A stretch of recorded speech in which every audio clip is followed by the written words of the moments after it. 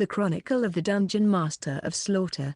A reclusive beautiful girl became a dungeon master. Volume 1 by Taroma Taikin. Translated by Webstrees. Audiobook by Masquerade at Masquerade Audiobooks. Chapter 1, Prologue.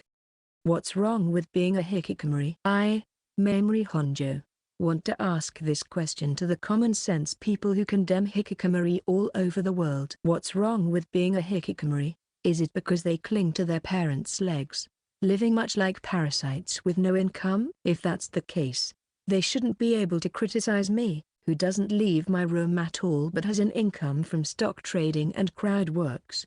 And yet, my parents, who have no understanding of hikikomori, try to take me outside every chance they get. A counselor-like person visits our house regularly. For me, it's nothing short of torture. Just having humans in my field of vision, just feeling people's gazes, I feel a physiological disgust and am overwhelmed by an uncontrollable fear. That's already a disease, a mental illness. It's a legitimate disease called anthropophobia. Even my parents know why I'm mentally ill, and they understand that part, so they don't force me to go out. At least, I don't think they'll wrap me up in a mat while I'm sleeping and kick me out of the house. That's why this house is the only sanctuary where I can feel safe. I honestly wish the counselor who intrudes into that sanctuary would die. I want them to go extinct. Please die, seriously. I think that from the bottom of my heart. The problem with my parents is that they're trying to cure my illness in such a way. I have no intention of living such a painful life of treatment. I'm going to live with the disease, or rather, I gave up on curing the disease a long time ago. I want to live as a hikikomori without ever leaving the house. So, I want them to leave me alone. The reason I became mentally ill is very simple. It's very simple, and that's why it's hopeless. The appearance I was born with. This is the root of all evil. Well, it's weird to say it myself, but I was a stunningly beautiful girl. A beautiful girl who would make 10 out of 10 people turn around when I walked down the street. That was me. Back when I could still walk outside normally, it was annoying how entertainment scouts would swarm around me like moths. But, if that was all, it would have been fine. It was within the range of what I could normally tolerate. The worst part was that the people who got involved with me, more or less, had special feelings for me. I was overwhelmingly loved by men and envied by women. Especially when I was trapped in a small space called school. It was the worst. A lot of boys became my stalkers. I was bullied by girls in a nasty way. I was even almost raped. Those guys were all expelled, but even after they were expelled, there were hardcore perverts who continued to stalk me and were thrown into a juvenile detention center. There were some people who tried to protect me, but most of them were boys trying to raise their favorability with me. And that's not much different from stalkers. After all, both of them look at me with sexual eyes. It's disgustingly disgusting. Eventually, going to school became genuinely painful, and my mental state reached its limit, and I became a hikikomori. A few months later, I'm doing a job that I can do while staying at home so that no one can complain, earning an income, and making a living as a respectable hikikomori working adult. It's hard to stop the escape from hikikomori plan, Mamori-chan rehabilitation project, that my parents occasionally plan. But if you subtract that, I think I've managed to achieve a life that can be called peaceful, at least. So, I never thought that such a delicate happiness would crumble away without any warning. What? You shut up. Mamori, run. Suddenly, I heard a loud noise from the first floor. A sound like a fight. A sound like a shout. My room is on the second floor, and I was watching late-night anime, so I was a little late to notice. By the time I hurriedly turned down the volume of the TV, all I could hear was the sound of someone running up the stairs with great force. And then, within a few seconds, the door to my room was forced open. Even though I had locked it, it was kicked open as if it didn't matter. In front of the broken door, there was a skinny man with glasses. Ha, ha. I wanted to see you, Mamori. He, excitedly breathing roughly, looked at me with bloodshot eyes and called me by the detestable nickname given to me during my student days. Everything about this man grates on my nerves. My blood drains, goosebumps rise, Cold sweat breaks out, and tears flow. My teeth chatter uncontrollably, and I'm paralyzed with fear. But amidst all this, my gaze was fixed on the man's right hand. More precisely, on what was held in the man's right hand. In the man's hand was a knife, dripping with a bright red liquid. A hoarse voice escapes from my mouth. In my confused mind, jumbled thoughts come and go. Blood? A knife? Whose blood? Who is this guy anyway? A robber? Then, that means, Papa and Mama's. I finally found you. I came to pick you up. My angel. You must have been lonely too, right? Everyone is so cruel. Even though we are lovers tied by the red thread of fate, they forcibly separate us. Those who do such things deserve to die. The school, the police, your parents who bind you. But don't worry, I killed them properly. I couldn't do anything about the school or the police, but at least, I killed those old nuisances and made sure they were dead. Now I can finally set you free. Come on. Let's start our love escape.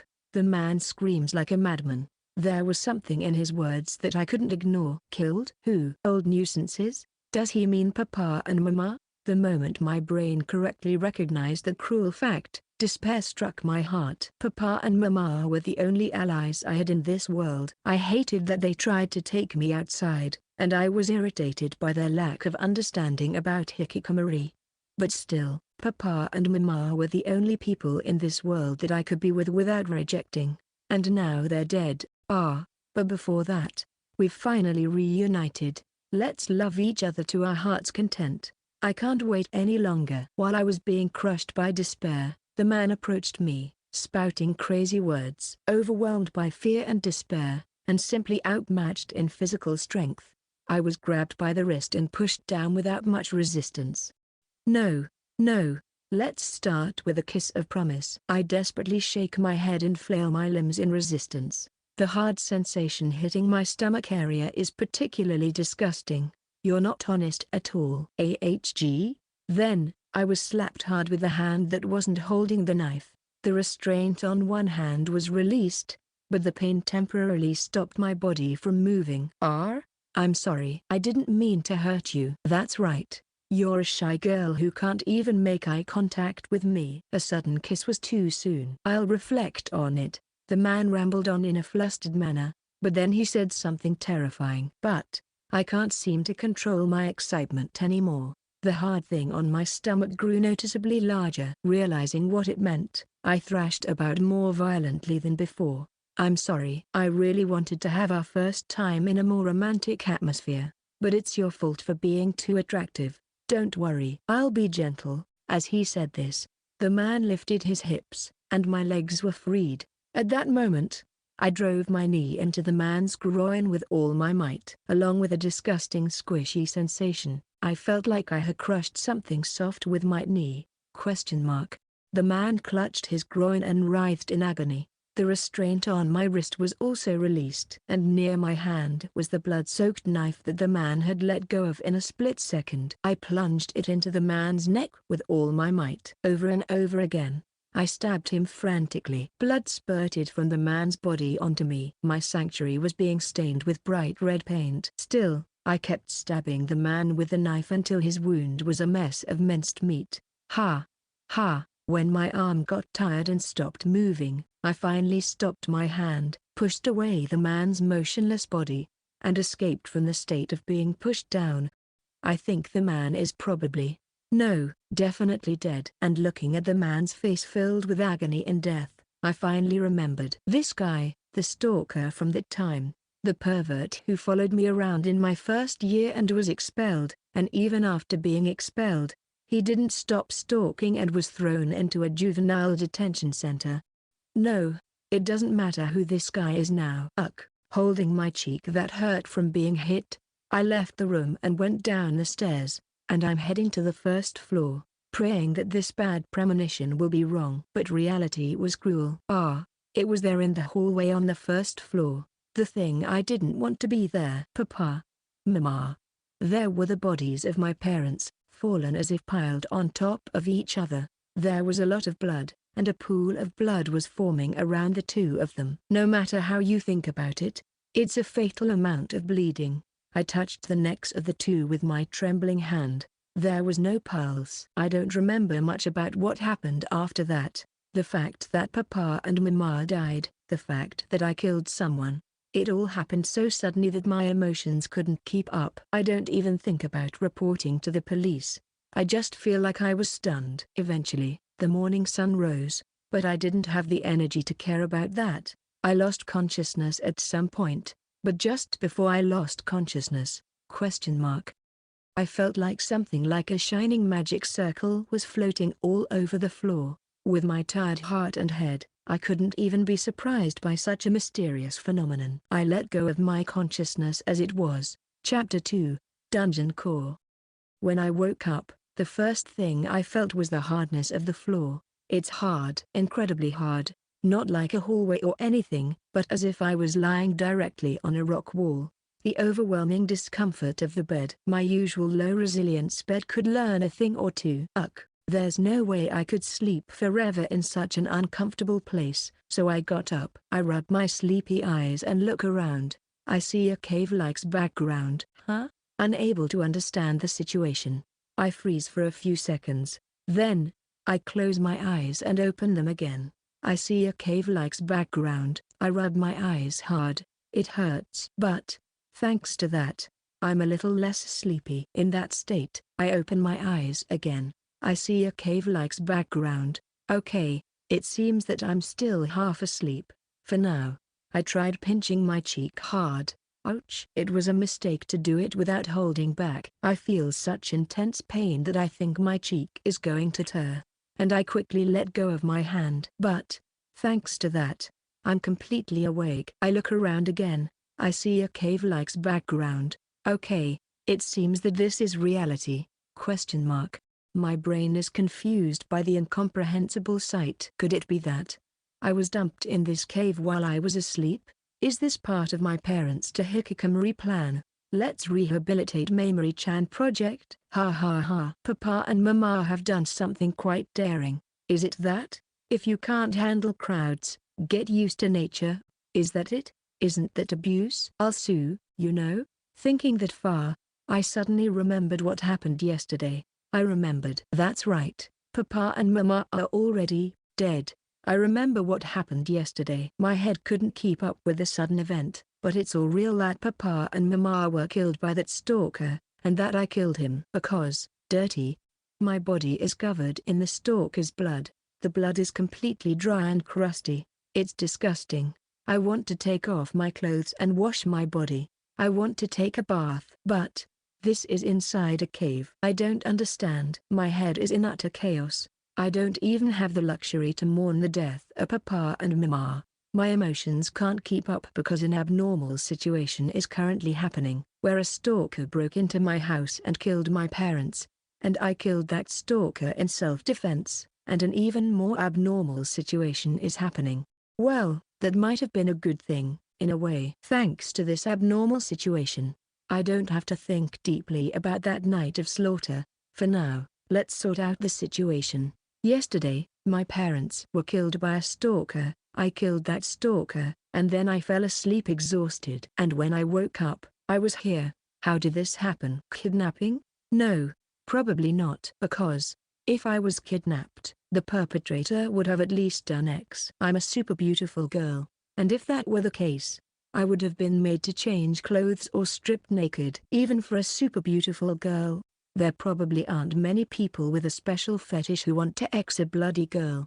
If I was kidnapped by someone with such a special fetish, I'll have to try to kill again. So, other than kidnapping, I can't think of anything. For now, should I look for something that can be used as a weapon? With that in mind, I look around the cave again. A cave that looks like it could only be in nature, like the ones you see on TV. The ceiling is about 5 meters high, and it's circular with a diameter of about 50 meters. It's quite spacious. The entrance is about the size that 3 or 4 people can enter side by side. You can see the sunlight from outside. But the inside of the cave is not lit by the sun, but by a faint blue light. Yeah. After all, this is the biggest point to question. I turned around and looked at the source of this blue light.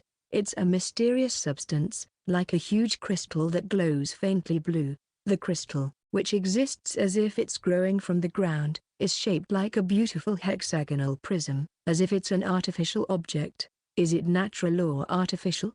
To begin with, do crystals glow? I don't think so, probably. Really?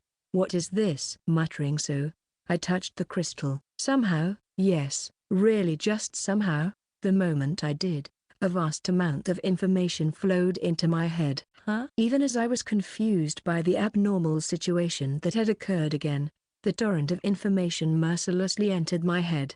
I can't even take my hand off the crystal. For some reason, my hand is stuck to the crystal as if it's been welded and won't come off. While I was doing that, the torrent of information stopped, and then I came to know what this crystal is. This crystal is a dungeon core. It's the heart of a dungeon, an entity that absorbs magic power from ley lines and intruders and grows its own body, the dungeon. That's the instinct of a dungeon core, so to speak. A dungeon core might be a kind of life form, and I, who was chosen by that dungeon core, became a dungeon master. From this moment on, a dungeon master is, as the name suggests, the ruler and caretaker of a dungeon, a guardian who was forcibly contracted and taken in by the dungeon core to assist its growth. There is no way to cancel this contract. The core and the master are in the same boat. If the core is shattered, the master will die. In other words, if I don't want to die, I have to help this dungeon core grow and defend it by making it a splendid dungeon. Is this a game? I couldn't help but retort. Is this, by any chance, that? Is it the thing called reincarnation in another world that's popular on the internet? No.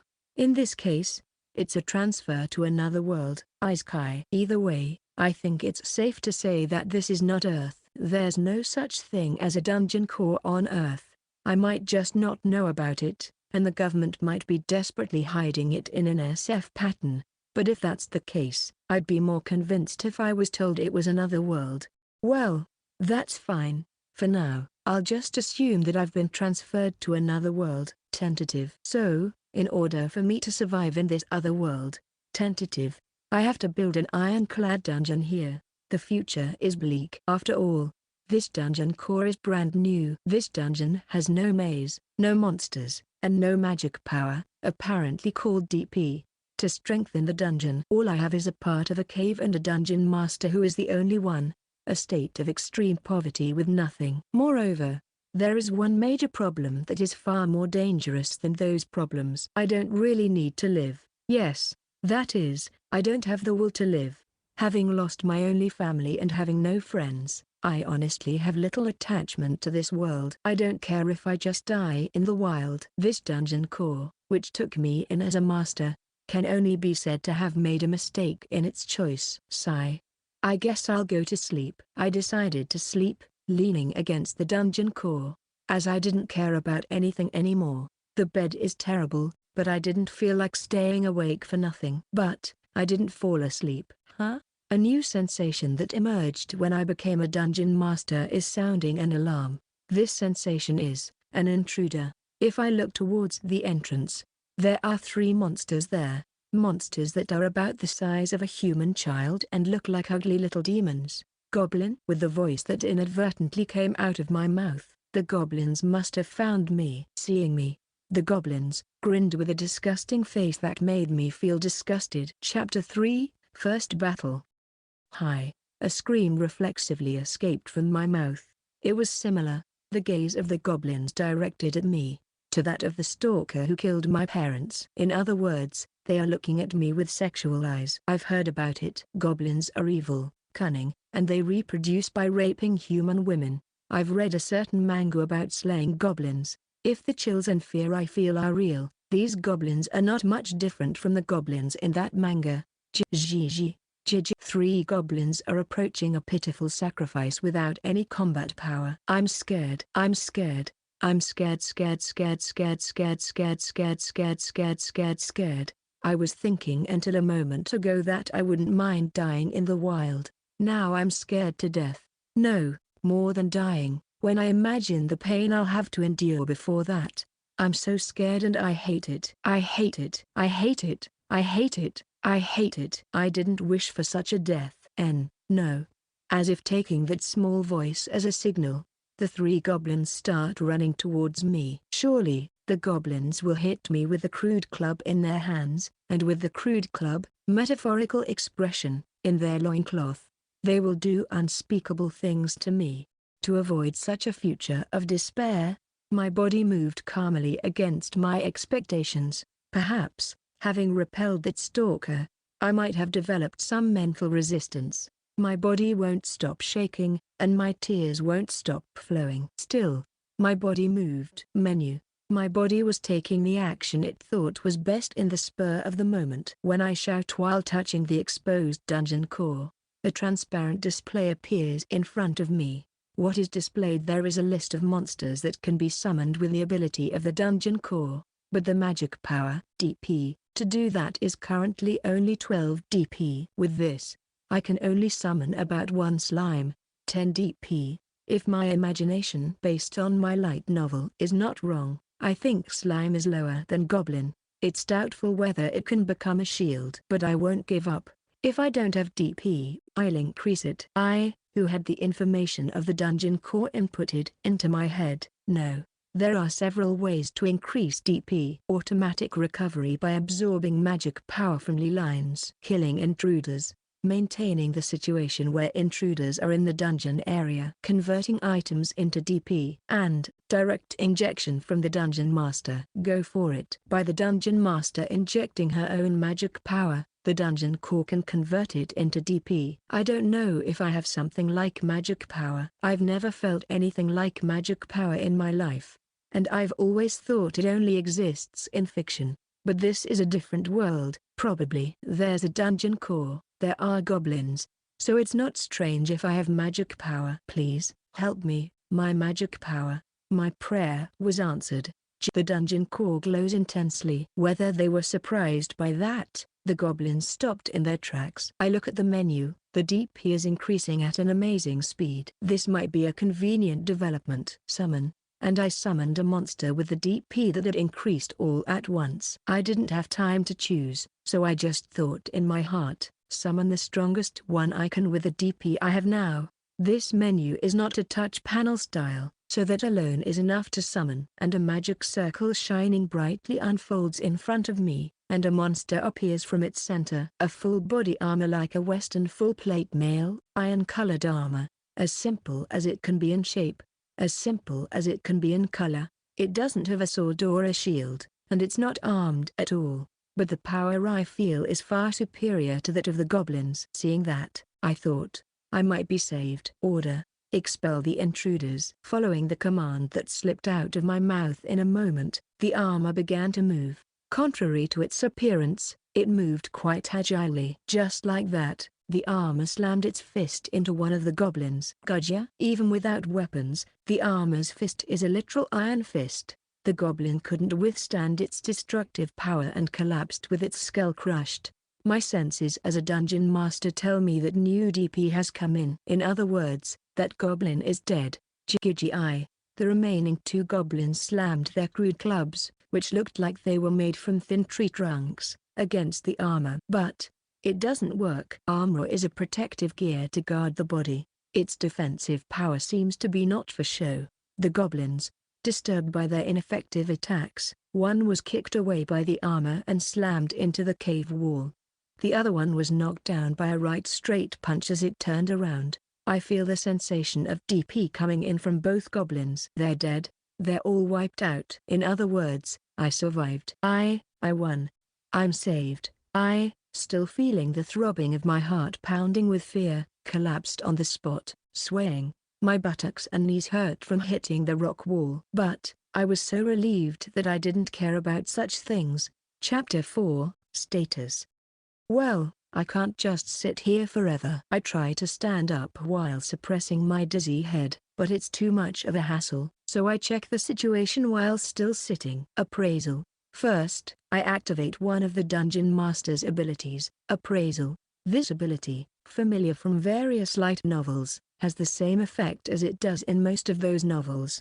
That is, it allows me to see the target's status. Well, it's limited to within the dungeon area though. Using that, I first appraise the armor. Living armor LV, HP, 499 500.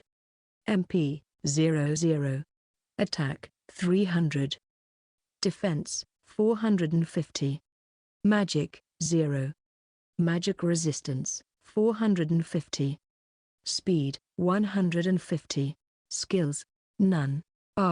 This armor. It's a living armor. It's a pretty major monster that appears in quite a few works. A moving armor. For now, I check the information about the living armor listed in the menu. Living armor. A moving armor. An inanimate monster that has no will. It faithfully carries out the orders given to it. Price, 4000 DP. Oh, it has no will. Wonderful. It's the perfect monster for me, who distrusts humans. I'm a little concerned about the way they say price, but that's a minor issue. For now, when I appraised the detailed information of the living armor, I found out that inanimate monsters don't have LV, so they don't grow, and their HP doesn't recover automatically. I was really panicked, but I was relieved to find out that I could solve that with DP. Immediately, I used the remaining 30 DP. Probably, one goblin is 10 DP, cheap, to repair the living armor. It was fixed with 1 DP because the damage was small, but since the remaining 29 DP is odd, I decided to use it to enhance the living armor. The defense increased by 20. I don't quite understand how it increased. But, living armor, price 4000 DP? I didn't think I had that much saved up. Living armor?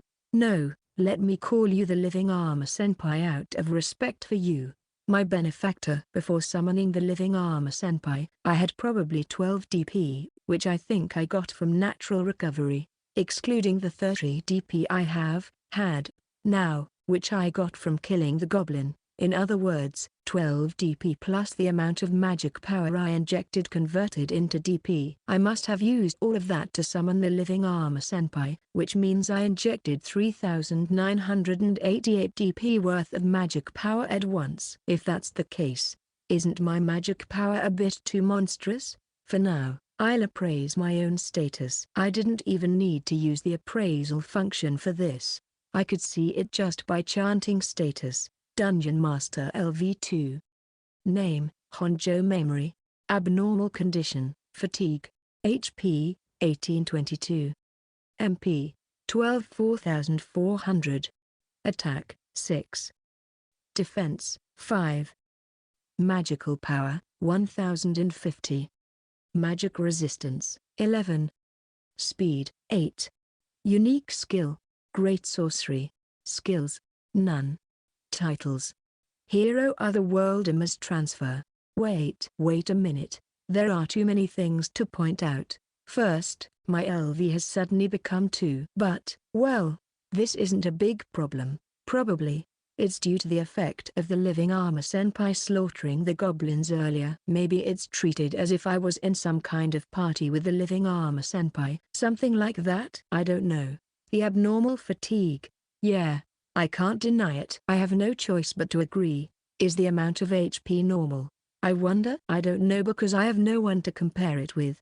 But well, if you tell me it's the status of LV2, I can accept that. The same goes for the other statuses. However, MP and magic power, you guys are no good, especially MP. What? 4,400? That's 200 times my HP. This is strange. This is definitely strange. Well, I don't mind having it.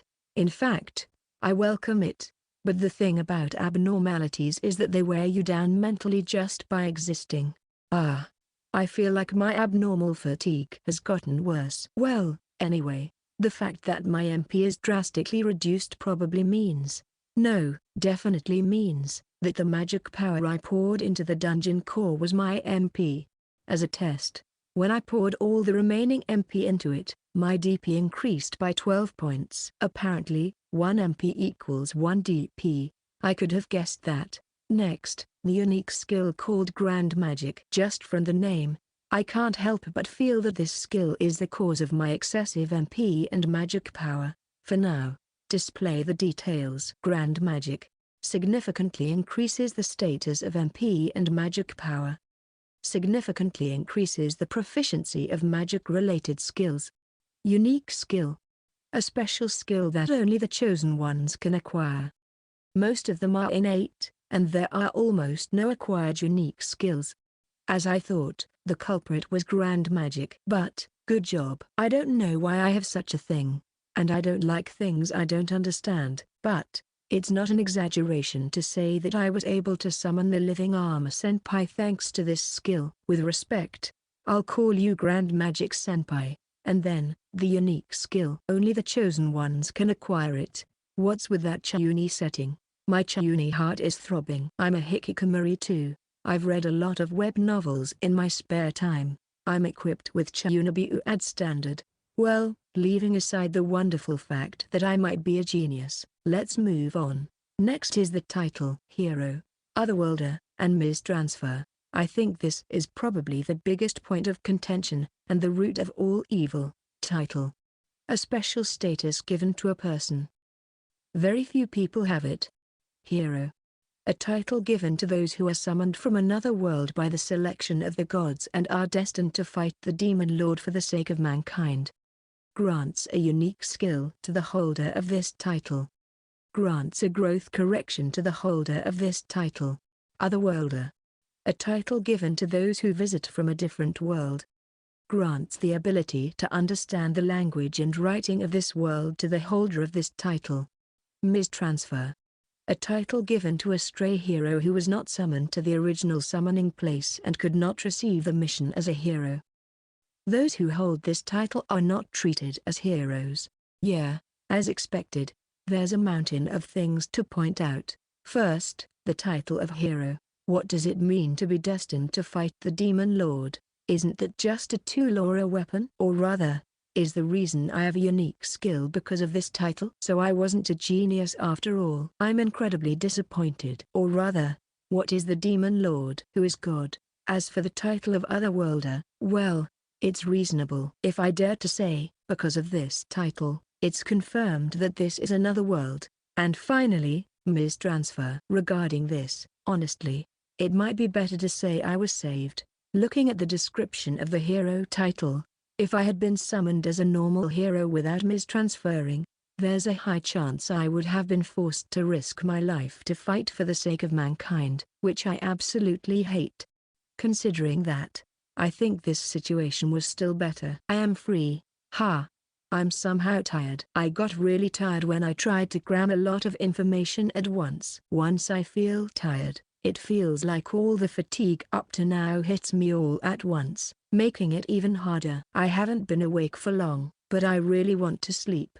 This sleepiness might be due to fatigue, or maybe it's because my MP is depleted. Anyway, in this state of fatigue, I probably can't even think about the future properly, so I'll leave the security to the living armor senpai and go to sleep for now.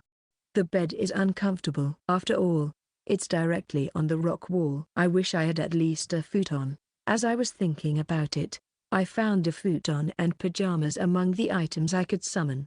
The two together cost 30 DP. I don't have enough. I might not have had to use the DP I had earlier to strengthen the living armor senpai. As I was thinking about what to do, I noticed the corpse of a goblin. By the way, I wonder if that's considered an item. If so, I might be able to convert it into DP. To conclude, I could. When I converted all the 3 goblin corpses and the clubs and loincloths I had, it became exactly 30 DP. So, I immediately took off my blood-stained clothes, wiped off the blood on my body with the clean parts. It was hard to get off because it was crusty, changed into pajamas, got into the futon, and finally was able to sleep a little more comfortably. Good night. Chapter 5, Future Design. When I woke up, I felt much calmer and my energy had recovered. It's true that humans calm down after sleeping, although it's debatable whether I can be called a human right now. In the status race view, it says Dungeon Master status. For now, I opened my status to check if my abnormal fatigue had been removed. A transparent display similar to the dungeon menu appears in front of me, and my status is displayed on it. However, there was a slightly unexpected display there. Dungeon Master LV3. Name, Honjo Mamori. HP, 2424. MP, 5000. My LV has gone up by 1. Or rather, the rate of MP increase is amazing. When I looked around the cave, no, the dungeon, wondering why, there were about 5 goblin corpses lying around. And there was the figure of the living armor senpai, standing covered in splattered blood. It seems he defeated them for me. If I check the menu, my DP has increased a little. I immediately recycled the corpses of the goblins and used that DP to repair the damage to the living armor senpai. There wasn't much damage, so it was completely healed with about 3 DP. The living armor senpai is strong, but it's not good that I was sleeping while being attacked. Next time, I'll take some measures. Well, after finishing the minimum checks, I started thinking, what should I do from now on? What do I want to do? Things like that. At first, I thought it would be okay to die here. Papa and Mama are dead, and since I've been transferred to another world in such a place, I can't go back to my home anymore. Even if I could go back, it's the scene of a gruesome murder. I probably can't continue being a hikikomori quietly as I have been. That place was everything in my world. In other words, I've lost everything in the world. I don't have the will to live anymore. There's no meaning in living. But, I realized when I was attacked by the goblins, I don't have the will to live. But I also don't have the courage to die. When I was attacked by the goblins, I was very scared of dying, of being killed, of being violated.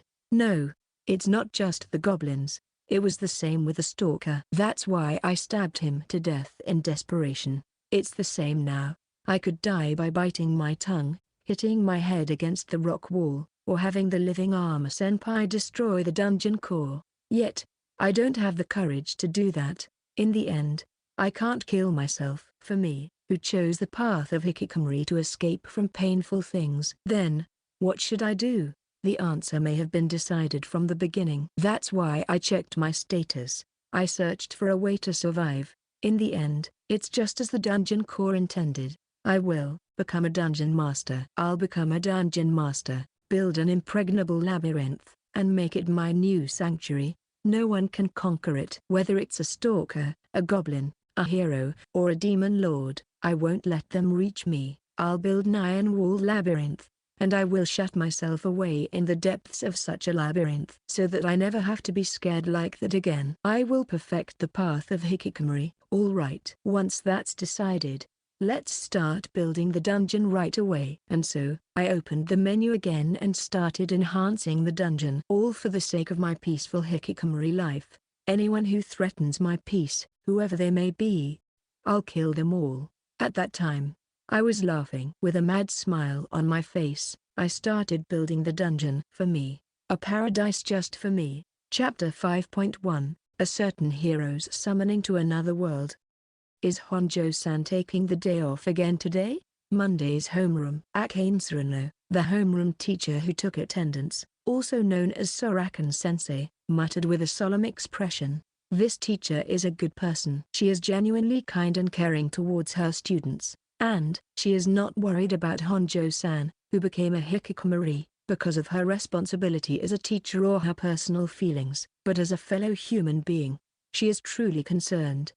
As someone who claims to be a pro at observing people, I can tell. By the way, the fact that she looks younger than us, like a legal lily, is a high point for me. It's been several months since Mamori Honjo, the idol of this class, no, the entire school, became a hikikomori. Recently, the shock caused by that major incident has finally begun to subside. That's how tremendous the impact Honjo-san had on others was. An incredible beauty that goes beyond being an idol. A fleeting atmosphere that makes you want to protect her. Glossy black hair and a nice, curvy body. She was so attractive that even I, who values observing people from afar, almost lost my mind and wrote her a love letter. And I wasn't the only one who was captivated by her like that. Most of the boys were in love with Honjo-san. There probably wasn't a single guy who didn't harbor some kind of hope. On the other hand, the girls hated Honjo-san like a snake. People often say that men's jealousy is unsightly, but women's jealousy is just plain scary. That's how much the insidious bullying of Honjo-san was at a level that made you want to cover your eyes. The boys formed a wall of flesh, So the physical damage to Honjo-san wasn't that bad, but they couldn't prevent the mental damage. Moreover, because the boys protected her, it only fueled the girl's resentment and the bullying never ended. I could clearly see that Honjo-san's eyes were becoming more and more clouded, but there was nothing I, a powerless loner, could do about it. Eventually, stalkers appeared, and by the time we were in our first year, there were even hardened perverts who ended up in juvenile detention, like something out of an end-of-the-world scenario. Well, it's no wonder she became a hikikomori. Rather, the fact that Honjo-san still came to school until the beginning of her second year despite such circumstances is a testament to her incredible mental strength. Mamori. I'm worried. Suddenly, I heard such a murmur. As someone who has secured the best position for observing people, the very back seat, I can easily tell who the owner of that voice is. The one who muttered softly was the class's #1 handsome boy, Shinduma. On top of being handsome, he has excellent grades, is good at sports, and has a strong sense of justice, making him the perfect person. With that strong sense of justice, he often protected Honjo-san. Well, he was also in love with Honjo-san, like the other boys. At first, it didn't seem like that, but as a result of the situation where a beautiful girl being bullied was saved by a handsome guy like himself, like something out of a shoujo manga, Shindu was also captivated by Honjo-san. Still, I thought it was amazing that he prioritized his sense of justice over his feelings of love when helping Honjo-san, but it didn't get through to Honjo-san. Moreover, because Shindu, who is popular with girls, actively protected Honjo-san, it only fueled the girl's jealousy. It's so unrewarding. That's true. Yeah, and the ones who agreed with Shindu's mutterings were a bespectacled, literary beauty and a sporty, athletic handsome guy. They were Maki Ayaka and Ken Kyoshiro. The two of them were Shindu's childhood friends and seemed to be a close trio, but in reality, they were forming quite a messy love triangle.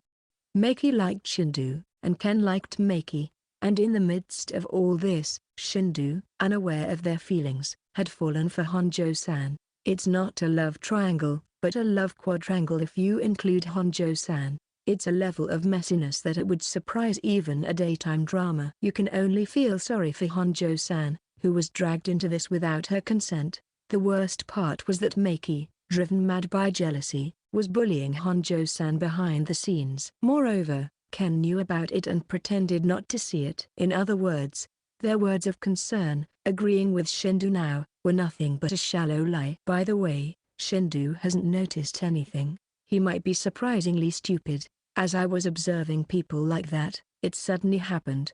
The classroom floor suddenly lit up. It's so bright. What? What is it? When I endured the brightness and opened my eyes, there was a magic circle-like pattern made of light drawn on the classroom floor.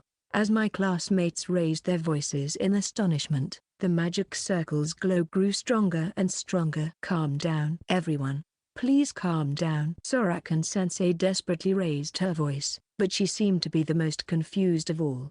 However, it seems true that when you see others in confusion, you can surprisingly calm down. I became a little more composed, and with that slightly more composed mind, I tried to think. No matter how I look at this development, is this a summoning to another world? The moment I let out such a murmur, the magic circle emitted an even stronger light, and my field of vision turned completely white. I can't keep my eyes open anymore. And so, we were swallowed by the light of the magic circle. Chapter 6, Full-Scale Start. Now, what should I do first when creating a dungeon? It's obvious that I should create floors. There's no need to think about it again. Rather, if someone doesn't understand this, I would doubt their intelligence. After all, my new sanctuary, the dungeon, is still just a slightly larger cave. I can't call this a dungeon, it's just a cave. A cave with a dungeon core, a beautiful girl, and living armor. So, my first job was to create a new floor, but I ran into a problem right away. I don't have enough DP. Unexpectedly short on funds. I need 5,000 DP to add a floor. If I convert all my MP to DP, it's barely enough. However, if I do that, I won't be able to do any other enhancements. Adding a floor only adds a floor. It just creates a vast space. There's no maze, no traps, no monsters, just a large empty space. How am I supposed to defend with this? So, I gave up on adding a floor. Or rather, I postponed it for later. The day when a mere cave evolves into a dungeon is still far away. I'll save up DP and try again. Instead, I decided to strengthen the only monster in this dungeon, the living armor senpai, and the only floor in this dungeon, this room. First, I poured all my MP into the dungeon core to secure 5000 DP. Then, I created a small room at the back of this room, price 500 DP, and moved the dungeon core there. Moving the dungeon core is relatively easy. However, it's only possible when there are no intruders nearby. By the way, I also moved to the small room in the back. As a dungeon master, I can check the situation inside the dungeon from anywhere, so there's no problem. And I applied a special setting called boss room to the entrance room. Price 1000 DP. Expensive, but this boss room system is worth paying 1000 DP for. The boss room is a system that sets a boss for the room, and as long as the boss is not defeated, it prevents even a single mouse from advancing to the next floor. In other words, as long as the living armor senpai isn't defeated, my survival is guaranteed. Amazing. Moreover, it significantly increases the status of the monster chosen as the boss. Specifically, it triples all stats. Incredible. Even with 1000 DP, I still have change left. Also, when the battle starts, the entrance closes, preventing intruders from escaping. It's like you can't escape from the Demon Lord. This is also appreciated. If I let the intruders go alive, the location of the dungeon might become known. That would be troublesome. As far as my dungeon is concerned, it's better if no intruders come at all.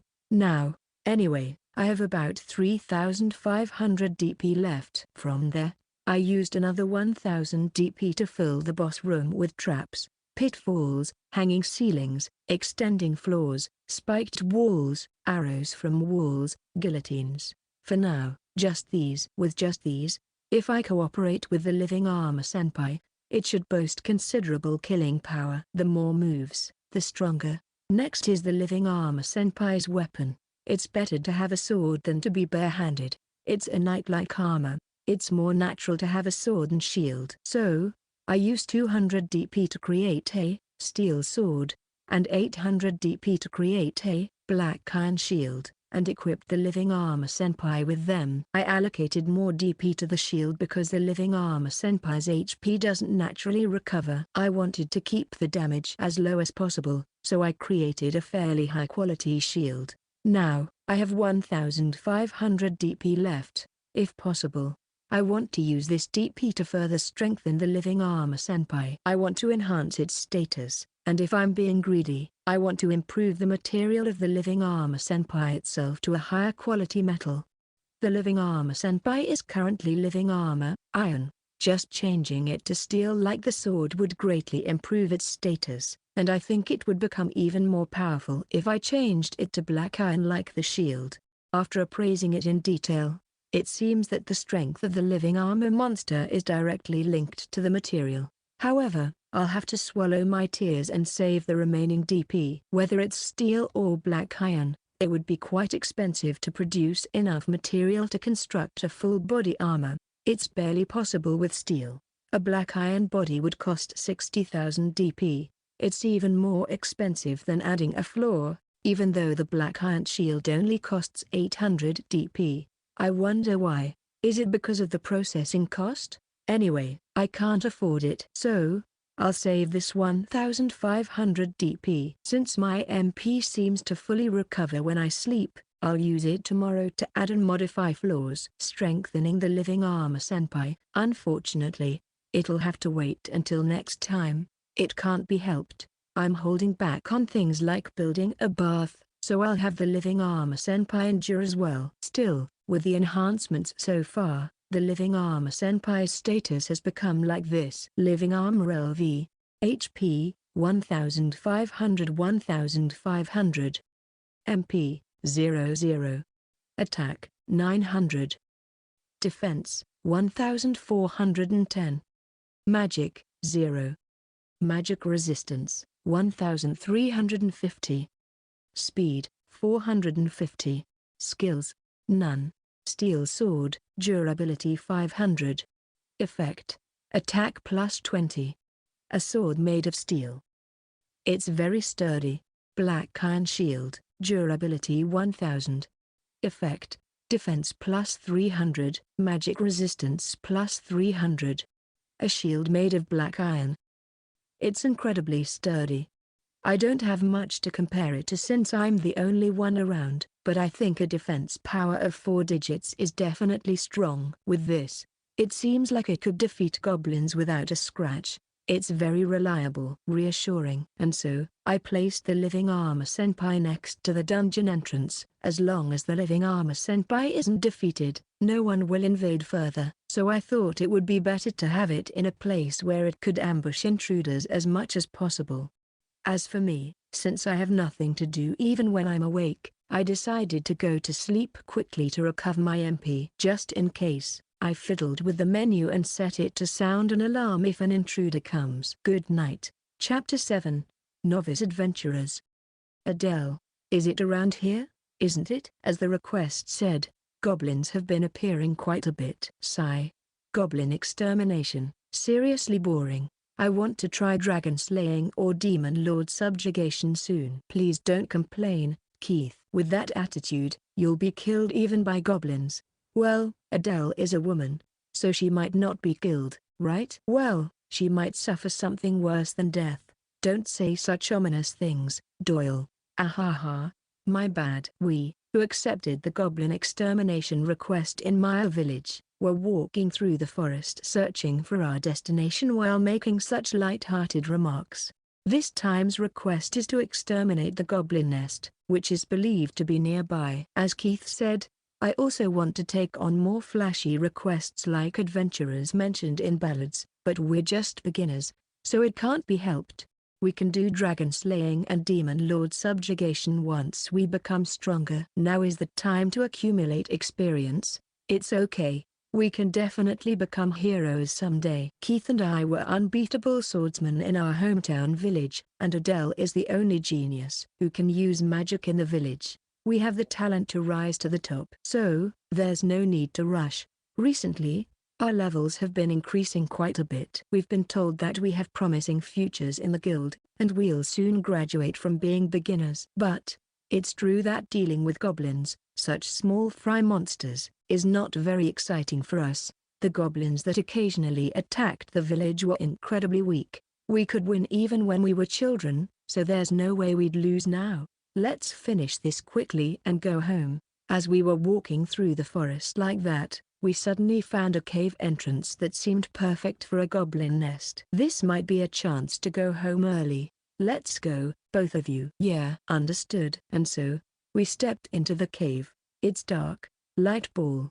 The inside of the cave was incredibly dark, with no light sources and the sun's rays hardly reaching through the forest. Well, it's a cave, so that's to be expected. Adele used her light magic to illuminate the inside. It's convenient to have a mage in the party at times like this, so we don't have to use torches. The light ball Adele floated illuminated the inside of the cave. However, the cave was unexpectedly narrow. It was about the same size as the Adventurers Guild training ground. There wasn't even enough space for a goblin nest. This must be a miss. Just as I was feeling disappointed, suddenly, the rocks above the entrance collapsed, blocking the entrance. Adele, watch out. Huh? Next, I heard Keith's loud voice. What happened? When I turned to look at the two of them, a man in full armor was swinging his sword down at Adele. Keith pushed Adele away in the nick of time. Adele was saved, but instead, Keith, you're kidding, right? Keith's head had been cut off by the armor in an instant. I saw what happened. First, the armor cut off Keith's arm as he pushed Adele away. Keith groaned in pain, and in that moment, his head was cut off with a single stroke. My friend, who had left our boring hometown village with me and vowed to rise together, was gone just like that. Why, you fireball. While I was in a daze, unable to believe the sudden event that happened before my eyes, Adele had cast a fire spell at the armor. The armor calmly blocked it with the shield in its left hand. Then, It ran towards Adele at an incredible speed. Adele, seeing my other friend in danger, I finally came to my senses and started running to help Adele. But, my foot, which I stepped out with, missed the ground and cut through the air. When I looked, the ground had suddenly sunk in. A pitfall? Why, in a place like this? And while I was falling into the pitfall, Adele was defeated. She was a magician. A rearguard job. If approached without a vanguard, there's no chance of winning. Just like Keith, Adele's severed head rolled in front of my eyes. At the same time, the effect of the light magic Adele was using wore off, and the inside of the cave was enveloped in darkness. Even in such a situation, as if I could see, the sound of armor footsteps running straight towards me without hesitation was the only thing I could hear. To me, it sounded like the inescapable footsteps of death. Amidst all this, only the deaths of Keith and Adele, my comrades, came to my mind. We promised to rise together as a trio. Someday, we promised to become adventurers who would be talked about by bards, and eventually defeat the demon lord and become heroes. Yet, in such a situation, during a request to exterminate goblins, moreover, in a place that has nothing to do with goblins, in such an incomprehensible place, both of them died. And I'm going to die too. Why did this happen? With those words of grief as my last, my consciousness was closed off in darkness, just like the inside of this cave. Chapter 8, First Murder, in Another World. Phew. It's over. After confirming that the 3 intruders who entered while I was sleeping were dead, I let out a sigh of relief. It's the first time I've been able to kill intruders without any danger. Congratulations. A crushing victory. A complete victory. Thank you, Living Armor Senpai. And so, I look back on this battle. I was in a not so comfortable sleep when the alarm I had set beforehand went off, so I jumped up. That's when I hurriedly moved to intercept them, and that's how it all went down this time. Fortunately, or should I say, thanks to my light sleep, I was able to move quickly. Well, all I did was activate the pitfall trap, but that was enough to repel them. By the way, the status of those 3 was like this. Human, LV16. Name, Doyle. HP, 120-120. MP, 50-50. Attack, 70. Defense, 68. Magical power, 10. Magic resistance, 41. Speed, 71. Skill, swordsmanship, LV2. Human, LV16. Name, Keith. HP, 110-110. MP, 40-40. Attack, 86. Defense, 39. Magical power, 11. Magic resistance, 24. Speed, 88. Skill, swordsmanship, LV2. Human, LV16. Name, Adele. HP, 80-80. MP, 160-160. Attack, 11. Defense, 18. Magical power, 90. Magic resistance, 74. Speed, 20. Skill, fire magic, LV2 light magic, LV1 healing magic, LV1.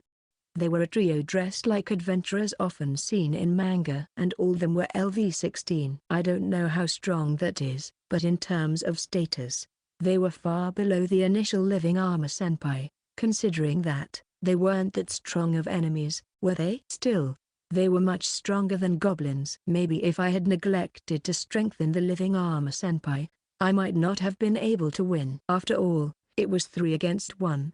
I'm glad I strengthened it. But I think the biggest factor in this victory was being able to kill one of them with the initial surprise attack. Just that alone made one of the remaining 2 stand still in shock, and the mage was easily killed once the Living Armor Senpai got close. Honestly, I didn't think it would go so smoothly. The goblins didn't care if their comrades died, so this was a revelation. Next time, I might try using the corpses of their comrades as shields or something. The traps I set up in the boss room worked well, although there was no need for anything other than the pitfall trap. In other words, It was such a crushing victory that I didn't need to use anything other than the pitfall trap. Amazing. Also, when I killed the mage, the light went out, and the last person couldn't do anything, which was a pleasant miscalculation for me. In hindsight, it was obvious. Of course, ordinary humans can't move well in complete darkness. As a dungeon master, the dungeon is like my own limbs, so I could see normally in the dark with the menu monitor. The living armor senpai is an inanimate monster that doesn't see things with its eyes, so darkness doesn't matter, and the dungeon will remain dark unless I intentionally set up a light source. This is good.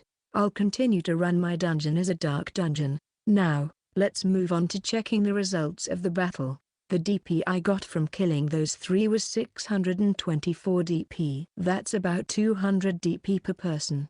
It's a trash-like number compared to the profits Grand Magic Senpai brings in, but it's incomparable to when I killed goblins. And when I converted the corpses and equipment, I got an additional 200 DP. This is incomparable to the goblin corpses. However, I didn't convert items like swords, the staff that the mage had, or the items inside something like a waist pouch, and kept them. The sword can be used as a spare weapon for the living armor senpai, and I might use the staff as well. I'll inspect the items later, but the biggest return this time is neither items nor DP. It's experience points. By killing the three intruders who were much stronger than goblins, my LV went up from 3 to 7 in one go. As expected, even in this world, it seems that you can get a lot of experience points by defeating higher-ranked opponents. It's the same as in games. And with this level up, my MP skyrocketed to 85,000 in an instant. Grand Magic Senpai is amazing.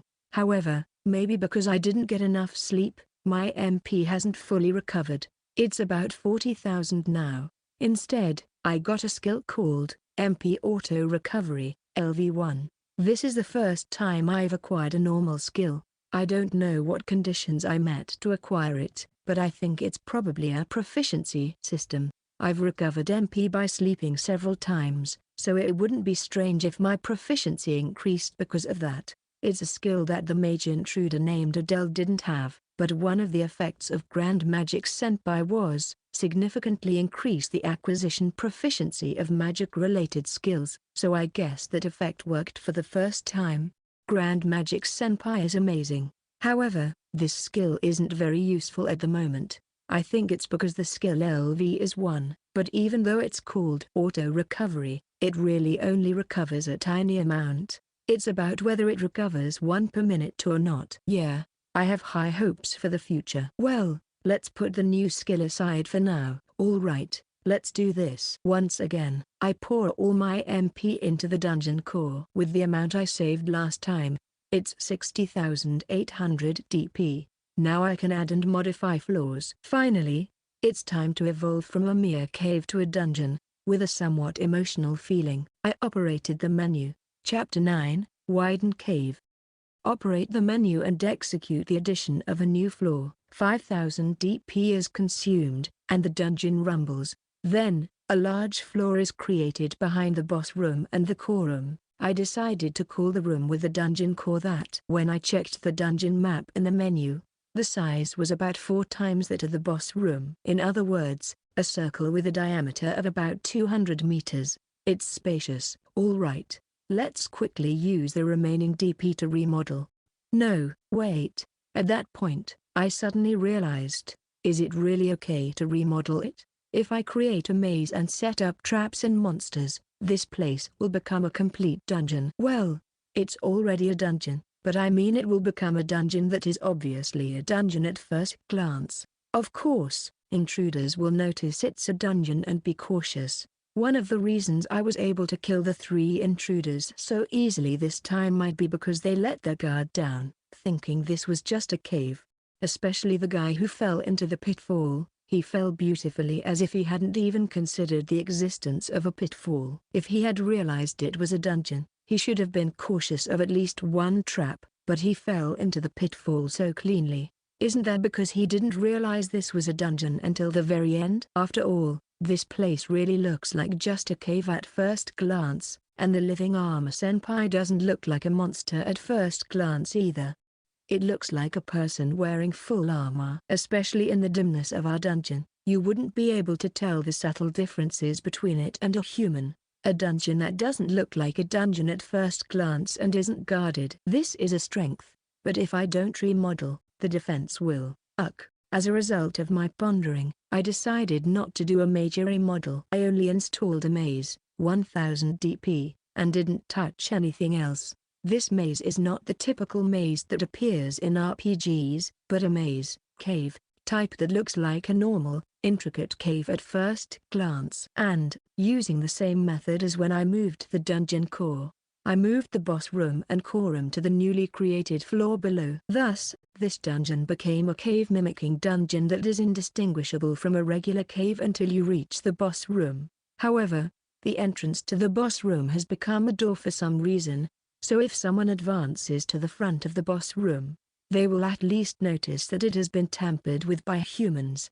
To eliminate any sense of discomfort, I made the door look old and worn. Change cost 10 DP. But I wonder how much I can deceive with this. Also, I said that the time has come for the cave to evolve into a dungeon, but in the end, it couldn't evolve. Yeah, I'll evolve into a dungeon another time. This design, which was completed in this way, has led to a tremendous decrease in defense power, but the merits are also significant. First of all, the intruders will let their guard down. And another thing. This is the main point, but I'm hoping that the intruders will decide, this is just a cave. After a little exploration and go home. After all, there are no traps, no monsters, and no treasure. There are very few people who would think of exploring every corner of a 200-meter diameter maze in such a place with no excitement. It's 100 times more meaningful to investigate other dungeons than to investigate just a cave. In other dungeons, there are traps, monsters, and most importantly, treasures. If they have a normal sense, they will definitely explore that side. I guess that other dungeons would have similar features based on the information given by the dungeon core. The instinct of the dungeon core generally desires to develop the dungeon in such a way. Attract people with treasures, kill them with traps and monsters, and gain DP. And then it develops like that. However, regardless of ordinary dungeons, our dungeon has no intention of changing its stance of refusing intruders. Our income is covered by Grand Magic Senpai's incredible work ethic. Therefore, hikikomori is the priority. Intruders don't need to come. If they do come, I'll kill them. However, I might forgive them if they just explore the cave a little. I really don't like it, but it's 100 times better than being exposed as a dungeon and becoming widely known. So, that's it for this round of strengthening. The remaining assets are 70 DP. With this, I can't do much anyway. So, I decided to reward myself in celebration of my first victory. First, I prepared a small bucket, 5 DP.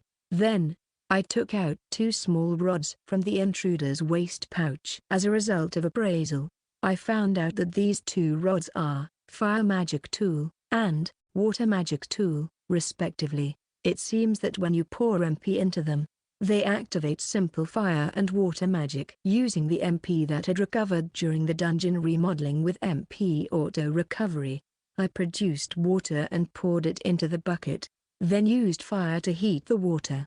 After that, I took out a towel, 3 DP, and soaked it in the hot water. Then, I took off my clothes and wiped my body with the wet towel. Amazing. It feels so good.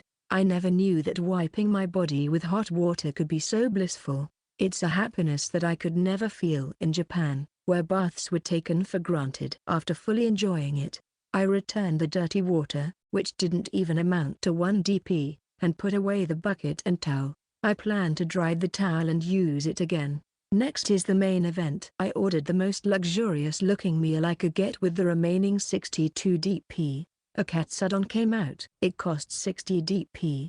It's not my favorite dish, but considering it's a celebration of victory, I think it's the best choice. I immediately ate it using chopsticks. 1 DP. Delicious. Delicious. It's really delicious. The taste of victory.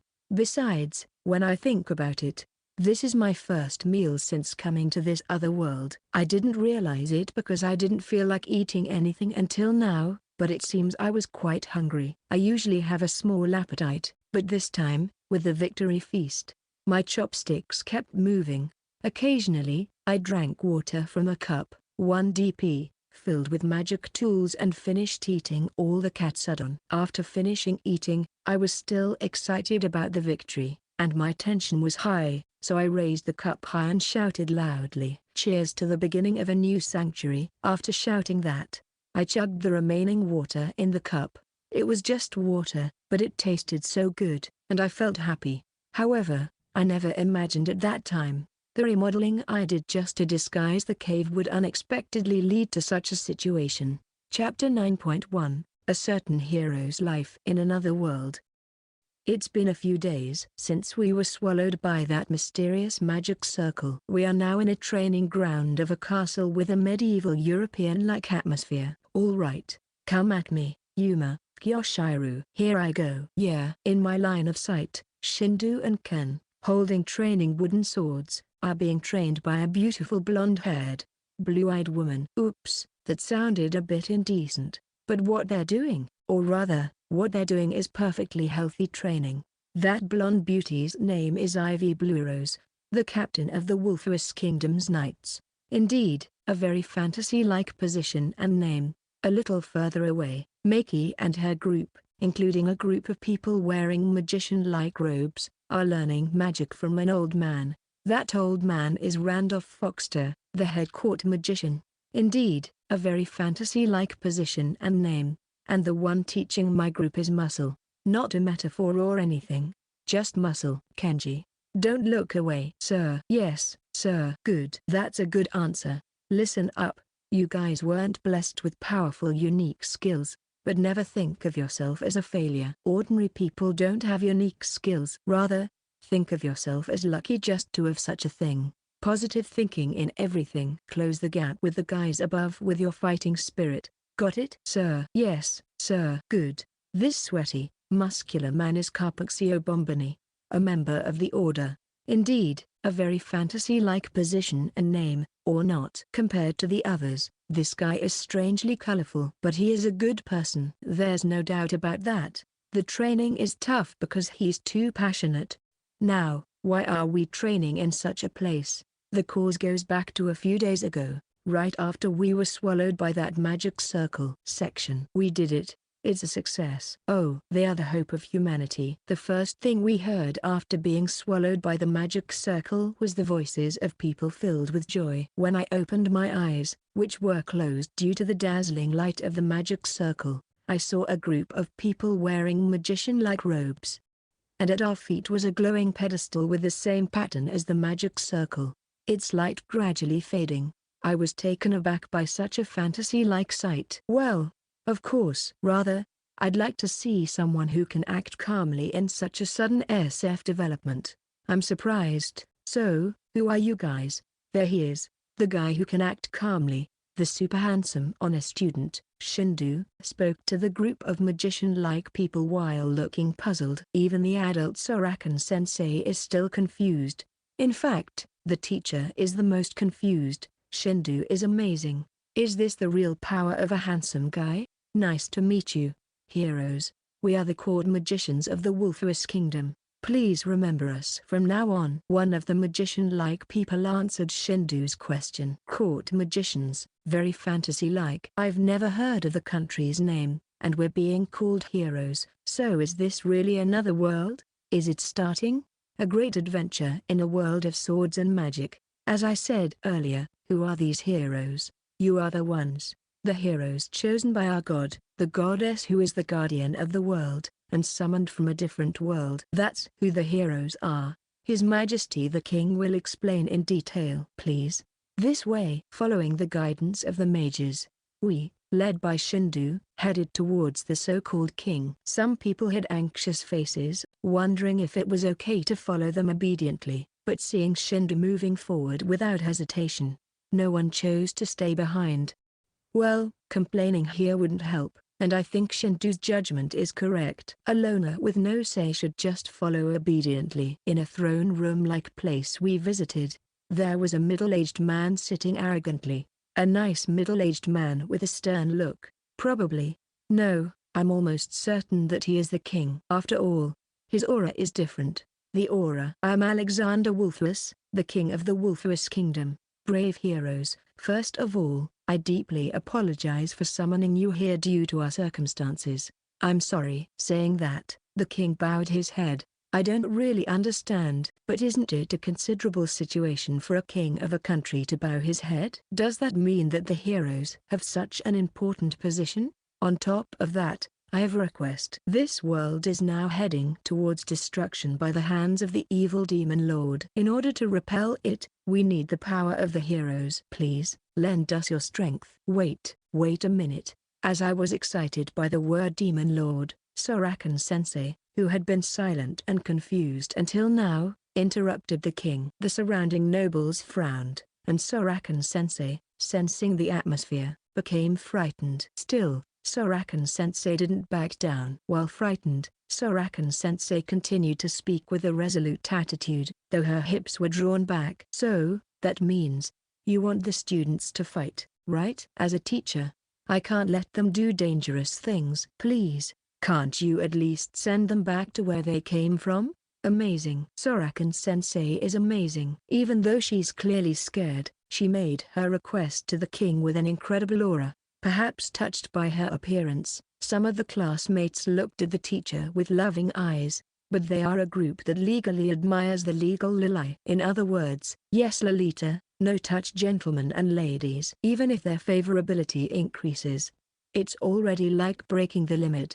The other reactions were divided into 3 groups: those who agreed with the teacher, those who glared at the teacher with the don't say unnecessary things look, and those who became anxious about whether it was okay to make such a statement.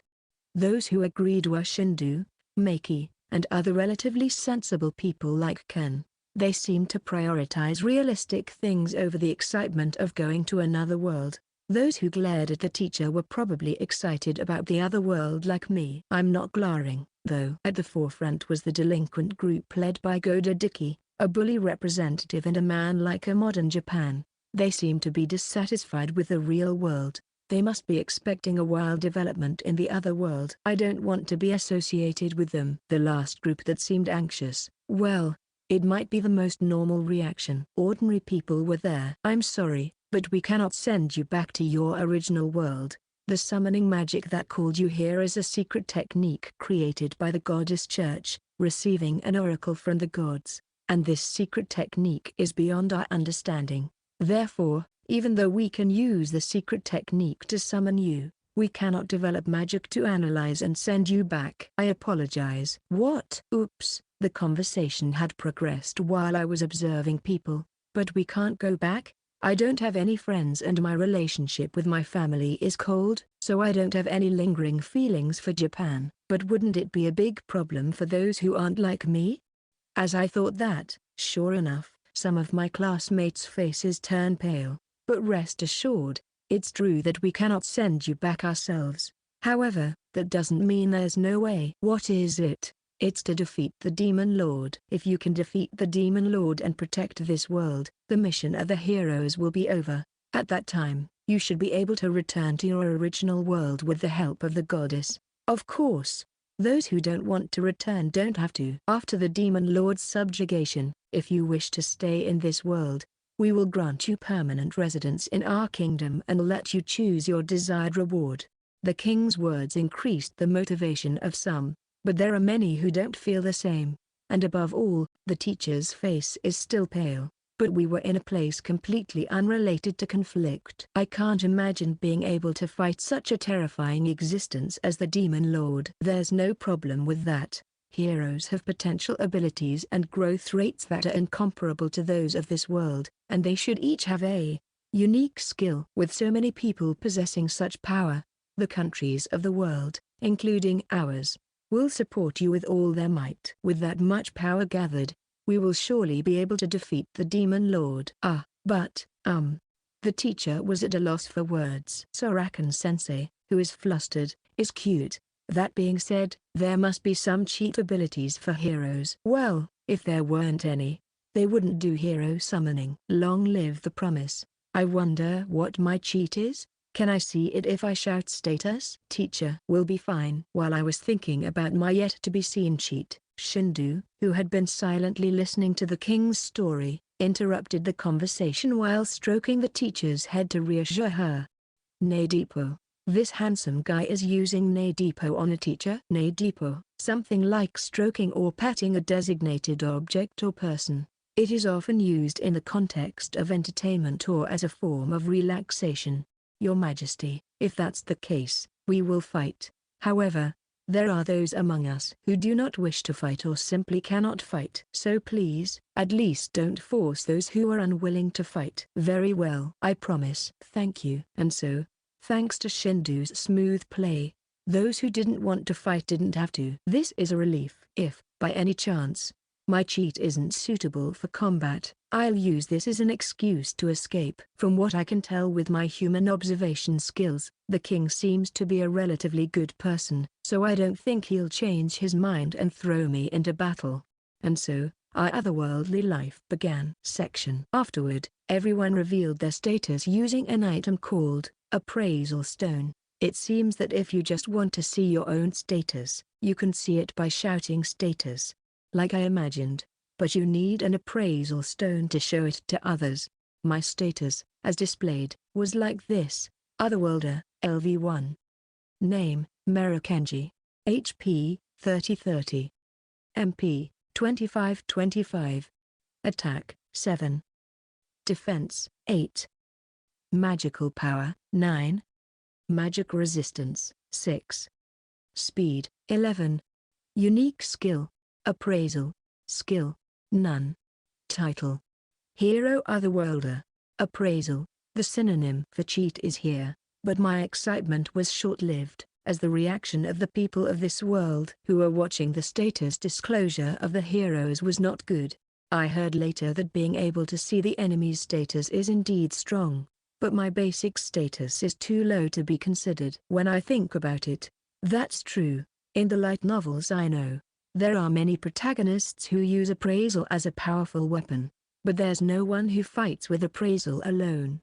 It seems that my role is to follow the other heroes and tell them the enemy's status. I'm a commentator. No, this isn't the cheat I was looking for. In contrast, the top caste guys like Shindu, Maki, and Ken have real cheat skills. Shindu's unique skill is Hero. It seems to be treated differently from the title of Hero.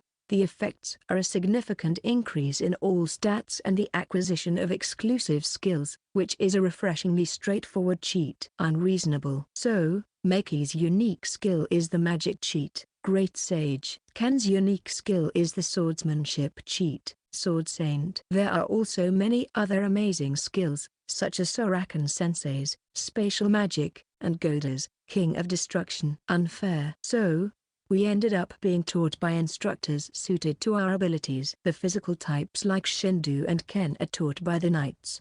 The magic user types like Maki are taught by the court magicians, and those who are not suited for combat like me are trained by Instructor Carpuxio. Speaking of Instructor Carpuxio's uniqueness among this group, by the way, everyone participates in this training. Even those who are not suited for combat like me, and those who are completely support types, such as agriculture and alchemy, are participating. It was decided at a class meeting that it would be better to acquire at least the ability to protect oneself, as one should become stronger if trained as a hero. Well, I have no objection to that. Besides, I haven't given up on my cheat rampage yet. Kenji, shout louder. Sir. Yes, sir, but the training is tough, so I want to rest now. After that, I was pushed to the brink of unconsciousness by Instructor Carpuxio, and after returning to the room in the castle where I was told I could live, I slept like a log. Our adventure has just begun. Chapter 10, New Intruders.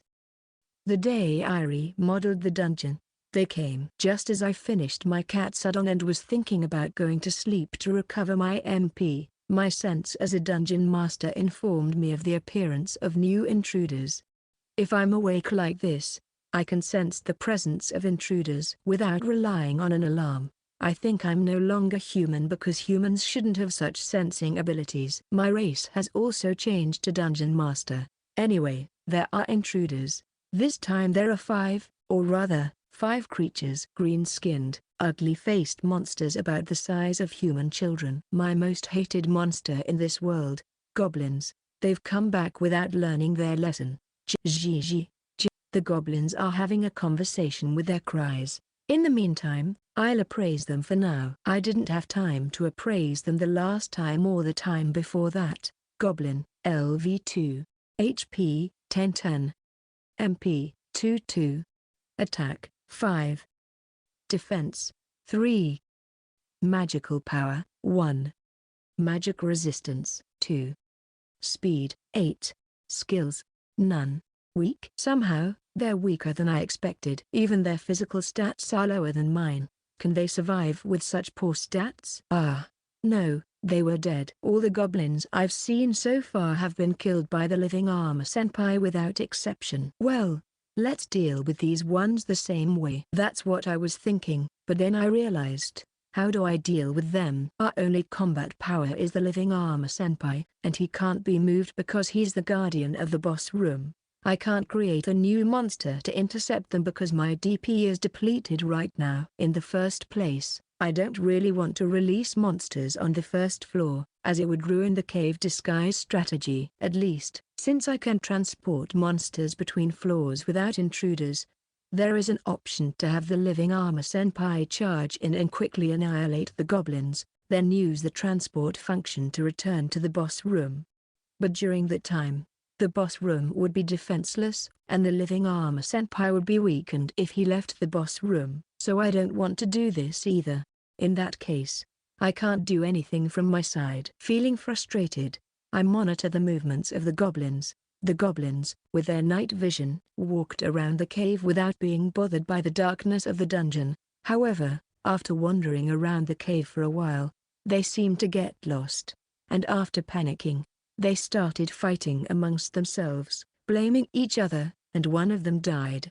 As a result, I received 10 DP. What are they doing? After that, the remaining 4 goblins returned to the exit, or rather, the entrance without finding the boss room and left. I wonder what that was all about. But for now, let's decompose the dead goblin's body. With that, the threat was gone for now, and I went to sleep. Section. The next day, thanks to a good night's sleep, my MP is fully recovered. Immediately, as usual, I pour all my MP into the dungeon core, leaving me with 8,611 DP. This includes the natural recovery from the ley lines. Then, I thought about what to do with this DP. The first thing that comes to mind is adding more floors. If I create a difficult to break through second floor, my defense will greatly increase, and the time until the living armor senpai's turn will be extended. That means I won't have to worry about intruders entering the first floor like yesterday. The next thing I thought of was creating monsters. If there are monsters other than the living armor senpai, I can handle situations like yesterday. However, I still want to disguise the first floor as a mere cave, so if I let new monsters roam, it would be from the second floor onwards. In that case, I might hold off this time. The last thing I thought of was to devote all my funds to the living armor senpai. Now, I can change the living armor senpai's material as I thought before, and if I pour all this DP into it and raise its status, I can't help but feel that a super home security guard will be born. However, this status enhancement, like a game, the more you raise it, the harder it becomes to raise, and it seems that a lot of DP is needed to enhance it. If I try to seriously strengthen it, the DP I have now is not enough at all. It's like the horror of the in-game purchase system. Even if I pour all my funds into it and strengthen it now, it will only become half-heartedly strong. It would become considerably stronger, but I also think it would be more prudent to add floors instead. As a result of my worries, I decided to add floors this time. Using 5,000 DP, I created a new floor behind the core room and used another 1,000 DP to make it the same maze as the first floor. Since this is no different from the first floor, I used another 1,000 DP to set traps in various places. The trap I set this time is a moving wall. It moves at a considerable speed, so if it works well, it can sandwich intruders between walls and turn them into a sandwich. No, mincemeat. Not only that, but the moving walls change the paths, making mapping useless, and depending on the timing, they can even divide the intruders, making it the perfect trap for a maze. Very capable. However, with just this, it would only inconvenience the intruders and lack killing power and defense, so I decided not to use this floor yet. In other words, the second floor is currently behind the boss room and the core room. There is a rule that you cannot modify the floor where intruders are, so I had no choice but to do this. The unveiling will be after I add more traps and complete it. Well, it's better if there's no one to unveil it to. Now, with this, I have about 1600 DP left. This is my savings. There's nothing I can do with it now, and besides, if I save DP, I can use a secret technique to repair the living armor senpai during battle, so it's better to have savings. In a way, the amount of savings is also the remaining lives of the living armor senpai. It's meaningless if it dies in one hit, though. Let's pray that no such monster comes. With that, this round of strengthening is over. Until I save up more DP, I'll have to defend with the same strength as before, but I guess I'll manage somehow. For now, if I can hold out for today, Grand Magic Senpai will earn more for me again. While waiting for my MP to recover automatically and practicing moving traps, another intruder came. I feel like intruders are coming every day. That's strange. My dungeon is supposed to be off limits to intruders. With an unsatisfied feeling, I checked the intruder's appearance on the monitor. The intruder was a goblin. Again. I thought so, but this time it was a bit different. It was a goblin, but there was one strange one mixed in. Hobgoblin, LV 20. HP, 200-200. MP, 15-15. Attack, 159. Defense, 138. Magical power, 14. Magic resistance, 80. Speed, 40. Skills, club technique, LV1. When I appraised it, this was the result. Strong. Weaker than the living armor senpai, but stronger than the previous group of 3 intruders.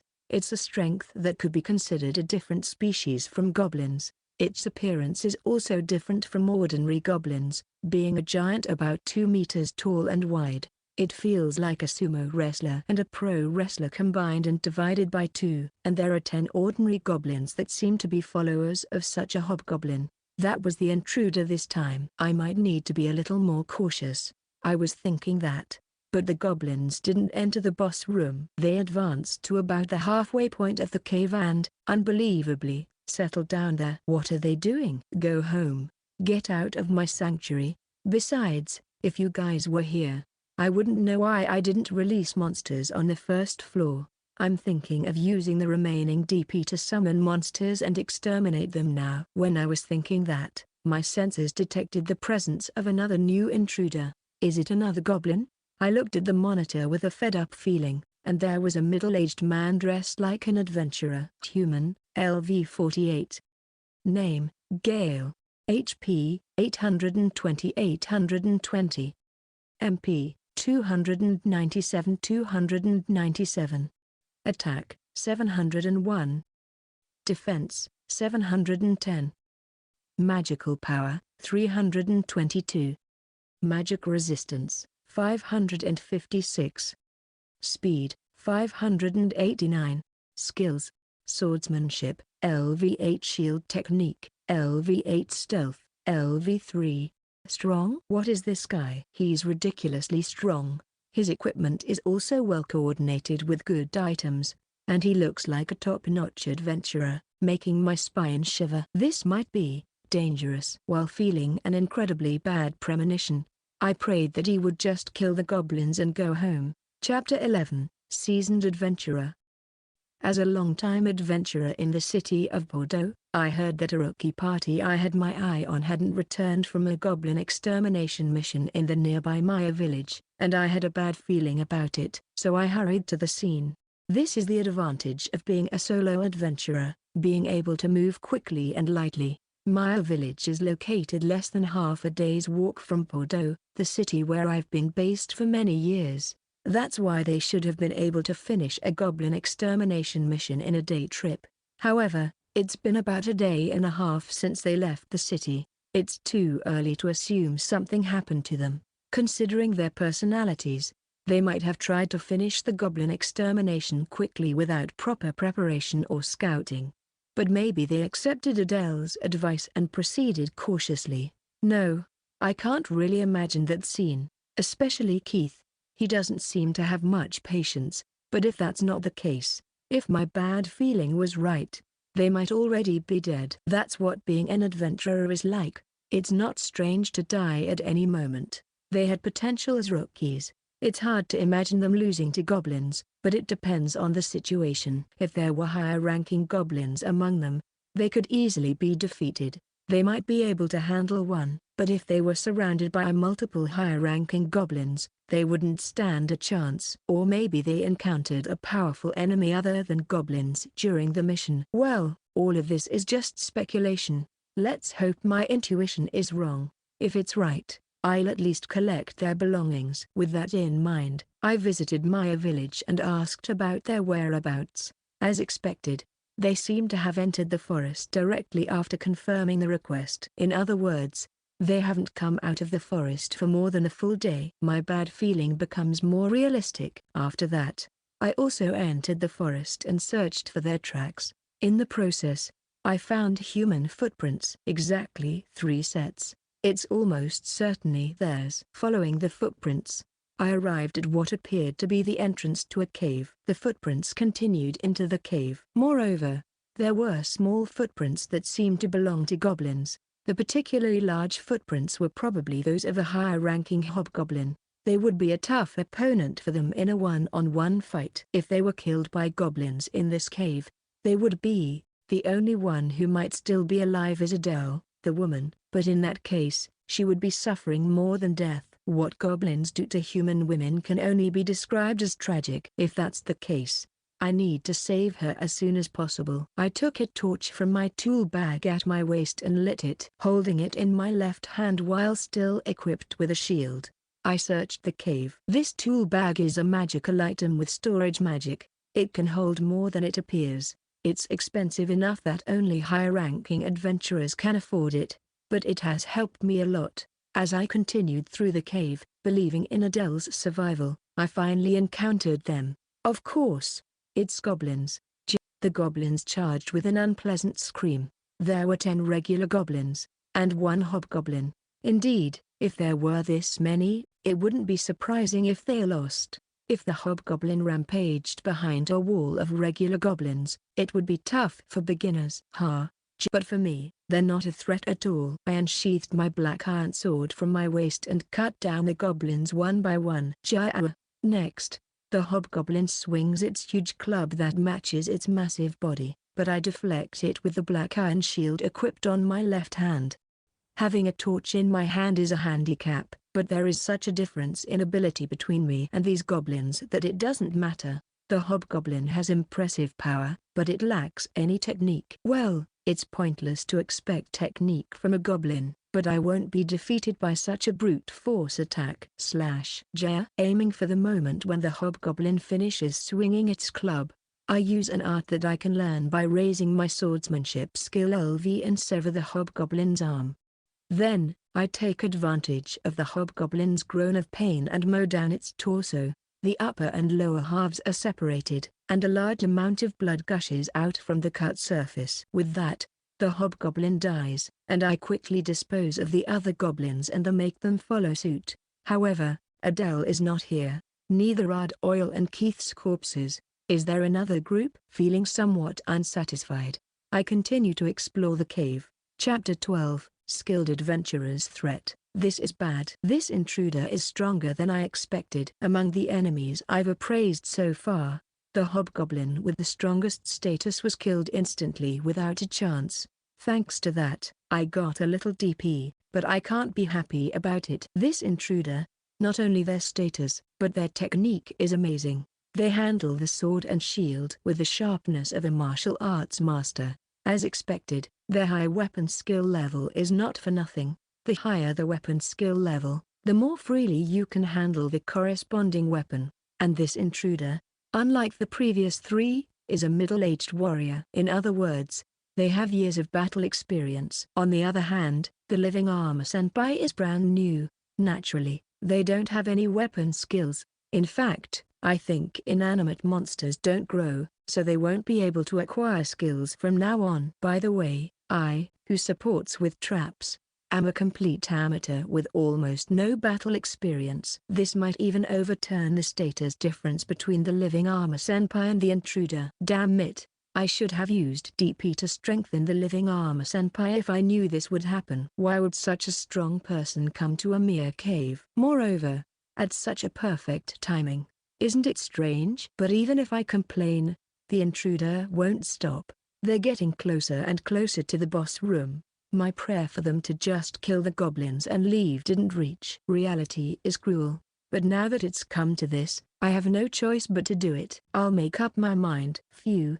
I took a deep breath to release my tension and focused my mind for the interception. Then, just like before, I placed the living armor senpai at a point where they could ambush. Section: a door. While mapping and exploring the cave, I found something strange. It's an old door. An artificial object in a cave is a bit suspicious. It's not something the goblins made. They don't have the technology to make such a thing. In that case, could it be a dungeon? I tried saying it, but I reconsidered that the possibility is low. I've been to other dungeons, but the atmosphere here is completely different. A dungeon always has monsters, traps, and treasures. This cave only has monsters, and the only basis for calling it a dungeon is this door. I wouldn't call this a dungeon, and only a very curious person would enter a dungeon with no profit. It's more natural to think that someone modified this place a long time ago. But I'll be cautious. There were no traces of them until I got here. Not even a corpse. That means they either stepped into the other side of this door or went outside the cave. I hope it's the latter, but the former is more likely. In that case, I have no choice but to step in. I cautiously put my hand on the door while being alert to my surroundings. I put my hand on one side of the double doors and carefully opened it while sticking to it. The door, as old as it looked, slowly opened with a creaking sound.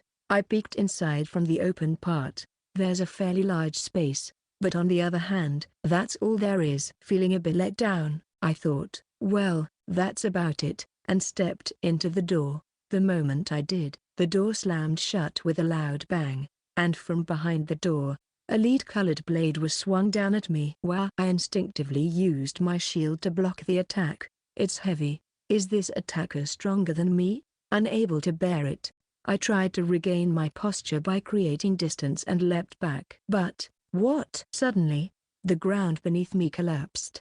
A pitfall? Before falling in, I managed to twist my body and avoid falling. But now an arrow flew at me from somewhere. I instinctively blocked it with my shield. Then, a guillotine fell silently from the ceiling. Shield wall. I used the shield to block it. However, the attacker from before attacked again.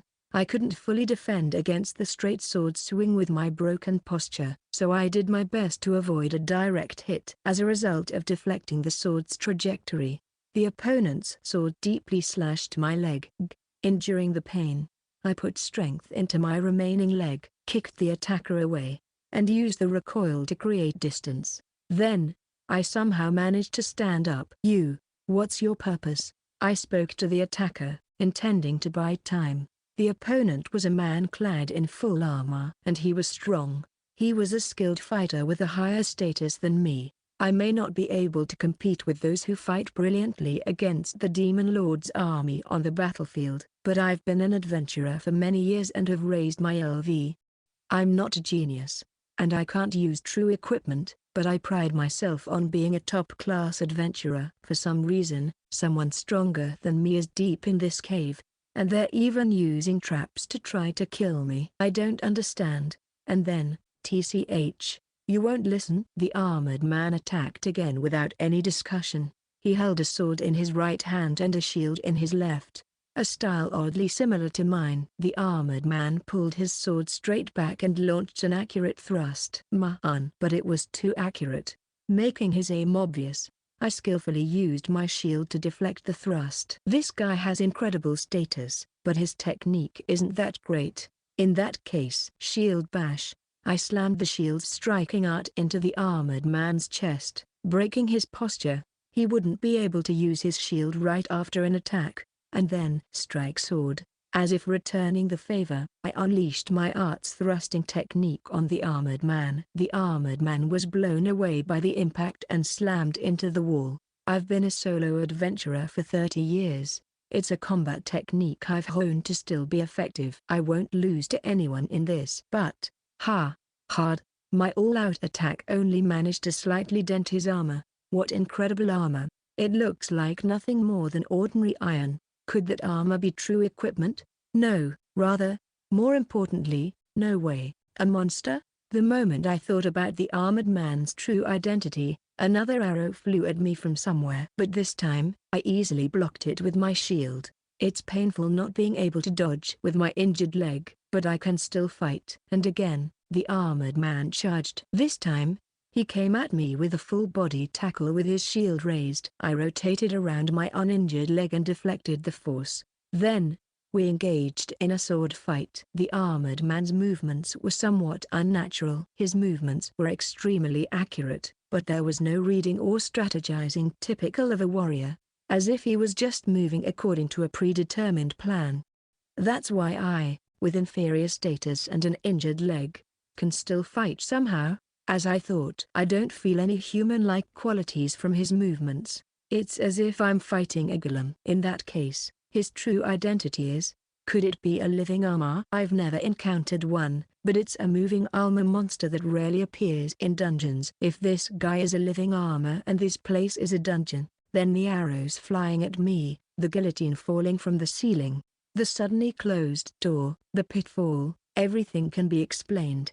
Also, corpses don't remain in dungeons. This would explain why their bodies haven't appeared. In other words, there's a high possibility that they were killed in this dungeon. I'll take revenge. I made up my mind. That unwavering determination makes me stronger. I dodge the living armor's attacks and land counterattacks with certainty. The damage dealt by doing so is minuscule. However, there is no other way for me to win except by accumulating this minuscule damage and defeating it. If I were my usual self, the solo adventurer who thinks that no one would be sad even if I died, my spirit might have already been broken. But as a senior adventurer who decided to avenge my junior at any cost, my spirit never broke. I deflect the living armor's sword. I seal its shield. I land a counterattack. I block the arrows. How long did I continue to fight like this? The time I spent concentrating felt long, but in reality, it might have only been a few minutes. At that moment, the living armor suddenly stopped moving. It stopped while keeping a distance from me. I want to pursue it, but I can't with this leg. As I cautiously watch the living armor with a puzzled look, a barrage of arrows, incomparable to before, suddenly came flying. I somehow blocked them with my shield and knocked them down with my sword, but I couldn't deal with all the arrows raining down. Some of them definitely pierced my body, weakening me. The living armor doesn't move. It seems to be leaving all the attacks to the arrows and just watching. I can't do anything like this. As a last resort, I use my remaining leg to charge at the living armor, but it retreats in response. Its movements now show a clear intelligence. Unlike before. What's going on? As I desperately chase the living armor, guillotines fall from the ceiling, spikes emerge from the floor, and hanging ceilings try to crush me. Each time I barely avoid them, I get injured, hit by arrows, and my consciousness blurs due to blood loss. Finally, the floor silently rose with my injured body. I couldn't jump away from the spot, and my body was sent flying towards the ceiling with tremendous force. I realized my own death. In another second, I would be crushed between the ceiling and turned into a squashed tomato. The faces of my juniors, who were determined to become heroes, came to my mind at the last moment. They were the ones who genuinely respected someone like me. I'm sorry, I couldn't avenge you. Regretting that, I was slammed into the dungeon ceiling, turned into a bloodstain, and left this world. Chapter 13, After a Tough Battle. I won. After confirming that the intruder had become a sandwich and deep he had been added, I finally relaxed and collapsed onto my futon. That was close this time. After all, The living armor senpai's attacks didn't work at all. I felt like I was shown the stubbornness of a middle-aged man. If I hadn't injured his leg with the first surprise attack, I think it would have been really dangerous. Well, if the intruder hadn't luckily reached a spot in the boss room after the first surprise attack, where there were no pitfalls, spikes, or extending floors below, and no guillotines or hanging ceilings above, I feel like it would have ended there. What I did this time was simple. I changed the command for the living armor senpai from attack to defense, from go all out to value your life, and then I just kept using traps. That's all. Well, I realized it halfway through. Since the opponent was injured, there was no need to attack aggressively, right? Since the boss room can't be broken unless the living armor senpai is defeated. I thought that if I left the attacks to the traps and did the living armor senpai just run around without getting defeated, I wouldn't lose for the time being. That strategy worked out perfectly. Now then, I operate the menu while lying down. Let's check the results of this battle. First, the DP I got is 1490 DP. The middle-aged intruder was worth 1000 DP. The hobgoblin that died before him was worth 400 DP. And the normal goblins that were squished were worth 90 DP for 9 of them. There were 10 goblins, but 1 escaped. Speaking of which, that middle-aged intruder was worth 1000 DP. How strong was he? I'm really glad I won. And there are items I got separately from the DP. Spoils of war, right? First, the equipment the middle-aged intruder had. Whether it was fortunate that his status was high or not, the items he had were not completely crushed by the extending floor sandwiching him with the ceiling, and I was able to recover them. But on the other hand, that means that if someone stronger than him is sandwiched, they won't die, which is a bit scary. Well, anyway, the spoils of war. One is a tool pouch-like thing hanging from his waist. When I appraised it, it said, storage magic tool. It seems that the inside is a different space and can hold more than it appears. An item box, huh? It's an item box. There were various items inside, and I got those too. I feel like this would be worth a lot of DP if I converted it, but it's too valuable to do so. After all, this is definitely a rare item. I'll keep it in case I need to use it someday. Next, the weapons the middle-aged man was equipped with. Black iron sword, black iron shield, steel breastplate, sub-dragon gauntlets, sub-dragon leather boots, and the clothes he was wearing underneath. They all have a high-quality smell. Well, all of them are damaged due to the sandwiching, so if I want to use them, I'll have to repair them with DP. But there's something that can be used without any problems even if it's damaged. That's metal. Yes. With this, I can strengthen the living armor senpai. Material change for inorganic monsters. If you try to do it with DP, it costs 6000 DP for black iron and 1500 DP for steel. However, if you have the actual item, it's a different story. It only takes 50 DP to change the equipment. I have no choice but to do this. So, I crushed the black iron sword, black iron shield, and steel breastplate, and used them as materials for the living armor senpai. As a result, the living armor senpai's torso became black iron, and the helmet became steel. Somehow, the patched-up design looked uncool, so I changed the coloring using 1 DP. I made the whole body black. With this, it should be hard to see in the darkness of the dungeon. Besides, I think there's something cool about a single color. Also, I returned the unnecessary iron torso and helmet. By the way, I had a thought and used 20 DP to change the living armor senpai's design. I changed it from a male armor to a slightly smaller female armor. The reason I did this is for emergencies. In case a monster appears that cannot be defeated even with all the dungeon's functions, including the living armor senpai. At that time, if I wear the living armor senpai and fight, my chances of winning might increase a bit. After all, I am a hero. Thanks to Grand Magic Senpai, my magic-related stats are tremendous, and if I leave the defense to the living armor senpai and focus on magic, I think I can become a considerable force. The living armor senpai has 0 magic ability, so I thought we could complement each other's weaknesses. Well, it's a last resort, and I hope I never have to use it.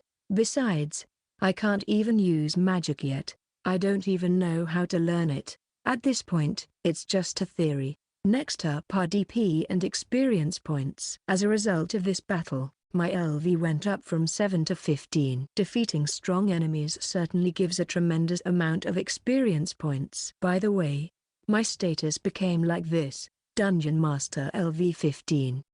Name, Honjo Mamori. HP, 3838. MP, 86 11500. Attack, 31.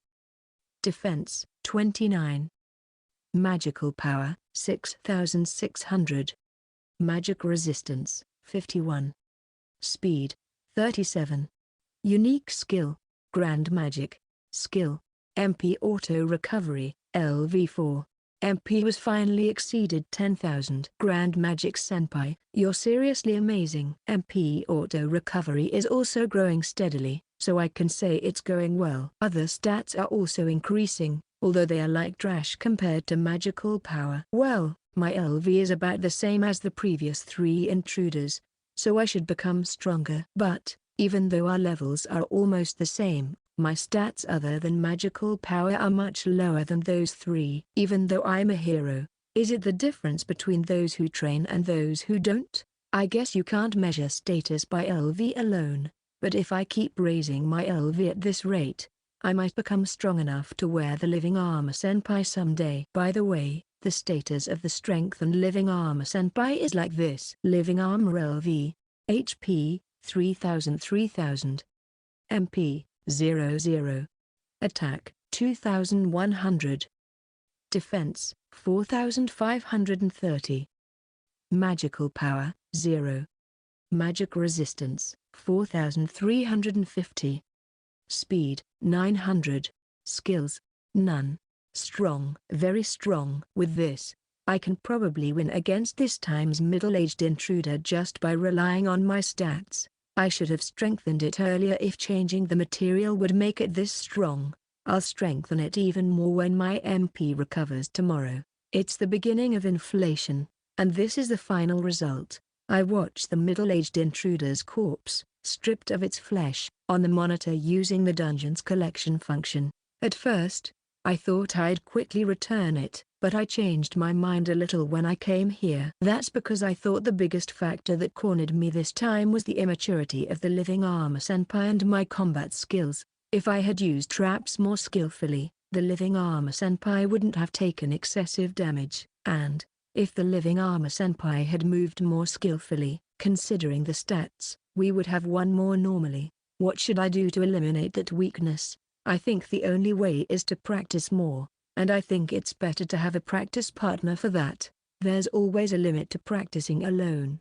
I've been alone for a long time, so I'm sure I'm right. So, how does that story connect to the intruder's corpse? It's simple.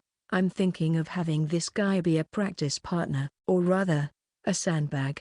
You might wonder what I'm talking about, but the dungeon has a function that allows you to use corpses for that purpose. That function is the creation of monsters. This time, I'm going to create a certain monster using the intruder's corpse as material. The name of that monster is High Zombie. It's a higher-ranking monster of the well-known moving corpse, zombie. When I look at the description of High Zombie in the list of summonable monsters in the menu, High Zombie is a high-spec zombie that retains some of its power from when it was alive, unlike ordinary zombies.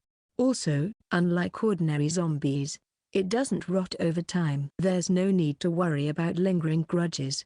It's perfect. Well, that's just a theoretical story, and emotionally, I don't really want to do it. Even if it's a corpse, I don't want to keep someone I once fought against in my sanctuary. But I can't help it, fortunately. It's not so uncomfortable that I can't swallow it. It's just a corpse after all. Let's just think of it as a tool. So, I created a high zombie using 1500 DP.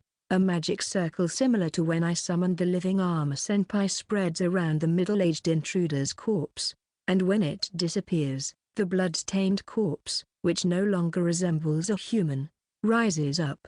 I immediately used appraisal. High Zombie LV48 lock. Name, Gale. HP, 1738. MP 140 268. Attack 631. Defense 639. Magical power 290. Magic resistance 500. Speed 530.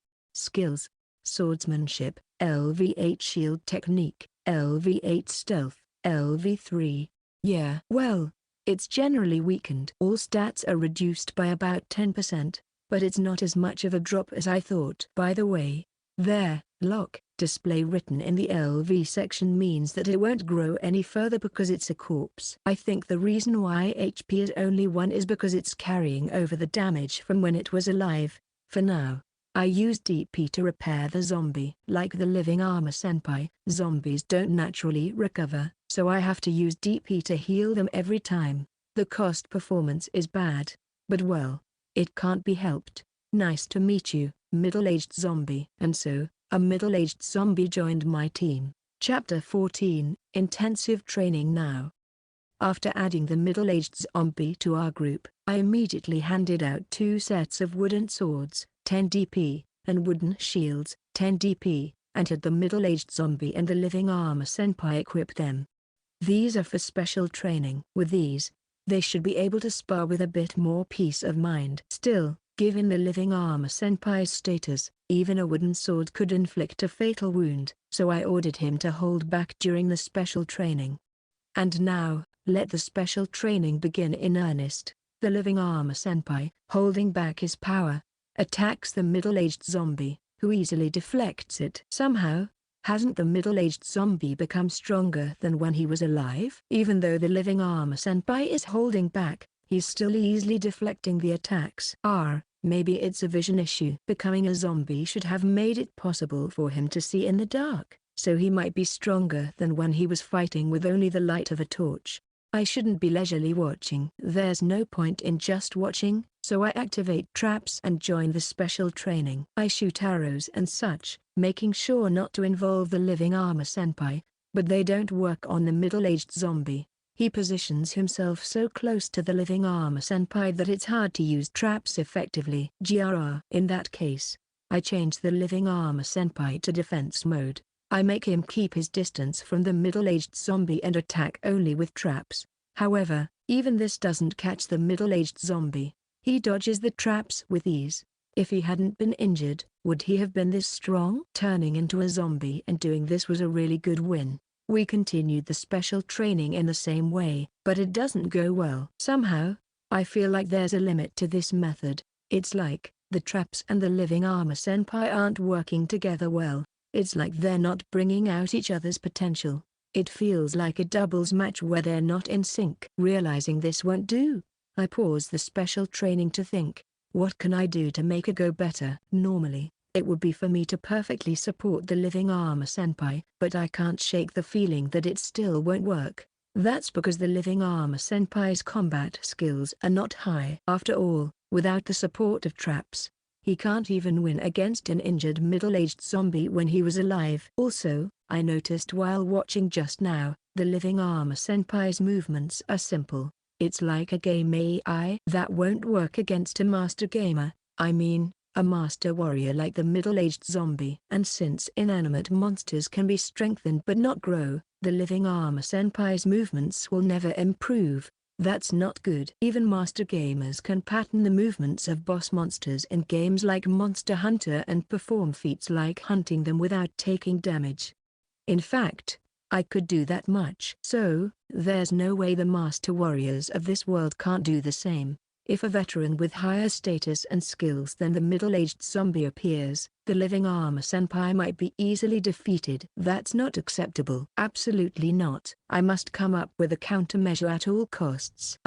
I thought. I rolled around on the futon while holding my head, drank up the milk tea, 20 DP, in search of sugar, took a nap for a change of pace, woke up, and finally came up with an idea.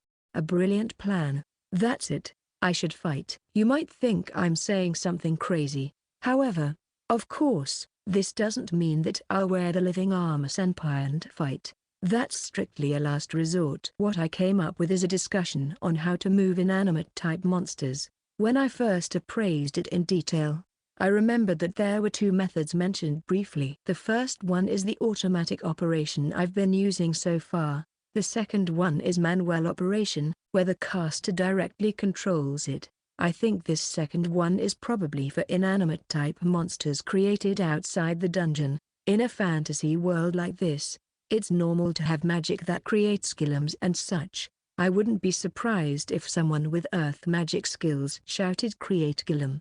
In short, what I want to say is that I should be able to move the living armor senpai using this manual operation. The living armor senpai's skills won't grow, but my skills will. Besides, if I can fully master the living armor senpai's movements, I think it might be possible to have perfect coordination with traps. After all, I'm the one controlling both. It might feel like coordinating with my right and left hands. So, I tried it right away. Oh, it moves. It's moving. The living armor senpai moved according to my control. The sensation is like controlling a game character. However, there is no controller since it's not a game. I'm not tapping on a menu either. If I think about it, it moves accordingly. Isn't this, in a sense, magic? Well, traps are similar too. Traps also move just by thinking about it. Anyway, I switched the living armor senpai to manual operation, set all the boss rooms to manual, and tried fighting the middle-aged zombie again. However, hey, don't run away. As expected, it didn't go well from the start, moving the living armor senpai while also moving traps. This was more difficult than I thought. It's like reading a book while playing a game. Doing two or more things at the same time is really difficult. Besides, even just controlling the living armor senpai, I'm a novice in combat. There's no way I can suddenly control it at a level where I can fight the middle-aged zombie. Honestly, at this stage, the automatic control is stronger. Well, that's obvious. There's no such thing as a good deal in the world. This is something I can only train with time. But if I train, I should definitely become stronger. I'll be patient and keep going. So, I decided to watch and imitate the movements of the middle-aged zombie for now. The middle-aged zombie has the same sword and shield style as the living armor senpai, so it's perfect for a model. Should I call it a master? No, let's not. Even though it's a corpse, it was originally an intruder who trampled on my sanctuary. There's no need to pay respect. But, since its techniques are very useful, I'll allow it to live in this dungeon. Be grateful. With that in mind, I continued my special training. Chapter 15, Second Tier. The day after starting special training with the middle-aged zombie, as usual, I poured my fully recovered MP into the dungeon core and decided to use it to complete the unfinished second floor. Special training is important, but it's better if they can't reach the boss room in the first place, so strengthening the dungeon has a higher priority than special training. It's the top priority. Now, the current DP is about 12,000 DP. It's an amazing number, considering this is a daily income. Grand Magic Senpai's work ethic is truly incredible. It's at a level where I have to bow 3 times while looking at the status screen. And this time, since I have abundant funds, I'll go all out and indulge in remodeling the dungeon. First, I use 1000 DP to expand the scale of the second floor. The labyrinth, which had a diameter of 200 meters, has now become a large labyrinth with a diameter of 500 meters. Apparently, expanding a floor is cheaper than adding a new one. However, if I try to expand it further, it seems like it will take a considerable amount of DP. From there, I use another 1500 DP to set up the moving walls I had set up last time in the expanded area. Now I have 10,500 DP left. There's still plenty of money. Let's keep going. The next step is even bolder. I use a whopping 8,000 DP to change the environment of the entire floor. The concept of the second floor is deadly poison floor. As a result, the second floor has become a deadly labyrinth filled with deadly poison throughout the floor. Poison fog, poison liquid, poison-coated traps. Unless they bring in a large amount of antidotes, any monster other than those immune to poison will surely die just by exploring. The reason I made the second floor like this is because the only intruders coming to this dungeon are humans and goblins for now. The poison will definitely work on them. Moreover, since there's no mention of poison on the first floor, they shouldn't think of bringing in a large amount of antidotes unless they're spoiled. Furthermore, this second floor, the trick is that the poison is weak at first. When they enter from the path connected to the first floor, since the boss room has moved, it's now a downhill slope instead of a door, they won't notice the poison, and only when they've progressed a bit will they finally notice the poison and the abnormalities in their bodies. By that time, it's already too late. The way back is blocked by moving walls, and the intruders die without taking the dungeon's information outside. It's perfect. In other words, with this, an almost unbeatable labyrinth has been completed. Unless a monster immune to poison appears, I can finally sleep with my pillow high. The only weakness of this floor is that the poison affects ally monsters as well, but, for now, I only intend to use inorganic and undead monsters that are immune to poison, so it's not a problem. After all, monsters with a will seem likely to betray, and I don't like that. It's best to leave security to robots. Personally, even undead are borderline. They're barely out. I'm just putting up with using them for profit. Well, anyway, I bring the deadly poison second floor right in front of the boss room and consider it completed for now. I really want monsters to roam this floor, but since I only have 2,500 DP left, I'll give up for today. What happened to the abundant funds? When trying to build a full-scale dungeon, assets fly away at an incredible speed. Even with Grand Magic Senpai here, I wonder how ordinary dungeons develop. Maybe they're growing steadily over a very long time. Well, I've never seen any other dungeons, and I plan to continue being a shut-in, so I don't care about the outside world. Now that today's remodeling is done, let's get back to special training. In the boss room, which has become much more difficult to reach than before, the sound of the living armor senpai and the middle-aged zombie fighting echoed. Section. The day after creating the deadly poison floor, since my MP has recovered, I thought I'd create some monsters today when I noticed an intruder. By the way, since the deadly poison floor was completed, I had deactivated the alarm I had set up before. To be precise, I set it to go off when someone enters the second floor, not the first floor. Otherwise, it would interfere with my sleep. Due to these circumstances, I didn't notice the intruder who entered while I was asleep. Well, as I decided before, I won't mind if they just wander around the first floor. If they leave as they are, I'll let them go. With that in mind, I brought out the monitor and checked the intruder's appearance. It was a goblin. Again. Aren't there too many goblins coming to this dungeon? Is there a big nest nearby? If so, should I try to destroy it somehow? No, it's impossible for now. The only forces I can mobilize are the living armor senpai and the middle-aged zombie. I don't mind using the middle-aged zombie as a disposable force for goblin extermination, but there's still more to learn from him. I can't let him go yet. I'll think about it when I have more disposable forces. Anyway, there are many goblins this time as well. About 20 ordinary goblins, 3 hobgoblins like the ones I saw before, and 2 new types of goblins that I don't know. First, let's appraise them. Goblin Shaman LV 25. HP, 150-150. MP, 250-250. Attack, 50. Defense, 62. Magical power, 201. Magic resistance, 105. Speed, 44. Skills, Fire Magic, LV3 Leadership, LV1. Goblin Champion LV 40. HP, 1540-1540. MP, 300-300. Attack, 1321. Defense, 950. Magical power, 140. Magic resistance, 557. Speed, 603. Skills, Club Technique, LV2 Leadership, LV2.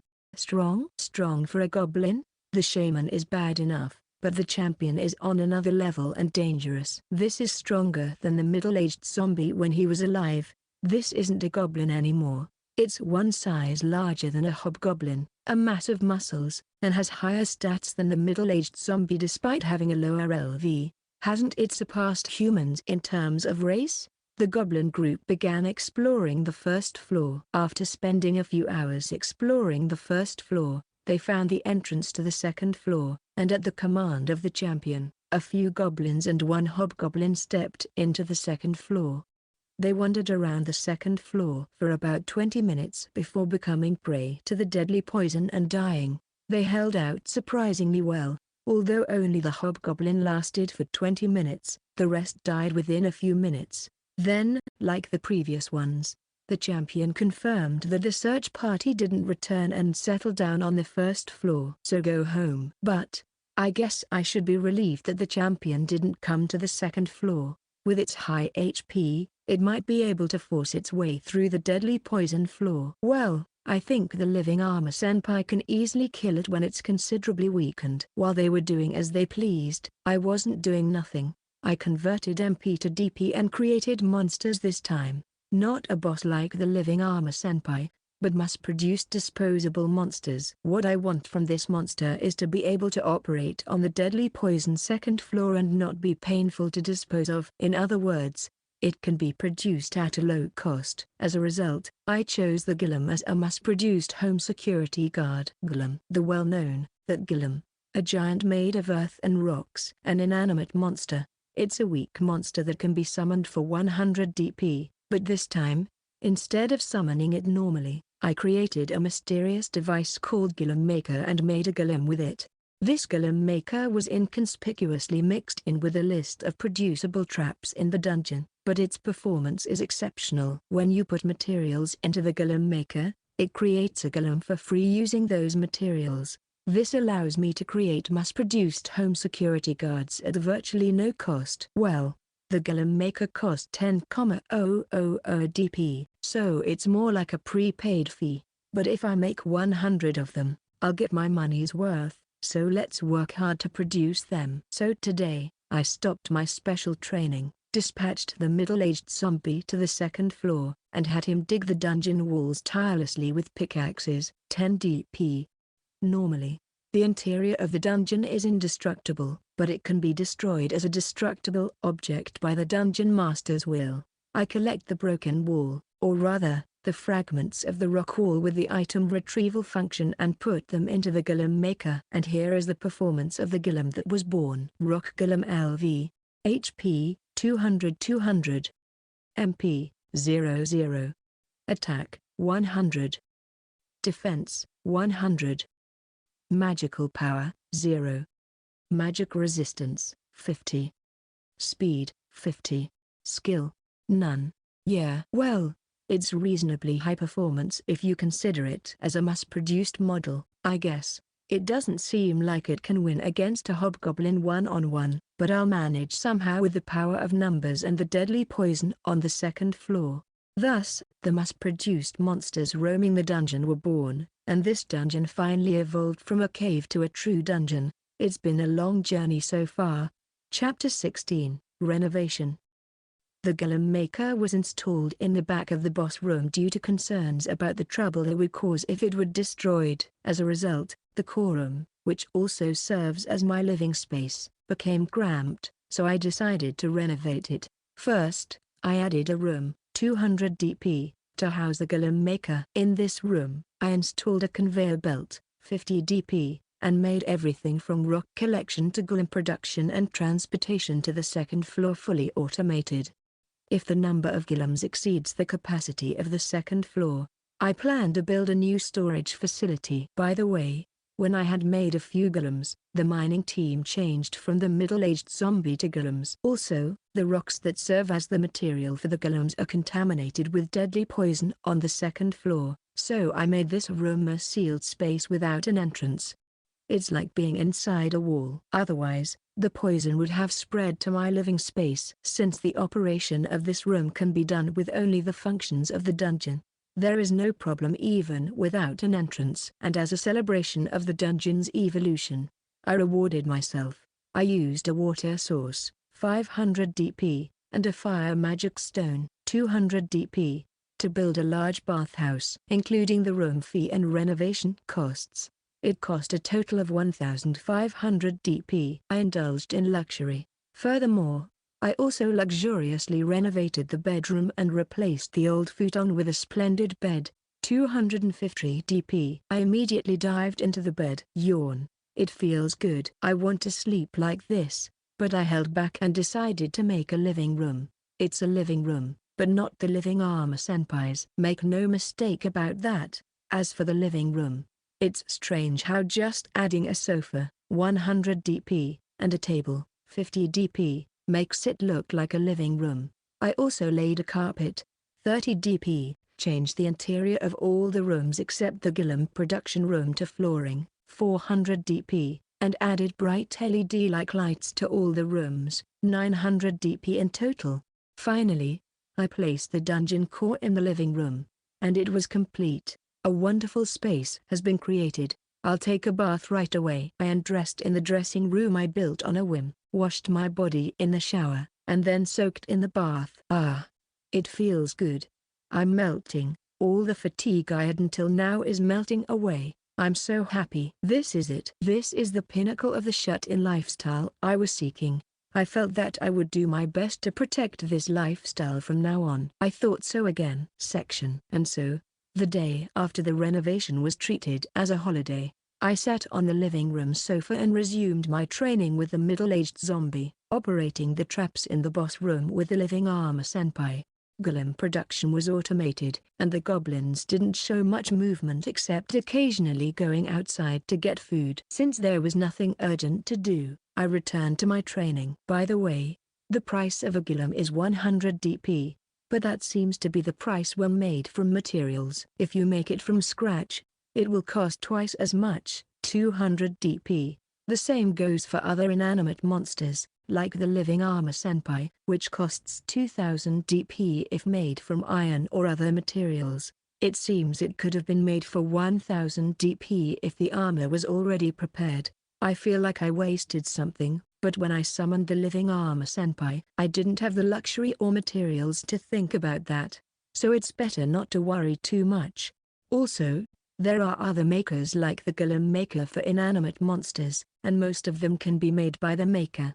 However, the price of the maker is 100 times the price of the material for the monster to be made. For the golem maker, it's 10,000 DP, 100 times the 100 DP. For the living armor maker, it's 100,000 DP, 100 times the 1000 DP. It's so expensive that I don't feel like buying anything other than the golem maker for now. Even as a golem maker, if you use better materials like iron or black iron instead of rocks, you can create a stronger golem. If you're going to use DP, I want to use it in that direction. However, I think it's okay to make a golem that uses magic, like a gargoyle maker, in the near future. Also, since I had spare DP, I finally made the living armor senpai's whole body out of black iron. Originally, it had a black color scheme all over, so it doesn't look much different, but its stats have increased significantly, so everything is okay. From now on, I'll try my best to obtain higher-level metals like mithril and orichalcum. Until then, I'll use DP to steadily strengthen it. From now on, I plan to use the DP, except for the savings, to strengthen the living armor senpai. For a while, we'll be safe thanks to the second floor. The second floor is currently being expanded by the golems for mining. If you expand it manually, you don't need to use DP for floor expansion, so it's a 2-for-1 deal. Well, when adding mazes and traps, DP is needed. So, now that the living armor senpai has been fully made of black iron and further strengthened with DP, its current strength is this: living armor LV, HP, 7500 MP, 00. Attack, 4200. Defense, 10,050. Magical power, 0. Magic resistance, 10,050. Speed, 1800. Skills, none. It's strong, too strong. Overwhelming power. Can't even a goblin champion be defeated with one hit? Moreover, defense and magic resistance have finally exceeded 10,000. It's almost the same as my MP. It's amazing. As long as this ironclad guardian deity is here, I can think that our dungeon is safe. However, let's continue to strengthen without being careless. For the time being, improving combat skills is the most important thing. All right, let's do our best in special training. Oh, Chapter 17, The True Master of Disguise. The dungeon has been coming along nicely, and the results of my special training are finally starting to show. The goblins are still living there and it's annoying. And to make matters worse, a few new goblins have appeared from outside, which is really unpleasant, but it's not that big of a problem. On the contrary, there is some benefit to having those goblins around. That benefit is DP. Until now, it didn't matter because all intruders died immediately, but DP also comes in when intruders are inside the dungeon. With all the goblins combined, we're getting about 1000 DP a day. This is not a number that can be ignored. It's like getting paid rent. I'm starting to think that it's okay for them to stay on the first floor and not advance to the second floor. Also, except for the living armor senpai, who can't move from the boss room, there's no one in our party who can defeat the goblin champion. So we have no choice but to leave them alone anyway. So, I don't care about the goblins anymore. Let's just leave them be. But let's talk about our training. The fact that I achieved results, such as being able to move the living armor senpai and traps skillfully, is one thing. But more importantly, I acquired new skills. Their names are Parallel Thinking, LV1, and Arithmetic Ability, LV1. Both are skills that assist in the functioning of the brain. Thanks to Parallel Thinking, it became easier to move the living armor senpai and traps at the same time, and thanks to Arithmetic Ability, I can now move while constantly calculating the position and activation points of traps. Thanks to this, I was finally able to defeat the middle-aged zombie without relying on status-based brute force. This is a great progress. If I continue my training and increase my skill level, I can expect further improvement in combat power. As expected, my strategy of controlling the living armor senpai was not wrong. Let's keep doing our best. While I was continuing my training with that thought in mind, I sensed the presence of an intruder again. Is it another goblin? With a feeling of annoyance, I checked the monitor, only to find out that the intruder was a human. It's not really surprising, but I've only seen goblins for the past few days, so it's kind of fresh. I guess I'm getting more relaxed to be able to think about such things. So, this time, the intruders were one man with a spear and 3 women, just like the first 3 intruders and the middle-aged zombie from before. They all look like adventurers. Are they really adventurers? Are they the ones who have the occupation called adventurer? Yeah, let's call them adventurers. The adventurers explored the cave while one of the women held a lantern to light the way. At this rate, they might run into the goblins. I would be happiest if they both ended up losing. So, I used appraisal to investigate whether these adventurers could defeat the goblins. Then, an unexpected result came out. Human, LV40. Name, Kevin. HP, 760-760. MP, 600-600. Attack, 513. Defense, 534. Magical power, 490. Magic resistance, 509. Speed, 511. Unique skill, true equipment. Skills, MP Auto Recovery, LV2 Spear Technique, LV6 Fire Magic, LV4 Ice Magic, LV4 Stealth, LV6. Here are the appraisal results for the male adventurer I saw. If we're talking about simple stats, he's about the same as the middle-aged zombie. In other words, weaker than a middle-aged zombie when it was alive. However, he has magic skills, but that's not the point. This guy has the same unique skill as me. It's the first time I've met someone else with a unique skill besides myself. Isn't this dangerous? Considering how overpowered my Grand Magic Senpai is, if this guy's unique skill True Equipment has the same performance as Grand Magic Senpai, the goblins won't stand a chance. Depending on compatibility, he might even be able to overcome the deadly poison floor. Moreover, There's even a possibility that he could defeat the living Armor-senpai. This is bad. Oh, calm down. First, take a deep breath. Okay, I'm calm now. Next, let's appraise the details of this true equipment thing. True equipment. The only unique skill that can be learned after birth in this world. Manifests one's true armament. Huh? I don't really understand. For now, I understand that this true equipment is a unique skill that can be acquired after the fact, but the explanation of its effect is incomprehensible. What? Manifesting one's true armament? It's a word that makes my 8th grade syndrome itch. But what I want now is not a difficult and obscure expression, but a specific explanation of the effect. If you don't know the effect, you can't come up with a countermeasure. But, well, there's nothing you can do about what you don't understand. Considering his status, he'll have to use his true equipment if he fights the Goblin Champion, so we'll have to analyze it at that time. Thinking about it that way, the goblins are a little useful too. This is what they mean by turning a disaster into a blessing. That being said, let's appraise our female companions next. If they all have unique skills, I won't be able to believe my eyes. Please, let it not be the case. Human, LV10. Name, Hannah. Abnormal status, slave. HP, 70-70. MP, 40-40. Attack, 42.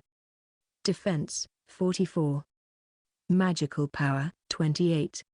Magic resistance, 41. Speed, 55. Skills, swordsmanship, LV1. Human, LV8. Name, Anna. Abnormal status, slave. HP, 51-51. MP, 55-55. Attack, 15. Defense, 17. Magical power, 43. Magic resistance, 32. Speed, 40. Skills, recovery magic, LV1. Human, LV6. Name, Clara. Abnormal status, slave. HP, 33-33. MP, 26-26. Attack, 10. Defense, 11. Magical power, 12. Magic resistance, 18. Speed, 14. Skills, none. This is unexpected in a different way. First of all, it's a pleasant surprise that they were not skilled but rather weak. Moreover, I think only Hannah, a female, can be considered a combatant. However, the displayed abnormal state was unexpected. Those three were slaves. In other words, being a slave is considered an abnormal state. Let's do a detailed appraisal of the slave item just in case. Slave. A state where a special mark called a slave mark is engraved, and one cannot resist their master. The term slave mark is a bit fantasy-like, but it's generally as expected. So, are these three just meat shields? No. They might have been brought here to fight goblins. In fact, Hannah, who has swordsmanship skills, can probably defeat goblins. Anna is a healer, and Clara, who doesn't have any skills, is just a baggage carrier, or there's a possibility that they are sex slaves. Those three are quite beautiful, although not as much as me. Hannah and Anna are around the same age as me or a little older. Clara is about middle school age. It wouldn't be strange if they were used to satisfy that man's sexual desires. Well, in that case, it raises the question of why he brought sex slaves to a cave. In any case, Kevin is the only one worth being cautious of. However, he is the only one with unique skill and gives off the feeling of a formidable enemy. I must defend myself with all my might. I glared at the invading party's figure through the monitor on the first floor. Chapter 17.1, A Certain Hero's True Equipment Course. Attention, everyone. It's been a few weeks since we were summoned to another world. Today, as we trained as usual, we were gathered by the order of our Knight Commander, Ivy-san. To be honest, I was relieved to take a break from Carpuxio's passionate instruction, and then, Ivy-san began to speak in front of us. First of all, let me say this: your growth has been remarkable, especially Yuma and a few others, who could easily perform on the battlefield if their level was raised. Your strength has come not from your power as heroes, but from your own efforts. You can be proud of that. Upon hearing this, most of my classmates relaxed their faces. Of course, it's nice to be praised for your own efforts. I'm happy to. Well, according to Carpixio, even if I raise my level, I'll only have the same status as an ordinary soldier. But it's amazing to think that I can compete with professional soldiers after just a few weeks of training. Yes, let's think positively. I feel like I'm starting to be influenced by Carpixio's ideology.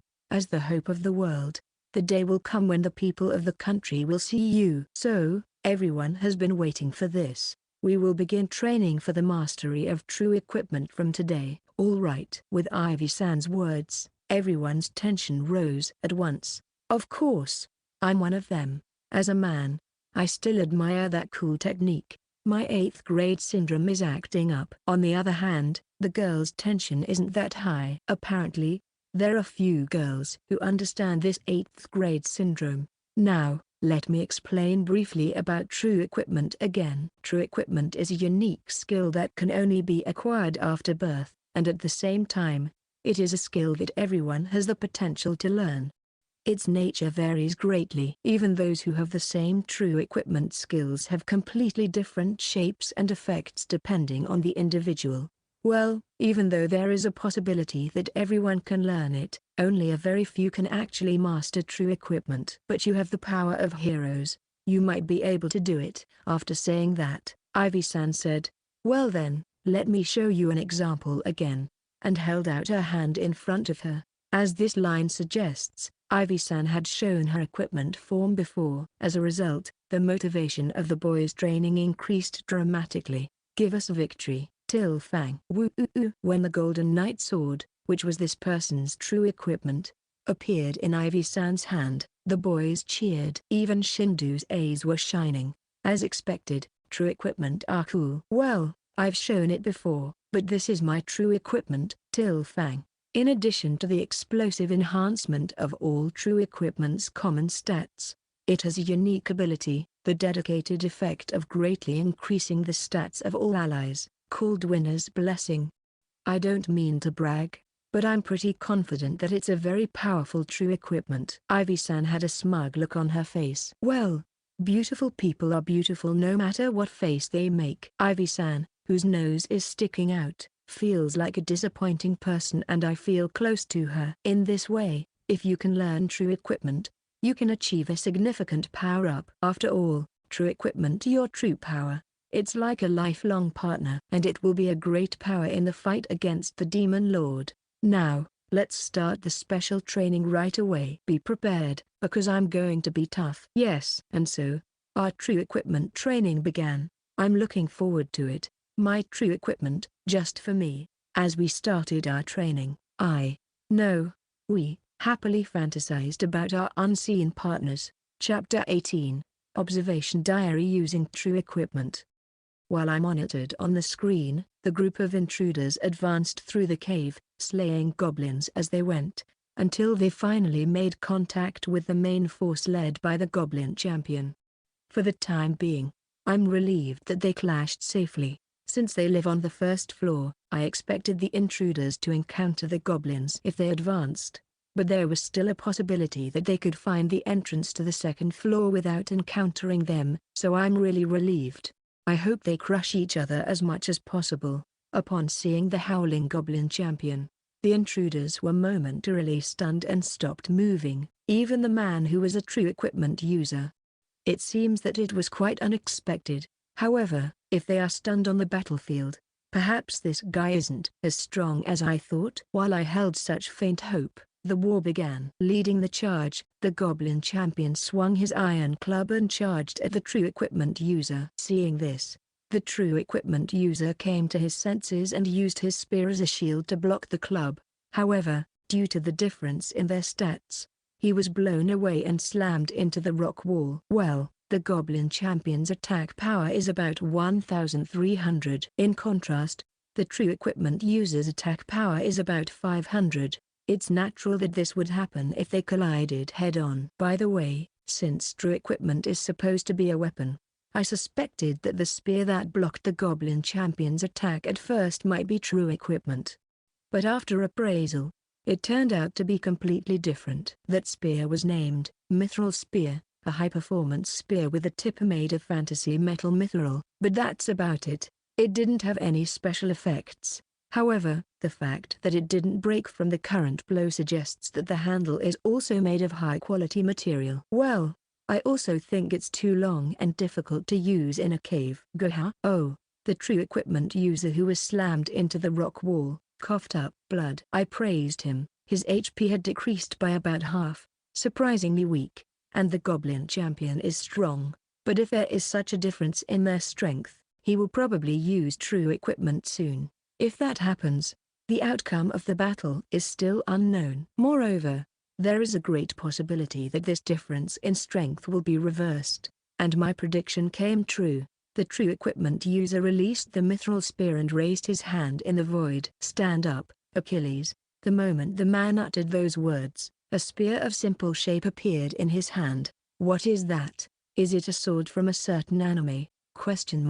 Anyway, putting aside such jokes, I feel incredible strength from that spear. There is no mistake. That is true equipment." While thinking such a confident thought, I appraised the spear. True equipment, Achilles, durability 10,000. Effect, all stats x2. Exclusive effect, immortal hero. Power manifested by the skill of true equipment. It cannot be used by anyone other than the original owner. Immortal hero. Continuously and rapidly recovers the owner's HP. While trembling at the appraisal result, I appraised the man's stats again, and as explained, all of his stats had doubled. Moreover, his HP, which should have been reduced to half, had instantly recovered to full. It's a cheat. It's an undeniable cheat. This is bad. The performance of true equipment was beyond expectations. How are we supposed to defeat an immortal monster? In any case, the battle has been decided. With the status doubling by the true equipment, the man's attack power has risen to a level where he can compete with the goblin champion. Moreover, he has surpassed the goblin champion in almost all other stats. On top of that, the man is now invincible. The goblin champion has no chance of winning. No matter how hard he tries, it will only prolong the battle in vain. However, I won't waste this time. I must think of a countermeasure against the invincibility while I can. That's what I was thinking, but the situation took an unexpected turn. First of all, the goblin champion puts up a better fight than expected. With the support of the goblin shaman and using hobgoblins and regular goblins as a meat shield, he unexpectedly holds on. Well, that's fine. Rather, the more time he buys, the better. However, the goblin champion's fierce battle didn't end with just buying time. As the battle dragged on, the man who used true equipment became more and more impatient. Certainly, the man who used true equipment was unable to use his spear satisfactorily in the cave, and he had been hit by the goblin champion's attacks many times. However, he is immortal. It shouldn't be something to worry about to that extent. Yet, as time passed, the man became increasingly impatient, far beyond normal. At first, I didn't understand and had a question mark floating above my head, but eventually, I realized something. It had decreased one of the man's stats. That's when I finally understood the weakness of the immortal hero. What was decreasing was the MP status. It decreases every time HP recovers, and it also decreases even if you do nothing. Yes, that man was not immortal at all. MP is needed for recovery, and when the MP runs out, the immortal hero who loses the power to recover dies. I think the reason why MP decreases even if you do nothing is probably due to the specifications of the true equipment. Most likely, the skills of the true equipment consume MP just by being activated. That's why he didn't use true equipment from the beginning. If you can use it without any drawbacks, you should always have it out. That way, you shouldn't die from surprise attacks or anything like that. The fact that he didn't do that proves the drawbacks of true equipment. This is getting confusing. The man still has plenty of MP, but the goblin champion still has plenty of HP. The other goblins, also known as the meat wall, are still there, and the power of numbers is great. On the other hand, the women who are the companions of the man who uses true equipment are not very useful. A female swordsman named Hannah is defeating ordinary goblins, but the other two are just trembling in fear. Even that female swordsman can't stand up to anything beyond a hobgoblin. Really, why did he bring them along? In the meantime, the true equipment user finally made a sound. Damn it! Retreat. Hannah, be the decoy. Huh? I absolutely refuse. It's an order. Goo. Huh? The female swordsman suddenly began to suffer. Is this the effect of the slave mark? I see. It seems convenient, but it's disgusting to watch. Hey! As soon as the female swordsman was forcibly placed in front of the goblin champions, the man took something out of his waist pouch and slammed it on the floor. It burst, and the surroundings were enveloped in mist. A smoke bomb? Huh? I didn't know they had those. It's troublesome when used in the boss room. Let's add a strong wind trap. Now, let's run. Wait, you bastard! The female swordsman screamed in resentment, and in that moment, the man and the remaining two women retreated. Soon, the monitor captured the images of the three people who had left the smoke screen. The man had a pale face as he deactivated his true equipment. One of the women had eyes like a dead fish, and the other was crying, "No, no, no, no, no, no, no, no, no." And then, the female swordsman who was left behind was captured by the goblin champions right after the smoke cleared, and she fell into the hell of this world. Chapter 19, The Threat of the Second Layer. The female swordsman was stripped of her clothes by the goblins and was being violated while letting out muffled screams. Even though their numbers had decreased in the battle against the intruders, there were still about 10 goblins left. There was one champion, one shaman, and 8 ordinary goblins. Hob was wiped out in the previous battle, being used as a shield by the champion. And now, the champion, who is considered the most important in the group, is having fun. After the champion is satisfied, the shaman will go next, followed by the ordinary goblins, and then the female swordsman will be passed around. Just watching through the monitor made me feel nauseous. I cut off the monitor while holding back my nausea. If the living armor senpai wasn't here, no, if I had made even one mistake in this dungeon master life, that could have been me over there. Thinking that, my trauma throbbed and I broke out in a cold sweat. Let's drink some water and calm down. I put water in a magic tool cup and drank it all at once. Phew. I calmed down. After calming down, I opened the monitor again. The surveillance target was not the goblins' pleasure party, but the 3 who had escaped. Apparently, they had already passed through the first floor maze after that and were now entering the entrance to the second floor. Why are they moving forward? They should go back. Are they stupid? Are they going to die? And as previously said, the menu alarms sounded with the appearance of intruders on the second floor. While cancelling it, I gave orders to the golem unit, which had increased considerably. Now, it's time to work. Section. What the hell is going on? How did things end up like this? What did I do? Cough, cough. Unable to withstand the poison ravaging her body, Clara coughs up blood. Anna tries to cast a recovery spell on Clara. What is this idiot doing? Stop. Okay. Under the command of the slave crest, Anna stops casting the spell she was about to use. Honestly, what's the point of using valuable MP to help Clara, who is not very useful in this situation? That MP should be saved to help me. Damn it. In frustration, I punched the rock wall. It only caused the wall to crumble a little, and didn't solve anything. The poisonous mist that had been floating throughout the cave without us realizing it. Because of this, I feel extremely unwell, and my head is spinning, making it difficult to think clearly. With my brain not functioning properly, I recall the events that led me to this point. Why did things end up like this? At first, it was just a request from the Adventurers Guild. As the strongest adventurer in Bordeaux and the only true equipment user, I received a special request from the guild. It was said that a man who had been active as a skilled adventurer had disappeared after going to search for a party of newcomers who had not returned to my village.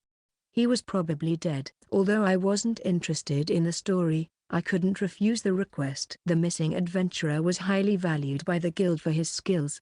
and it was said that only I, as a true equipment user, could deal with whoever could kill him. It was just the right opportunity to shut up the idiots who called me a coward and a fool for running away from the battle with the Demon Lord. So I took on this request.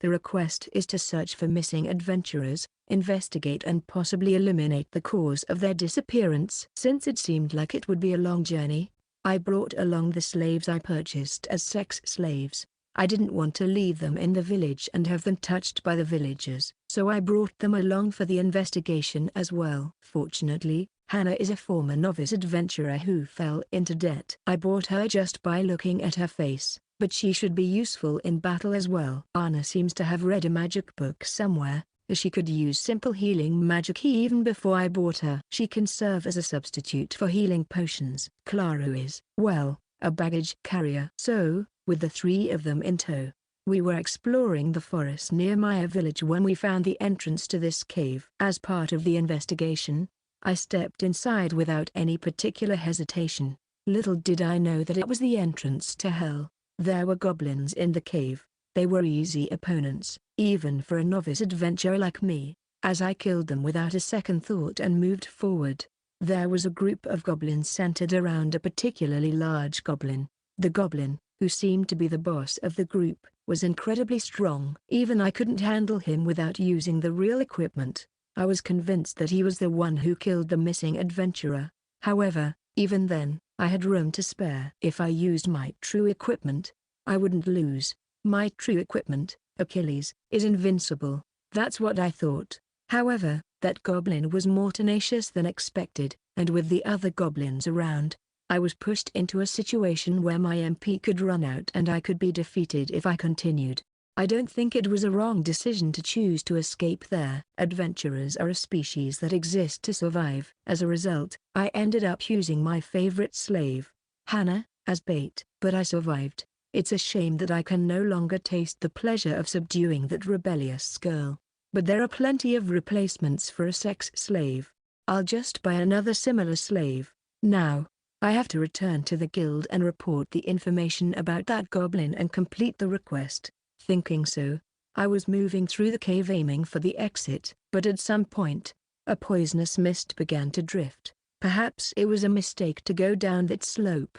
It was a decision to avoid encountering those goblins again, but was it a failure? Even if I want to go back, my mapping is messed up because I ran around when escaping from the goblins. I have no choice but to move forward. Eventually, not only the poisonous mist but also the poison liquid began to rain down, and traps that seemed to be smeared with poison began to appear.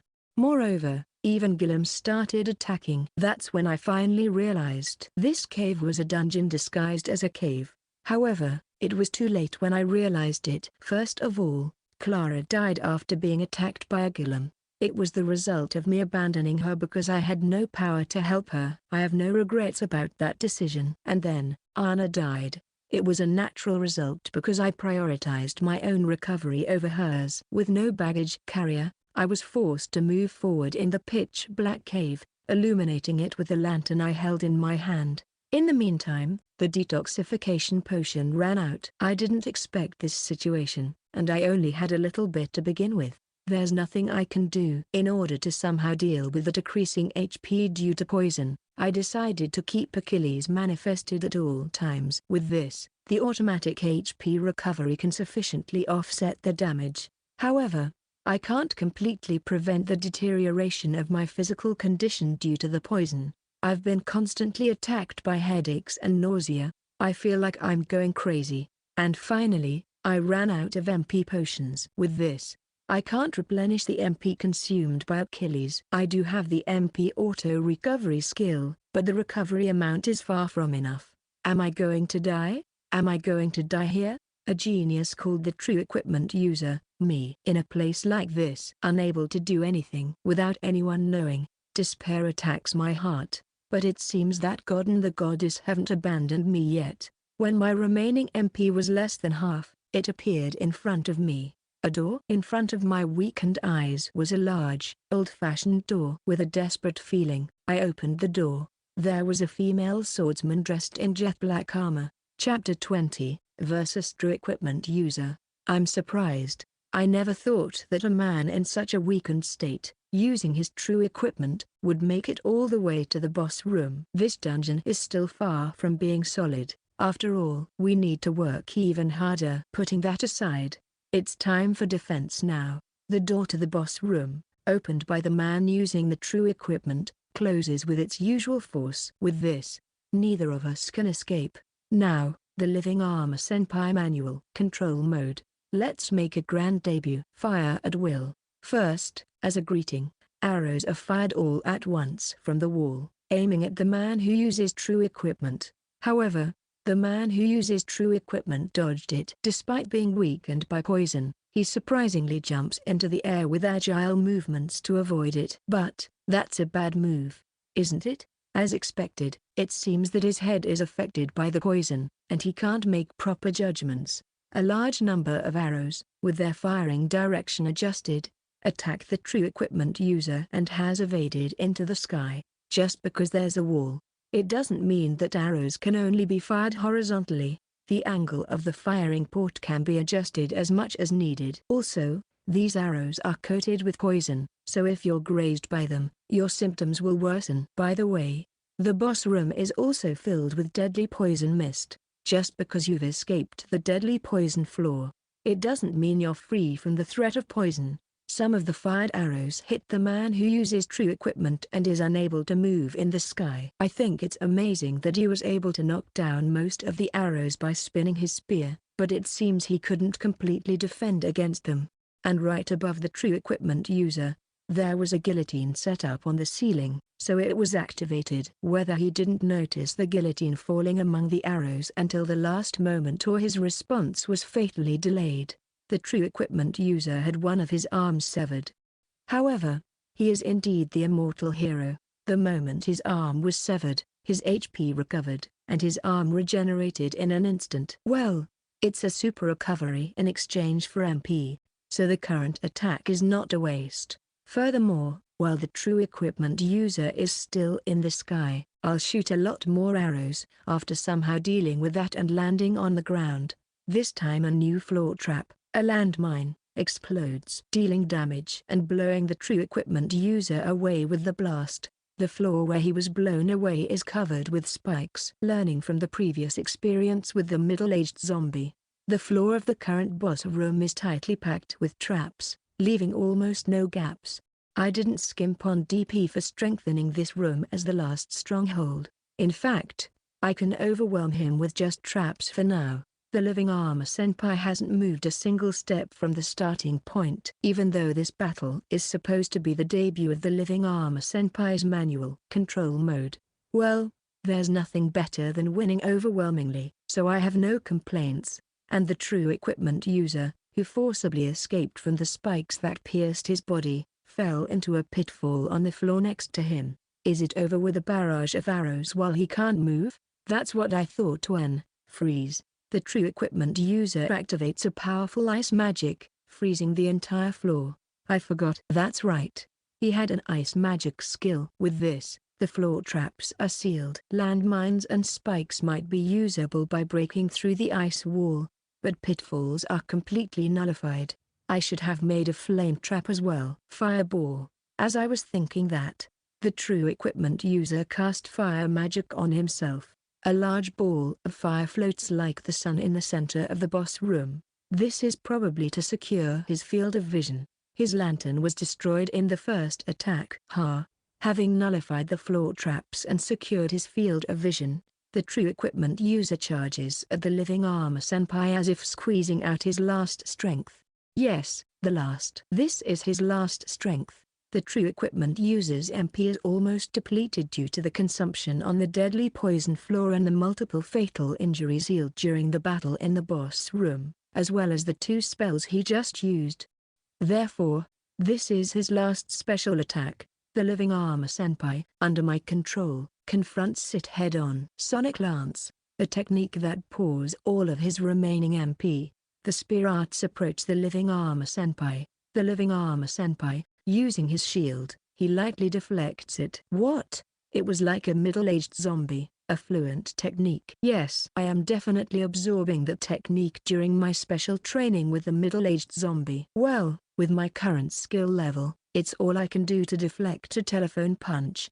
However, the fact remains that I deflected the full force blow of the true equipment user without taking any damage. No way. The true equipment user collapses with a look of despair on his face. His MP is completely depleted, and the true equipment is deactivated. There is nothing left to protect him now. I aim all the arrow launchers on the wall at the true equipment user. Perhaps it's because the fireball from earlier is still there, but the true equipment user seems to understand what's happening. His face turns pale in an instant. Wait, help me. I don't want to die. I won't wait. If I hesitate, he might use MP auto recovery and activate true equipment again. So, I'll finish this quickly. I control the living armor senpai, raising his sword towards the ceiling. Then, I make him swing it down, just like a conductor's baton. The moment the living armor senpai's sword is swung down, I activate the trap. Countless arrows pierce the true equipment user's body, killing him instantly. I'm sure that from the moment the living armor senpai's sword was raised to the moment it was swung down, he must have felt like a criminal waiting for his execution. And it must have been terrifying. I think it's a fitting end for a scumbag who would use his friends as bait. Well, I'm not exactly someone who can call others scumbags in the first place.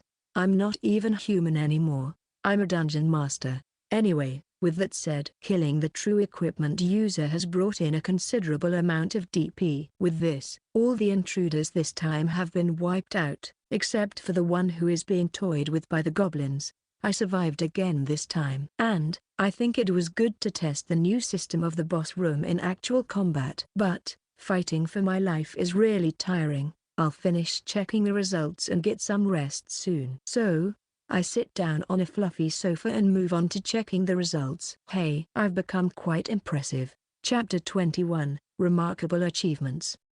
This time, I got 32,580 DP.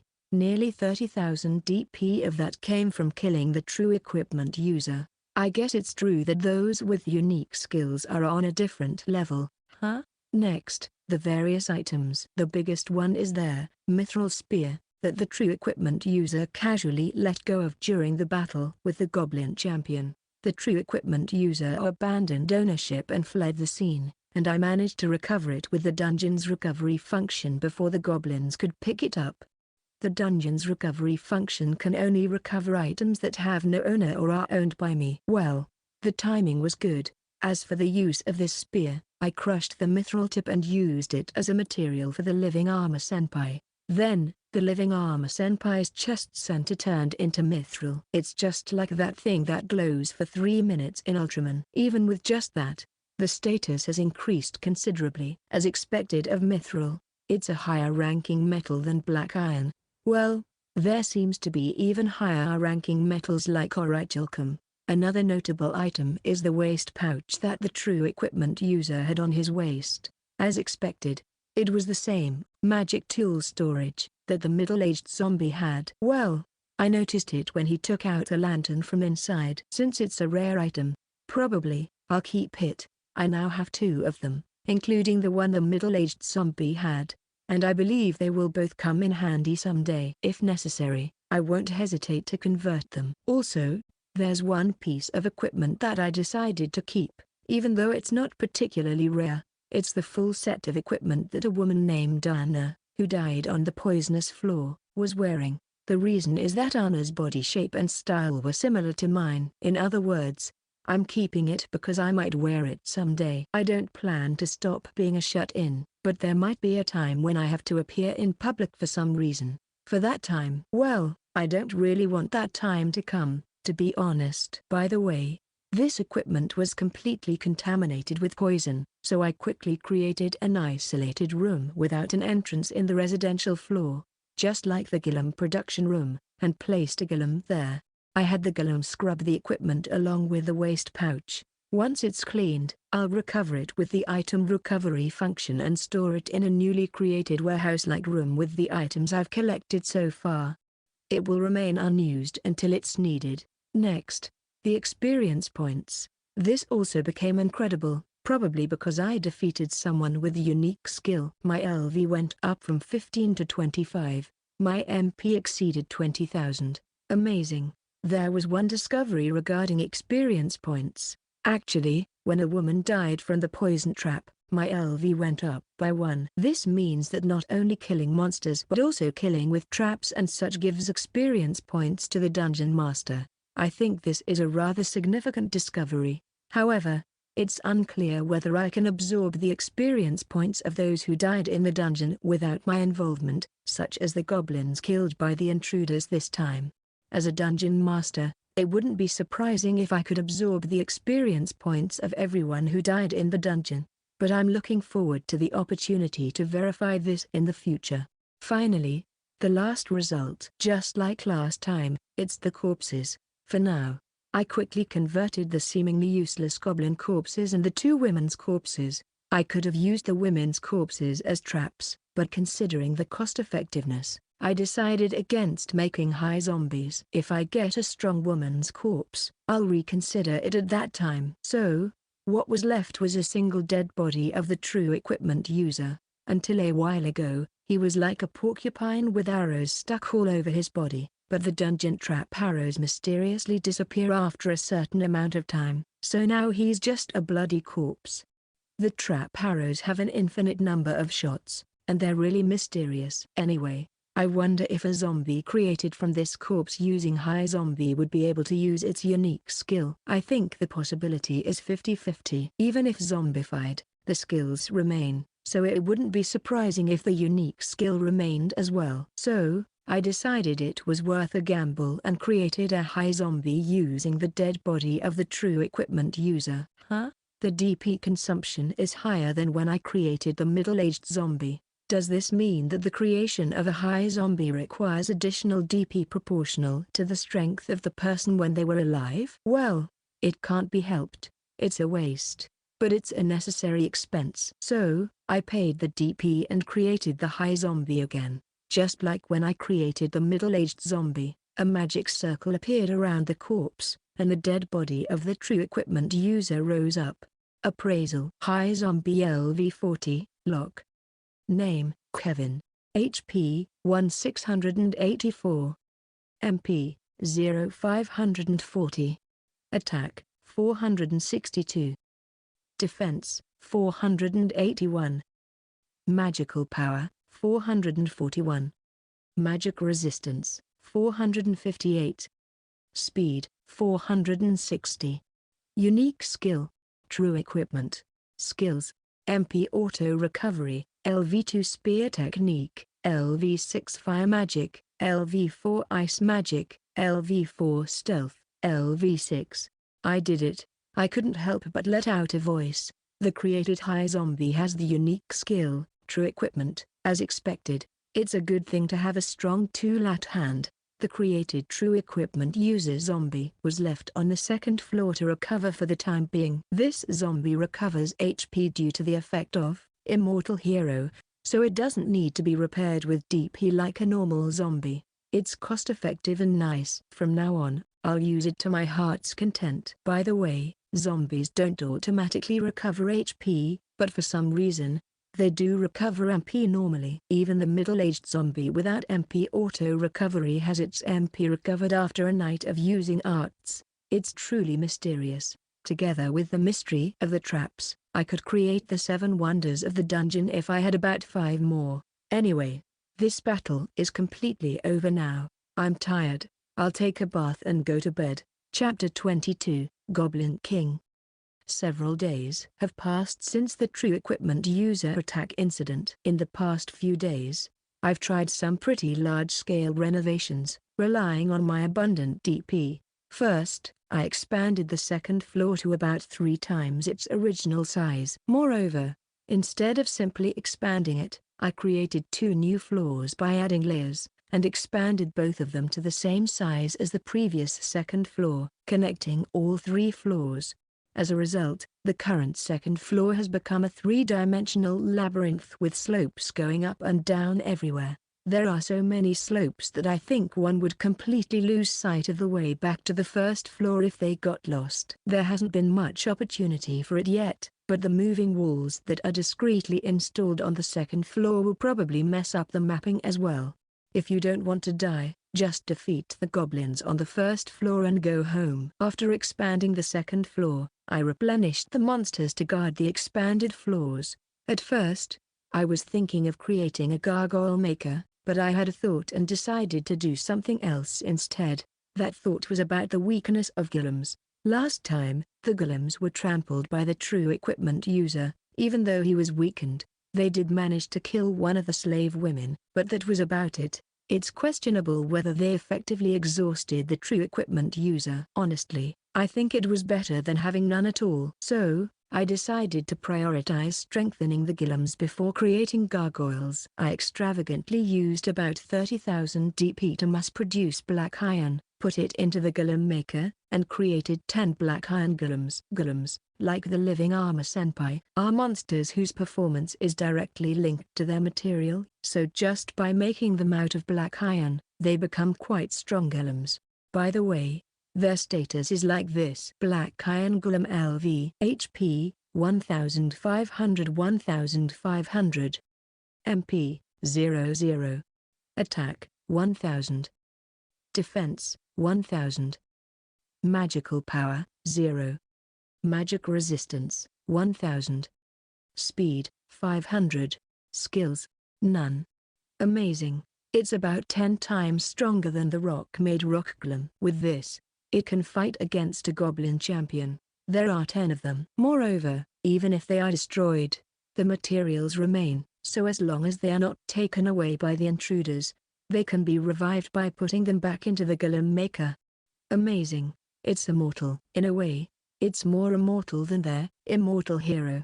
These 10 black iron golems are planned to be the main force of the second floor in the future. Like the goblin champion who fought bravely using other goblins as shields last time, if the black iron golems fight using other golems as shields, they might be able to win against stronger opponents. With this, the second floor is no longer just a poison-reliant floor. Now, I think I can crush a true equipment user turned zombie before it reaches the boss room. It's very reassuring. I can sleep with my pillow higher. After that, I used DP to strengthen the living armor senpai, and added new types of traps to the boss room based on the lessons learned from the previous battle.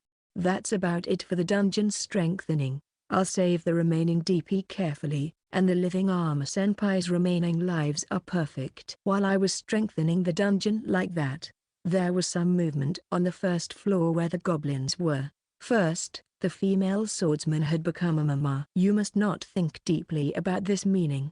It will definitely make you feel bad. And not only that, recently, there has been an increase in goblins coming in from outside. It's not normal. Although they had once decreased to 10, including the champion and shaman, there are now about 50 goblins gathering on the first floor. It's as if they were dispatched from somewhere to replenish the forces that were reduced in the previous battle. Well, no matter how much the number increases, the second layer cannot be overcome by the violence of numbers. So, there's no need to worry that much, but I still couldn't shake off the anxiety. I have a bad feeling. Should I just exterminate them using the golem army and 2 zombies? I thought so, but in case the goblin picks up the black iron and likes it, I couldn't make up my mind. The 2 zombies are also important forces, and I want to use them in the second layer, which is advantageous for me. So, I was trying not to think about the goblins and proceeded to strengthen the dungeon, but after a while, when all the modifications were completed, my bad feeling became a reality. A single goblin, leading a large number of goblins, entered the first lair. A goblin wearing a black and luxurious cloak, a splendid armor underneath, and a crown on its head. It was about the same size as a human male, not a giant like Hob or champion, but it had an aura that was incomparable to them. The goblins gathered in the cave bowed their heads to that goblin. Even the shaman and the champion bowed their heads. They were having fun with the female swordsman, but they stopped it. I can only have a bad feeling. Still, I appraised this goblin. Goblin Lord LV88. Name, Gillen.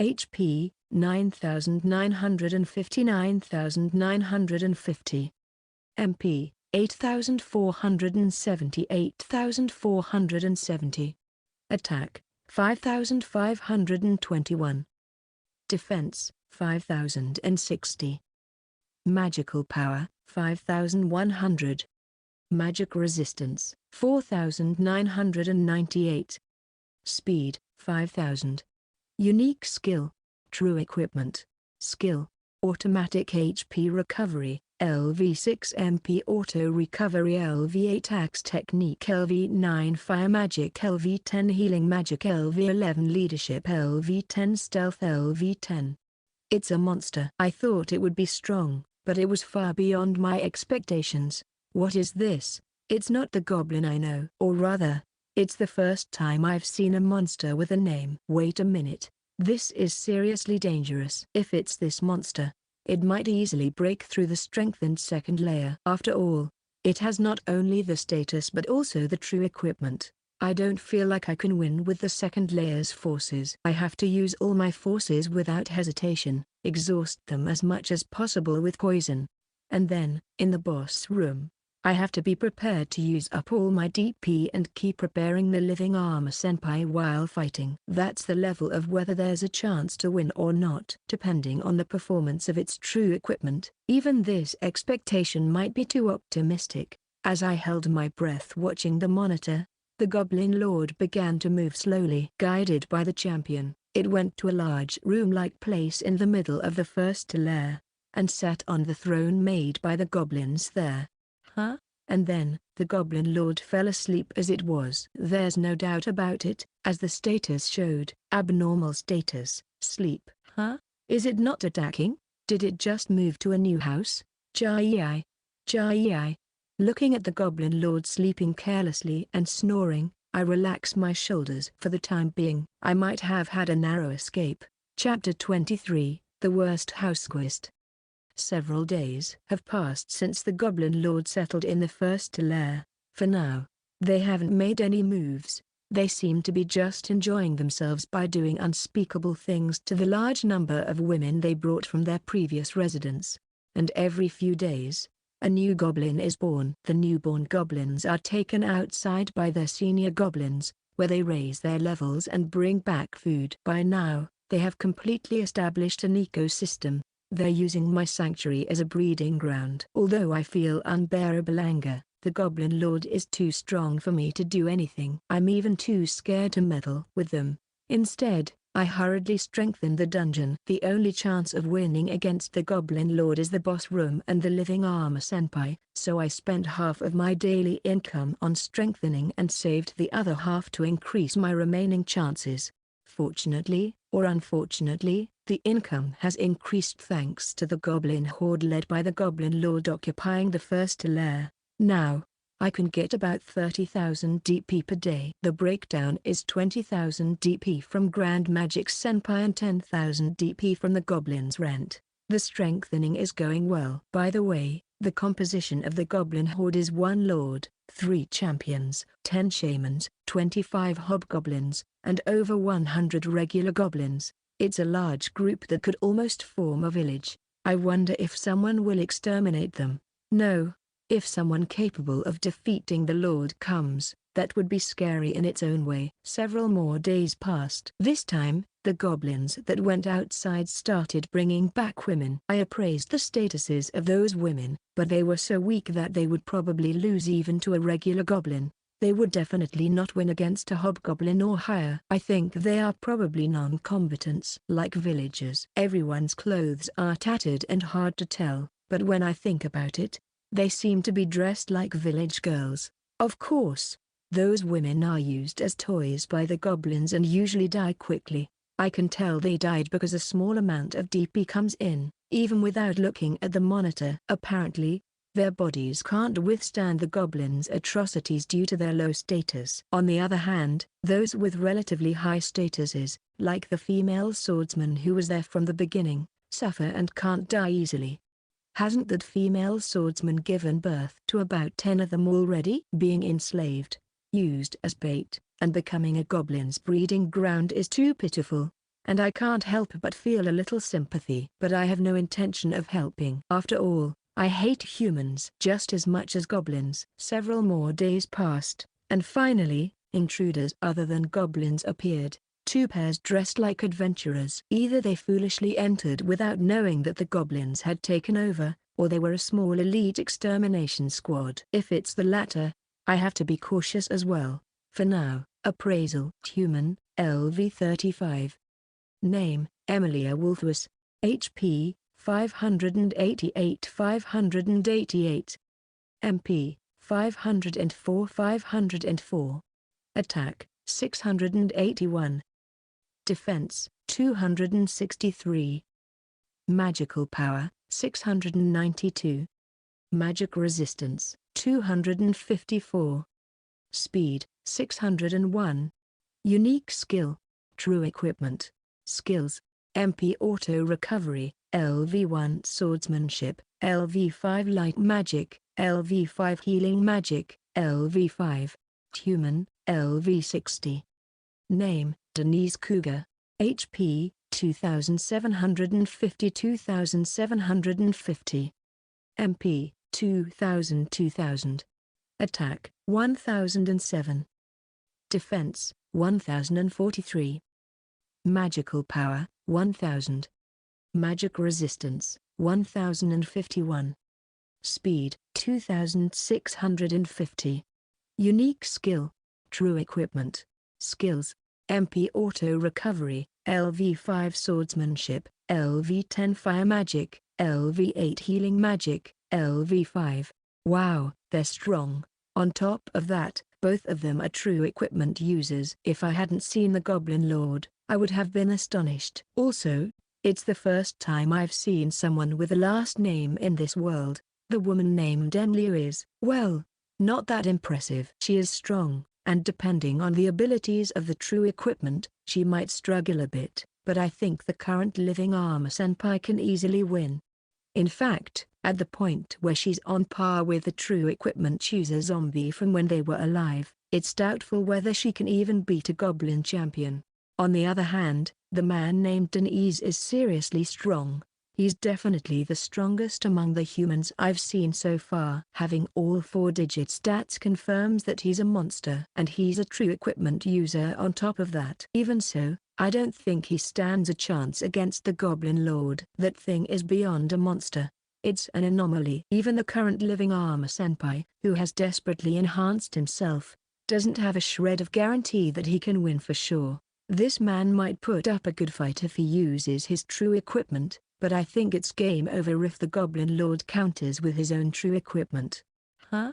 At this rate, isn't our dungeon safe as long as we leave the defense to the Goblin Lord? Well, I don't want a guard whose allegiance is uncertain. While I was thinking about such things, the intruders proceeded to the depths of the first floor. Now, let's see what happens. Chapter 24, Princess and Attendant.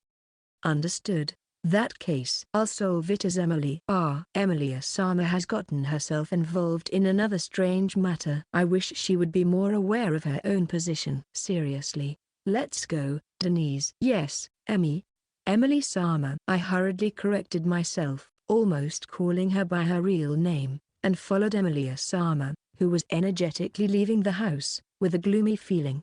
It seems like I'm going to have another stomachache. Feeling such an unpleasant premonition. My master, Emilia Wolfus, as you can tell from her name, is a member of the royal family of the Wolfus Kingdom. She is the third princess of the Wolfus royal family, and I am Emilia-sama's servant and bodyguard. I have been protecting this tomboyish princess since she was young. If she had grown up without any problems, Emilia-sama would probably be looking for a marriage partner by now. However, that didn't happen. Two major incidents completely derailed Emilia-sama's life from the path of a normal royal. The first incident was Emilia-sama manifesting the true equipment. Those who can use true equipment are a very small part of humanity, and the power of true equipment is immense. Therefore, true equipment users are treated as important forces. I don't know why Emilia-sama became able to use true equipment. True equipment has established training methods for learning, but it is unknown who will manifest its power facing one's true inner power and drawing it out. Most people cannot learn it even if they undergo the training, and on the other hand, there are extremely rare geniuses who can learn true equipment without training. Emilia-sama must have been one of those extremely rare geniuses. Well, if it was just that, it would have been fine. Rather, being able to use true equipment would be a valuable status for a royal family member. Her future options increased due to her talent. That's what Emilia-sama said at the time. However, the second incident made it impossible to say such things.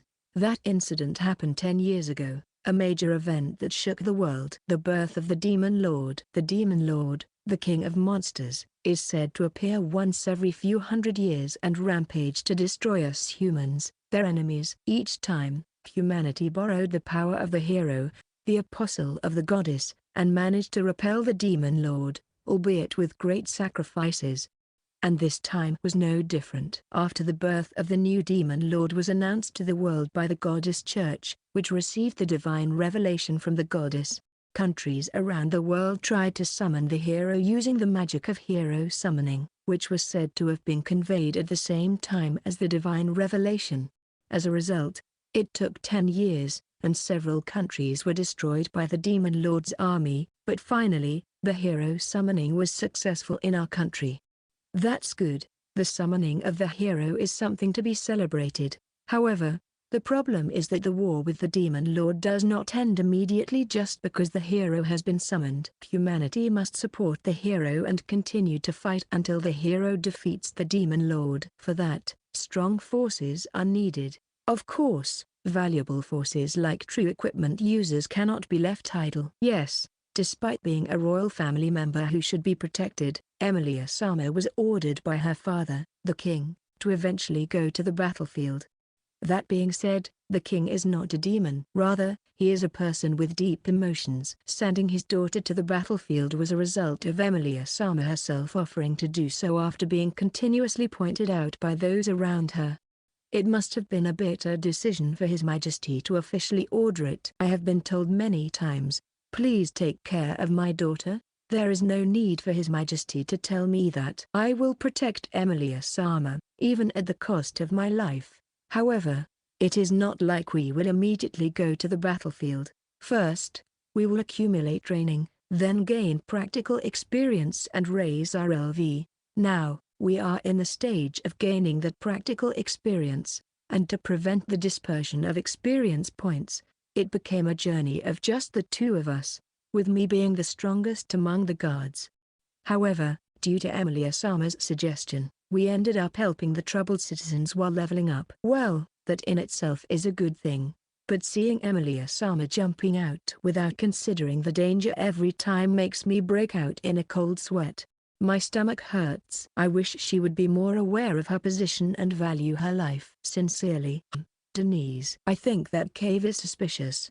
I'm going in. Emilia-sama, please be very careful. I'm Emily now. I know that even if you don't tell me. As I chased after Emilia-sama, who was running straight towards the cave she found, I tightened my focus. The job we took on in the village we stopped by, Maya Village. It was the extermination of goblins that frequently attacked the village, stealing livestock and women. At first glance, it seems like an easy job dealing with small fry-like goblins, but in reality, it's a minefield. There were adventurers who took on this request before us, but none of them seemed to have returned. Among the missing adventurers, there was even a true equipment user like us. It's a dangerous job.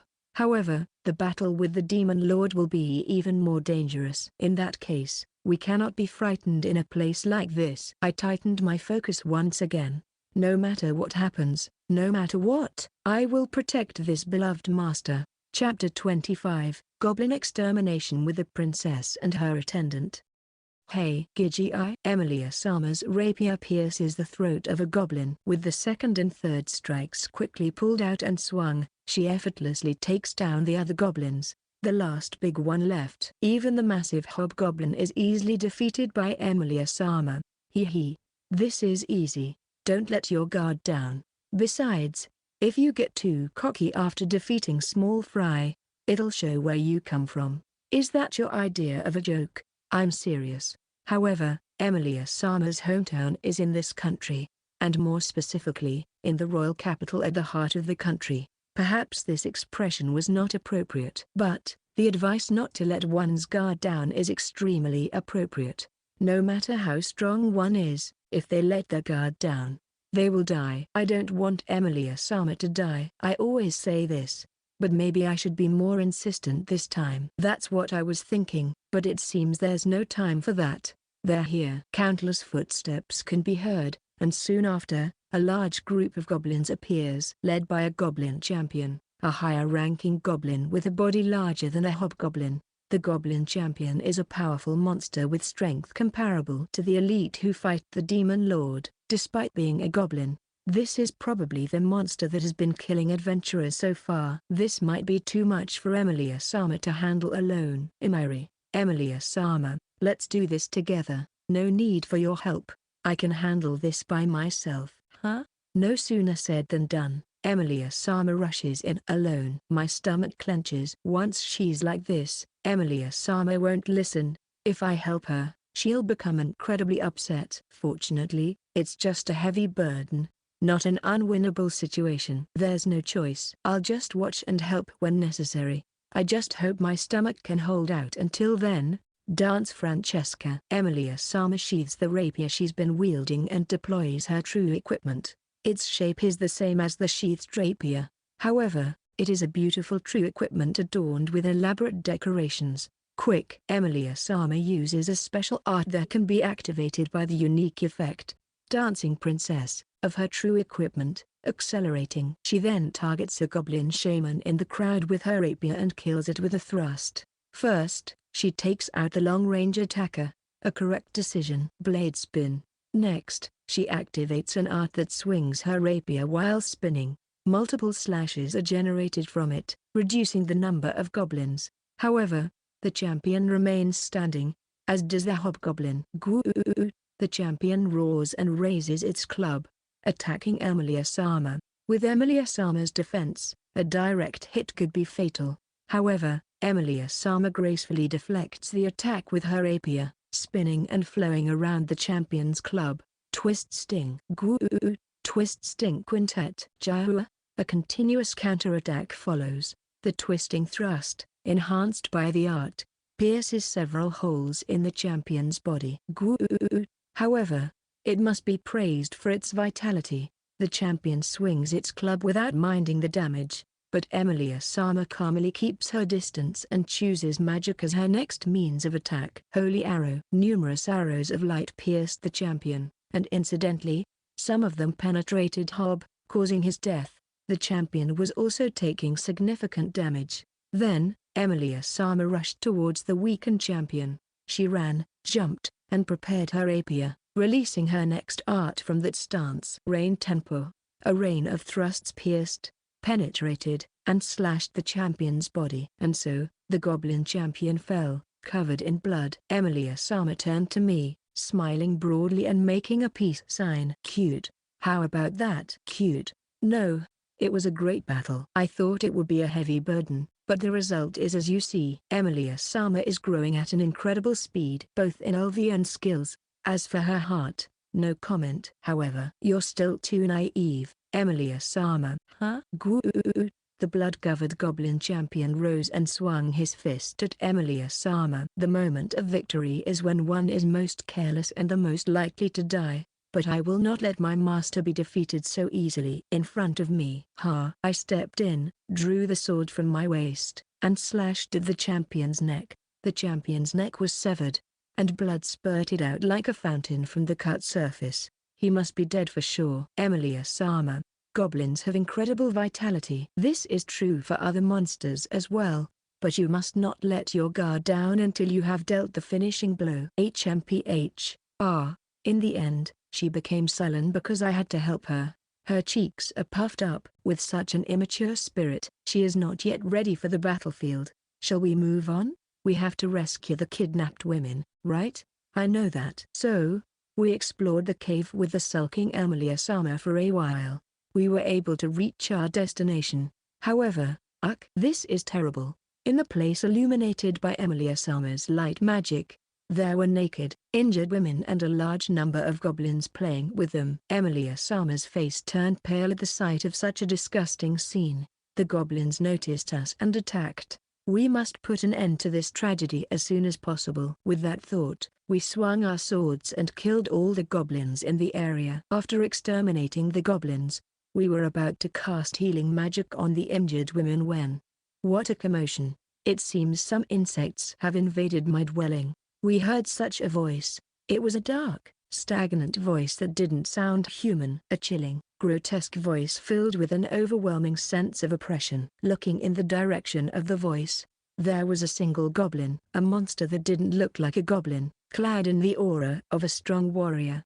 My senses as a battle-hardened warrior were ringing alarm bells at full force. I couldn't win against that. I am Gillen, the Goblin Lord of the Demon Lord's army. I welcome you, insects. The Goblin Lord announced such a desperate situation. And then, a large number of goblins appeared from behind him. Chapter 26, Behind the Scenes.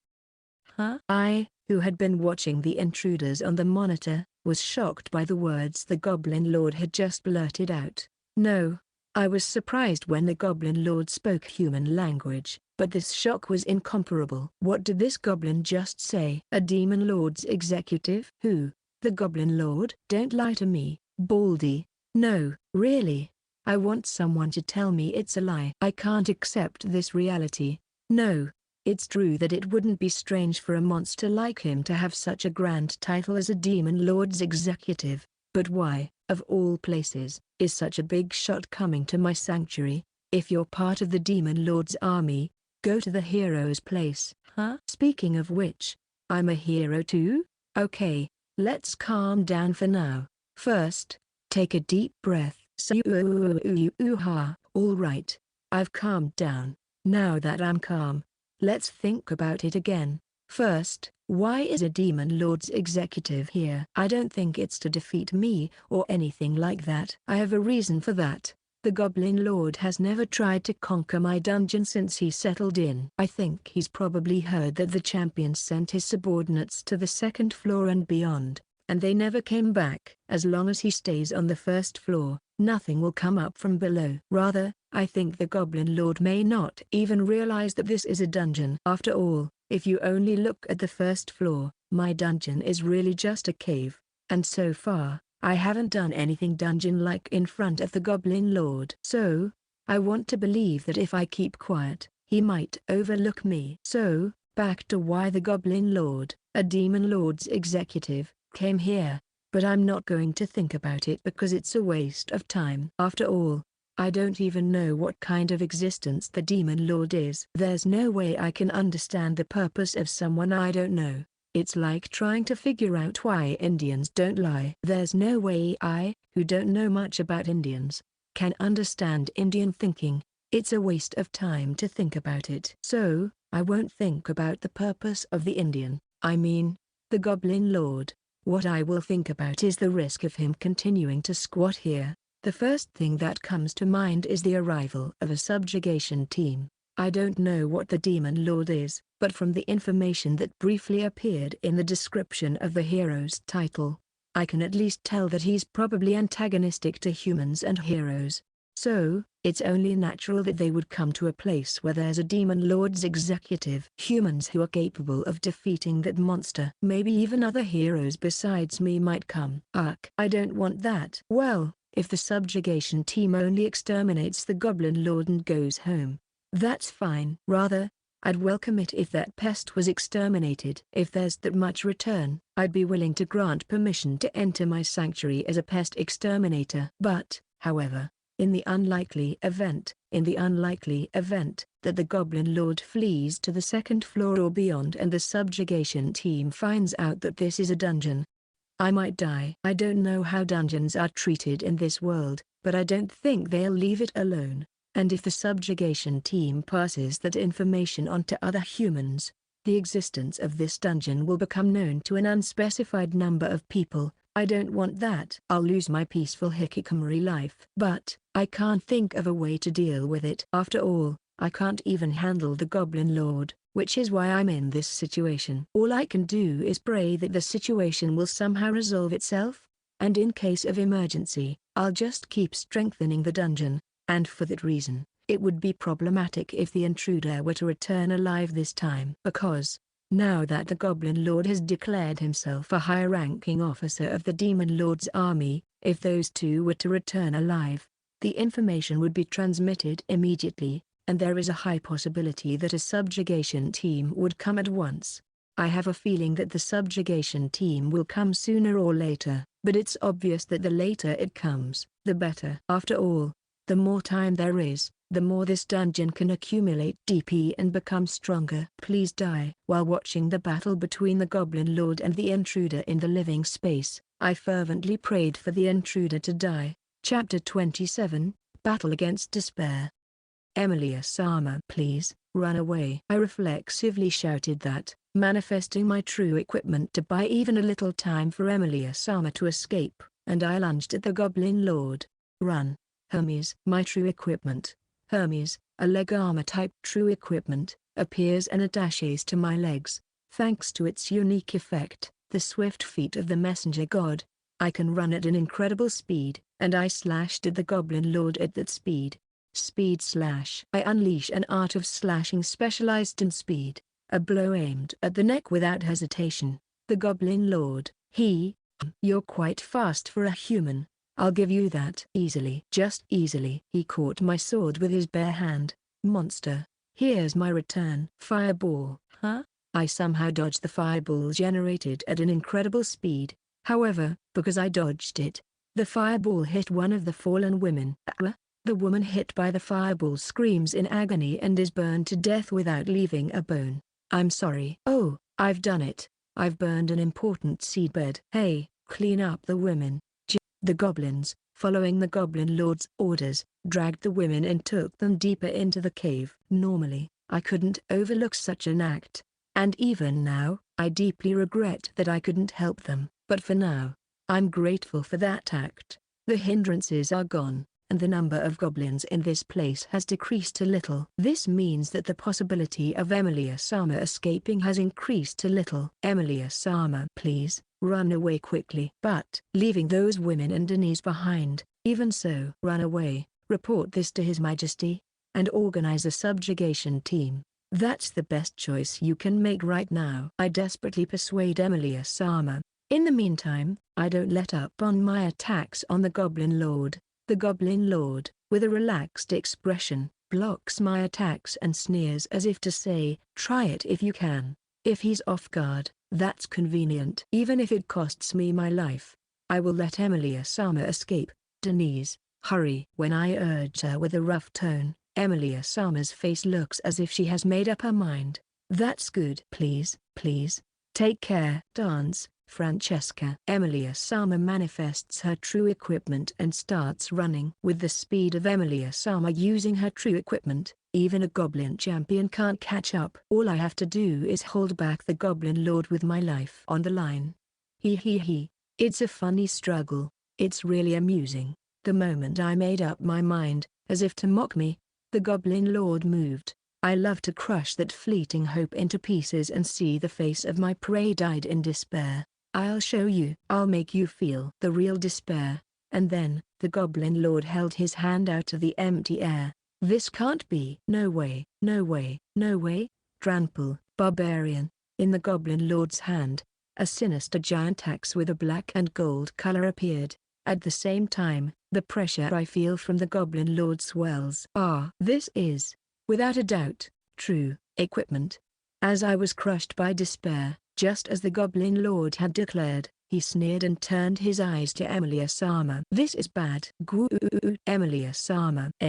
The Goblin Lord draws and raises his axe, aiming at Emilia-sama. I used the power of the swift feet of the messenger god to move at high speed, and managed to avoid danger by pushing Emilia-sama away in the nick of time. There was no damage to Emilia-sama. Denise? You? Don't worry. Instead, my left arm, which I used to push Emilia-sama away, was blown off. But it's a trivial matter. Heal. I immediately use a simple healing magic to stop the bleeding at the minimum. After all, It's a life that will end here. I don't care about losing 1 or 2 arms. Emilia-sama, please escape quickly. I don't know if it's fortunate or not, but the Goblin Lord doesn't seem to attack us immediately. Perhaps he wants to torment us before killing us. Please escape while you can. Emilia-sama, quickly. No, I can't do that. Instead, Denise, you should run. Huh? For a moment, I didn't understand what she was saying. However, my head, which I pride myself on being good at, quickly understood the meaning of her words. I understood, and I regretted it. Even if you stay behind to hold him off, you won't be able to buy much time against this monster. Even if I run during that time, I'll only be caught up with my speed. But you can get away. You, who are hailed as the fastest in the kingdom. My reason screams that she's right. That's the best move. At the same time, my emotions scream that it can't be. My heart screams that I must not abandon my beloved master and run away. Emilia-sama, Denise, our journey together was really fun. Cutting off my words, Emilia-sama went recklessly. She charged at the Goblin Lord. As always, ignoring my worries, she rushed out without considering the danger. Emilia-sama was still Emilia-sama, even in such a situation. Ha ha ha, come on, girl. You're pitiful, weakling. Flash. What? Emilia-sama blinded him with a magic that emits intense light. Even against a monster that she can't win against in terms of status, this technique works because it doesn't aim for damage. Good judgment. I want to praise her for her quick thinking. But, there's no time for that. Without wiping away my overflowing tears, I started running. I can't waste Emilia-sama's determination to die. With that in mind, I will definitely bring help back. I engraved it as an absolute vow in my heart, and I ran towards the exit of the cave, and beyond that, towards the royal capital. I will definitely inform His Majesty about this, and bring back reinforcements to save Emilia-sama as soon as possible. I ran. Without ever looking back, I just kept running. Chapter 28, That Stupid Bastard. What a mess. Having watched the outcome of the battle on the monitor, I muttered in a soul-drained tone right after the fight ended, sinking deeply into the sofa. It's turned into a disaster. One of the intruders managed to escape from the Goblin Lord at an incredible speed, running backwards through the dungeon, and successfully made it to the exit and left. He got away. He'll call for help. He'll definitely call for a subjugation team. It's over. It's all over. Well, I have no intention of giving up, though. All of this is the fault of that idiot Goblin Lord, because he was so careless and let the intruder escape. This happened. This is not the time to be playing with the new woman he captured. What? He's doing a kill play. I'll kill that idiot. But, it's really turned into a disaster. With this, it's almost certain that a subjugation team will come soon. If the man who escaped dies in an accident on his way to call for reinforcements, that will be a different story, but that's probably wishful thinking. The subjugation team will come. I have to think about that and prepare. And after the subjugation team comes, I have no choice but to leave about half of it to luck. If the subjugation team only defeats the Goblin Lord and then leaves, that would be great. Even if the Goblin Lord defeats the subjugation team, well, that's fine. The problem is if the subjugation team comes down to the second floor or below for some reason, like if the Goblin Lord runs away and the subjugation team chases after him, or if they decide to investigate every nook and cranny because it's a place where a demon army executive used to live. There are several possibilities I can think of. In that case, I'll defend with all my might. Once they know this is a dungeon, I won't let anyone leave alive. It's a massacre. Well, if the subjugation team is so strong that it doesn't look like I can win, I'll reconsider. Currently, the strengthening of the dungeon is progressing quite well.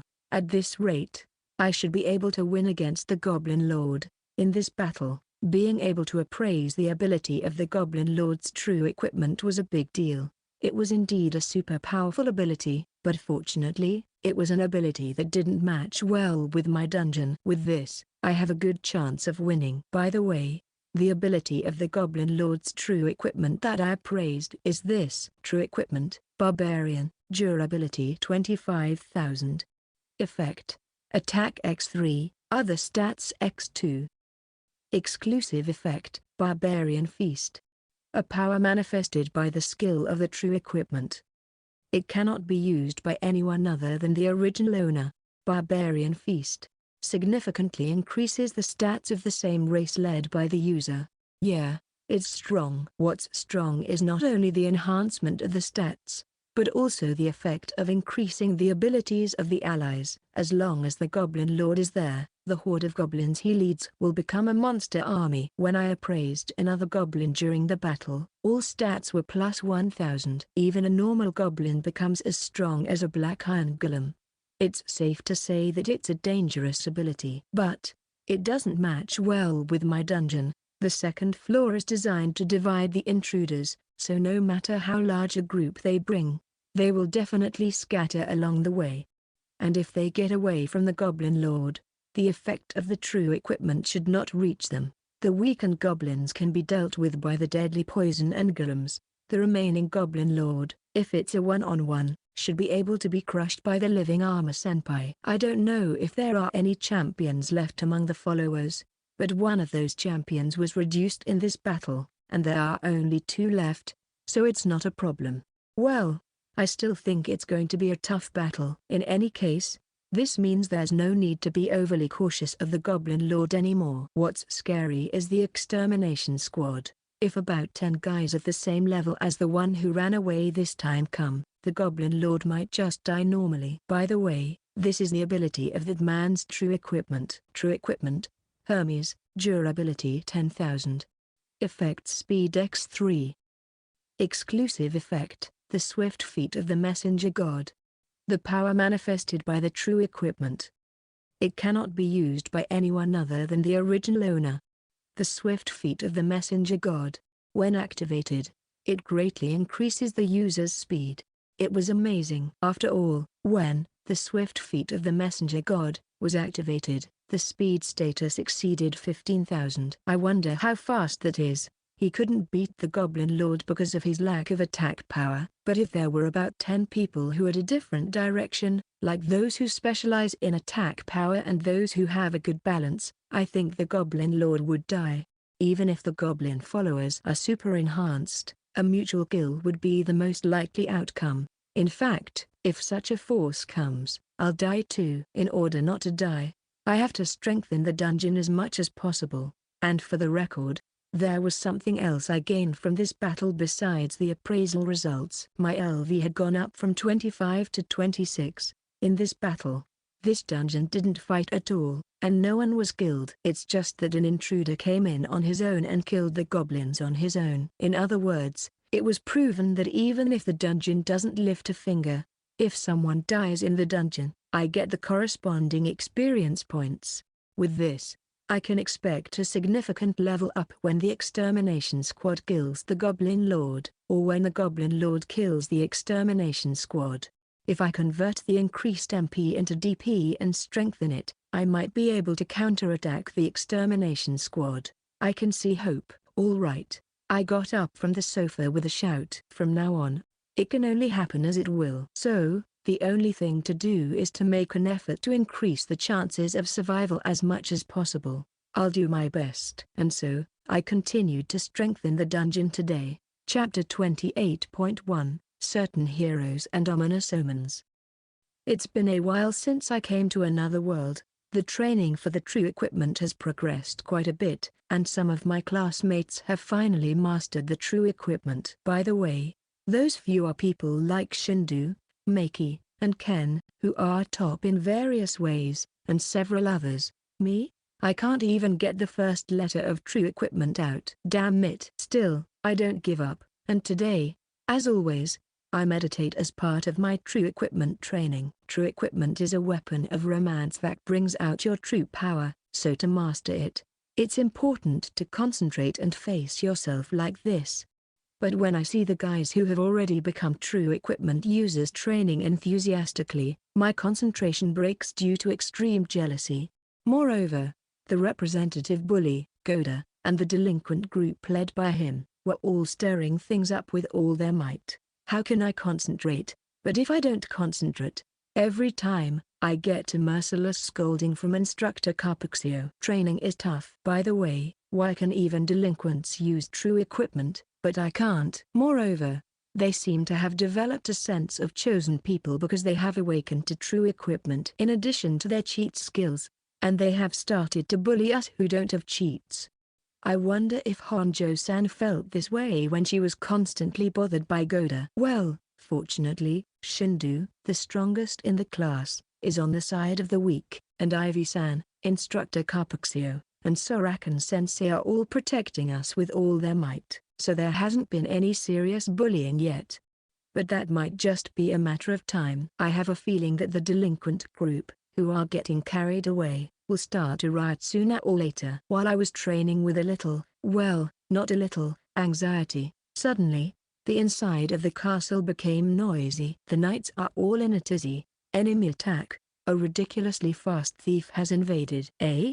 No, wait. That's not an enemy. It's an ally. Which one? Voices like that, which I'm not sure if they're disturbing or not, echo throughout the castle, and my non-combatant classmates look anxious. I was scared too. If the enemy was attacking, I think I would die easily because I'm still a small fry. I haven't leveled up yet either, but Instructor Carpuxio is here in this training ground, and I'm sure he will protect us. Teacher, please. But it seems my anxiety was unfounded, as the commotion in the castle gradually subsided, but instead, Ivy-sama, Randolph-sama, His Majesty is calling for you. Please come to the audience room immediately. It seems to be related to the commotion earlier. Sorry, I have to leave because of that, Carpuxio. I'm counting on you to take care of the heroes. Yes, leave it to me. Led by a knight who seemed to be a messenger, Ivy-san and Grandpa Randolph, the head court magician and magic teacher, went to the king. The rest of us were left to be educated by Instructor Carpuxio. Well, it's business as usual for me, at least. Even though I say that, it's just that those three usually take the lead in teaching, but there are several other instructors as well. Afterwards, there was an event where Goda, who got carried away, challenged Instructor Carpuxio to a match and was thoroughly beaten with bare hands, which was quite refreshing to see. Other than that, training was conducted as usual, and my true equipment didn't show up today either, which was disappointing. When it was time to end the training, Ivy and Grandpa Randolph returned with serious looks on their faces. Well, they might be trying to hide their serious faces out of consideration for us. However, they can't fool my eyes, as I am a professional at observing people. But if they're making such faces, has something dangerous happened? As I was being tormented by a bad premonition, Grandpa Randolph started talking in a seemingly relaxed voice. Attention everyone. It seems that a troublesome monster has appeared in a village far away. I will lead the army to subdue it. Also, I plan to include Carpuxio in the subjugation team. Therefore, we won't be able to guide you for a while. It might be lonely, but please bear with it. That's what Grandpa Randolph said, but looking at his serious face, could it be that the monster is a big deal? However, Grandpa Randolph is trying not to worry us. There's no point in me stirring up anxiety here. I'll keep quiet. Don't let your guard down just because we're not here. Especially Ayaka. It's okay to flirt with your boyfriend, but don't fall into decadence by flirting too much. I won't do such a thing. Oh, Maki is being teased, but there's a big misunderstanding between these two. Maki likes Shindu, but Grandpa Randolph thinks that Ken cares about Maki on every occasion is her boyfriend. That misunderstanding has not been corrected to this day. Well, from the perspective of Ken that is in love with Maki, he probably wants that misunderstanding to be true. So, we're going to start preparing for the sortie right away, so this is where we part ways with you. Ivy, I'm leaving them to you. Yes, leave it to me. For a moment, Ivy's face twisted with worry. This might be a serious situation after all. The next day, it seems that the subjugation team, including Grandpa Randolph and Instructor Carpuxio, quietly departed from the castle. I wonder if Instructor Carpuxio is okay. I thought of the face of the hot-blooded, muscular instructor with whom I have the deepest relationship, and prayed for his safe return. Chapter 29, Invasion of the Punitive Force. About 10 days have passed since the Goblin Lord became addicted to Kakara play. Finally, The situation we feared has occurred. My senses as a dungeon master alerted me to the presence of intruders. When I checked the monitor, I saw humans dressed in splendid equipment. Their gear was not like the adventurous-style outfits of the previous groups, but rather a somewhat unified knight-like design. It would be believable if they were said to be soldiers of a country. Most likely, these are the extermination squad. There's no doubt about it, because the guy who escaped last time is sneakily mixed in with them. I thought you were an adventurer, too. The number of people in the extermination squad is 10 in total. Among them, there are 3 true equipment users. The force is smaller than I thought, but it's still a threat. Not to mention the 3 true equipment users. The remaining 7 are big shots with an average status of just under 2000. The old man in the middle of the formation is especially dangerous. Human, LV91. Name, Randolph Foxstar. HP, 1055.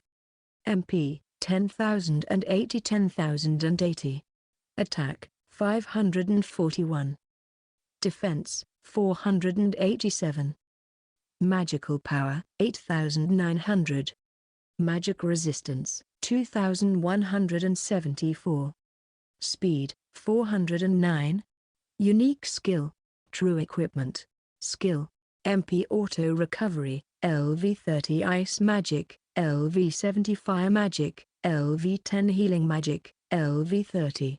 He's a monster. This is the first time I've seen someone with over 10,000 MP other than myself. In terms of MP, magical power, and skill level, he's stronger than the Goblin Lord by himself. Moreover, there are 2 more true equipment users. One is the speed specialized man who escaped last time, and the other one is human, LV79.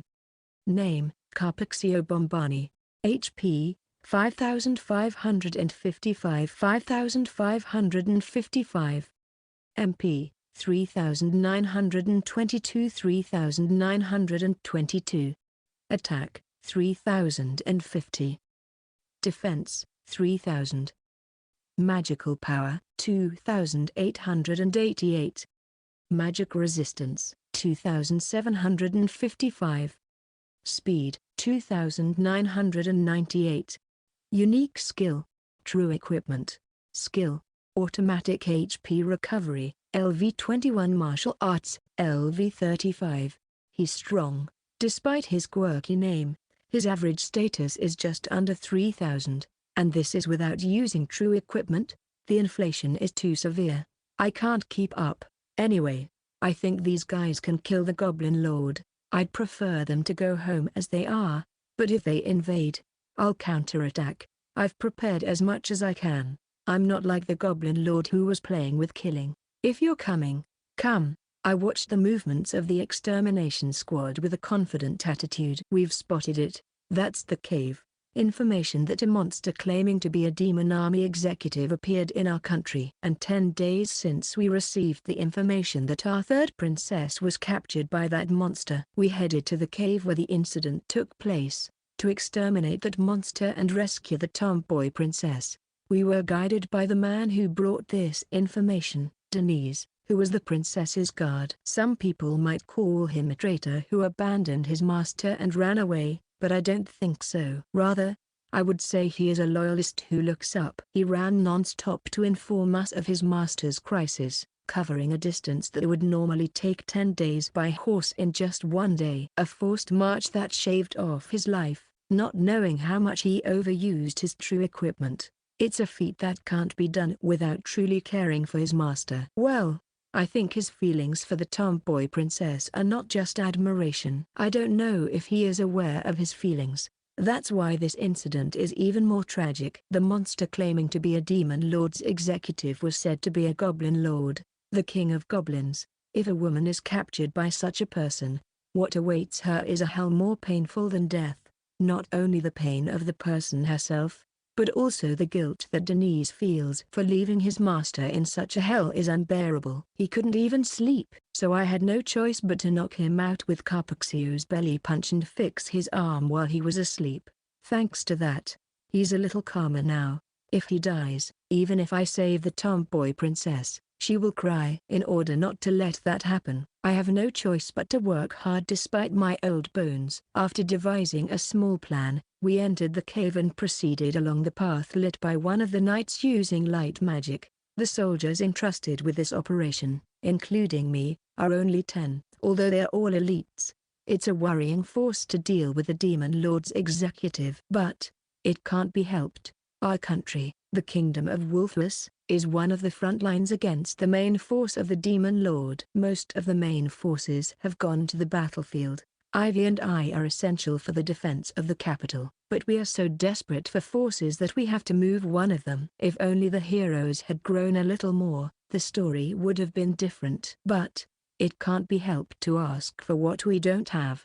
No matter how short of forces we are, we have no choice but to do it now that we've come this far. As we proceeded through the cave and took down the goblins we encountered, he appeared, a single goblin that exudes an intimidating presence that makes it clear that it is a formidable enemy. I see. This is the Goblin Lord. I thought another bug had gotten in, but there's a face I've seen before. It seems you've come to save that little girl. With that, the Goblin Lord sneered. Then, if I rape her in front of your severed heads, that little girl will surely scream in a nice voice. With that, the Goblin Lord took a combat stance while saying something extremely unpleasant. You lowlife, I've just made up my mind again. I have to take this guy down no matter what. Even without considering the tomboy princess, we can't let such a dangerous monster run rampant in our country. I'll give him his last rites here. Looking at it, a large number of goblins were swarming out of the cave as if responding to the Goblin Lord's stance. In response, we also take a serious stance. Run Hermes. Burn and boil heat knuckle. Denise and Carpaxio bring out their true equipment. And me too. Freeze Vanagund. I manifested my lifelong partner, the true equipment staff. Chapter 30, Battle of the Goblin Lord. True equipment, heat knuckle, durability 18,000. Effect, all status X2. Exclusive effect, Fist of Passionate Youth. A power manifested by the skill of the true equipment. It cannot be used by anyone other than the original owner. Fist of Passionate Youth. Adds fire attribute to one's fist. Significantly increases the power of fire attribute attacks. True equipment, Vanagund, durability 10,000. Effect, MPX3, magic power X3. Exclusive effect, Ice Prison Wand. A power manifested by the skill of the true equipment. It cannot be used by anyone other than the original owner. Ice Prison Wand. Significantly increases the power of ice attribute magic. These are the abilities of the true equipment of those two, as revealed by successful appraisal. Although they may seem inferior to Achilles or Barbarian based on the description alone, that's not the case. There's a saying that simple is best. The abilities of these two are just like that, simple but with high pure firepower. The heat knuckle, for example, has an attack power that can melt the hand of a Goblin Lord who casually catches the fist of the user shouting hot-blooded punch. Even without the exclusive effect, Vanagund simply enhances the user's status, and the old man's magic power exceeds 25,000.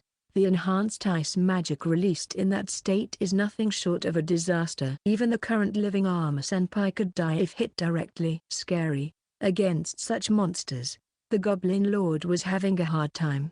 He's already using his true equipment, but still, probably, the Goblin Lord's winning strategy would be to approach the old man, the strongest member of the extermination squad, and kill him first.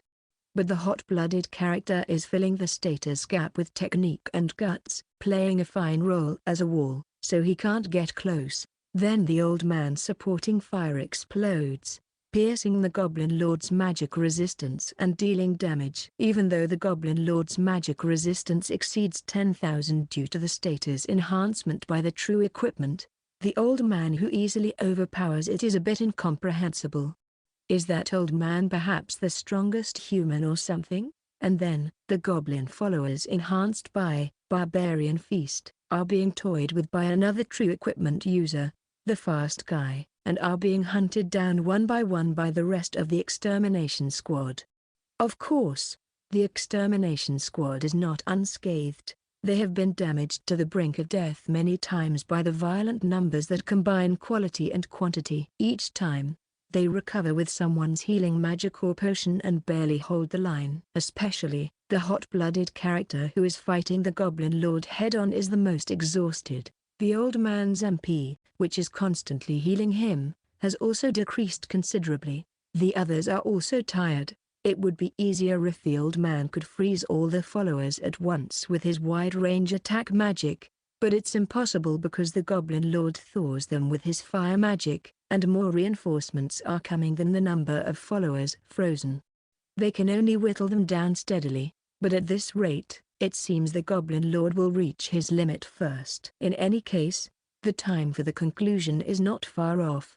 I prepared a strategy assuming the worst-case scenario for that time. Section Hot Blood Rush. Ice Lancer. Gah. The Fist of the Fire user and the Ice Magic of the Wizard attack me. I used the Barbarian as a shield against both, but I could tell that I was still taking damage from above. Damn humans, don't think you can die easily after injuring me. I'll tear off your limbs while you're alive, and show you how I violate and kill that little girl. Powered Axe. I dodge. The Fire user dodged the axe I swung with murderous intent, with a movement that was neither an art nor anything else. Every time he moves, he lets out a hot and bothered shout, which is really annoying. It's noisy. Hot Blood Punch. Then, the counterattack punch pierced my stomach. The fist trapped in flames melted my armor, and even burned the inside. I retreated in a flash and healed with recovery magic like the wound on my left hand I received at first, but I was attacked with magic while I was retreating. Frost Gar. That magic froze the ground under my feet, not directly targeting me. Of course, my legs are frozen and fixed to the ground. It's easy to tear off, but it definitely stopped my movement for a moment, and these humans didn't miss that moment. Carpixio. Now, whoa. Super Hot Blood Rush. The Barbarian I used as a shield shattered. The flurry of flaming fists pierced me directly and blew me away. This is bad. True equipment can be redeployed even if it is shattered, but it takes time. In the meantime, it's impossible to deal with these humans without true equipment. Moreover, they're suddenly weakened. My subordinates lose the power of Barbarian Feast, and become weakened. If that happens, they are just a bunch of small fries. Even the women in the LV1 newborns that the little girl gave birth to are mixed in. There's no way they can win.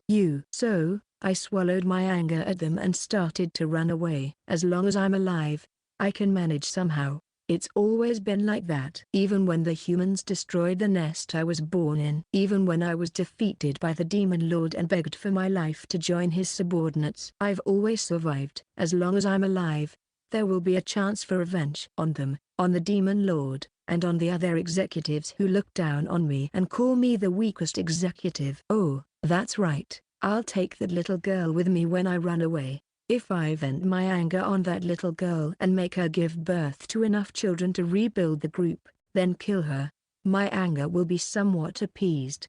I won't let you escape. Absolute zero.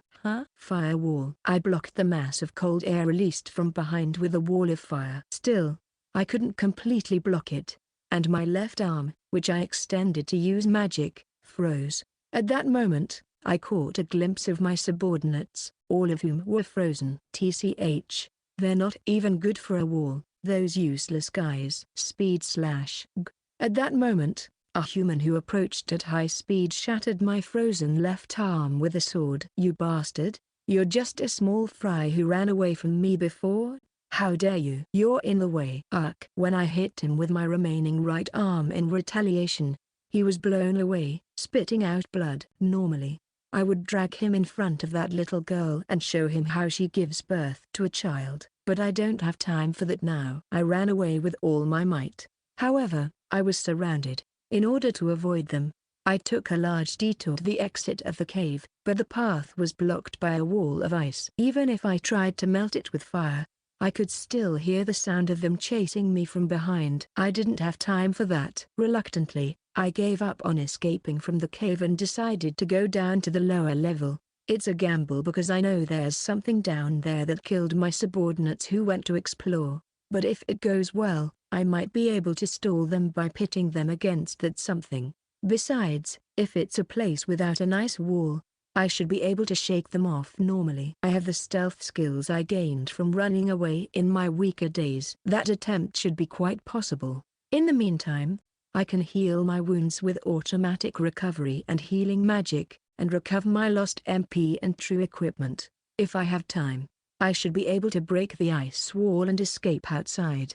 However, my shattered left arm probably won't heal for a few days. With that decided, I immediately headed for the lower level of the cave. As I ran down the slope and kept running for a while, I could no longer hear the footsteps of those chasing me. It seems I managed to shake them off. All that's left is to wait for my recovery and return to the upper level. Gah. The moment I thought that, I suddenly felt pain from inside my body. I coughed and vomited blood. This sensation, poison. Looking around, I saw a thin purple mist floating in the place where I was. Poisonous mist. I didn't notice it because I was so desperate to escape. I see.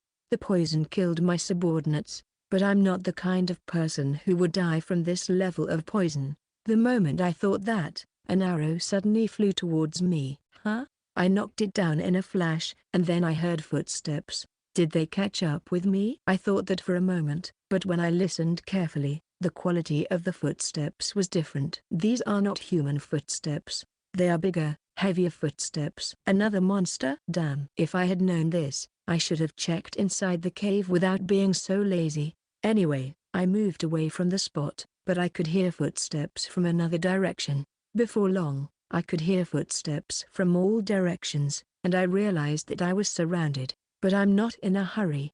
No matter how weak I am, no matter how poisoned I am, I'm not so weak as to lose to a mere monster. And soon, the owner of the footsteps appeared in front of me. It was a group of black golems, about 10 of them. That's not surprising. Golems are just small fry after all.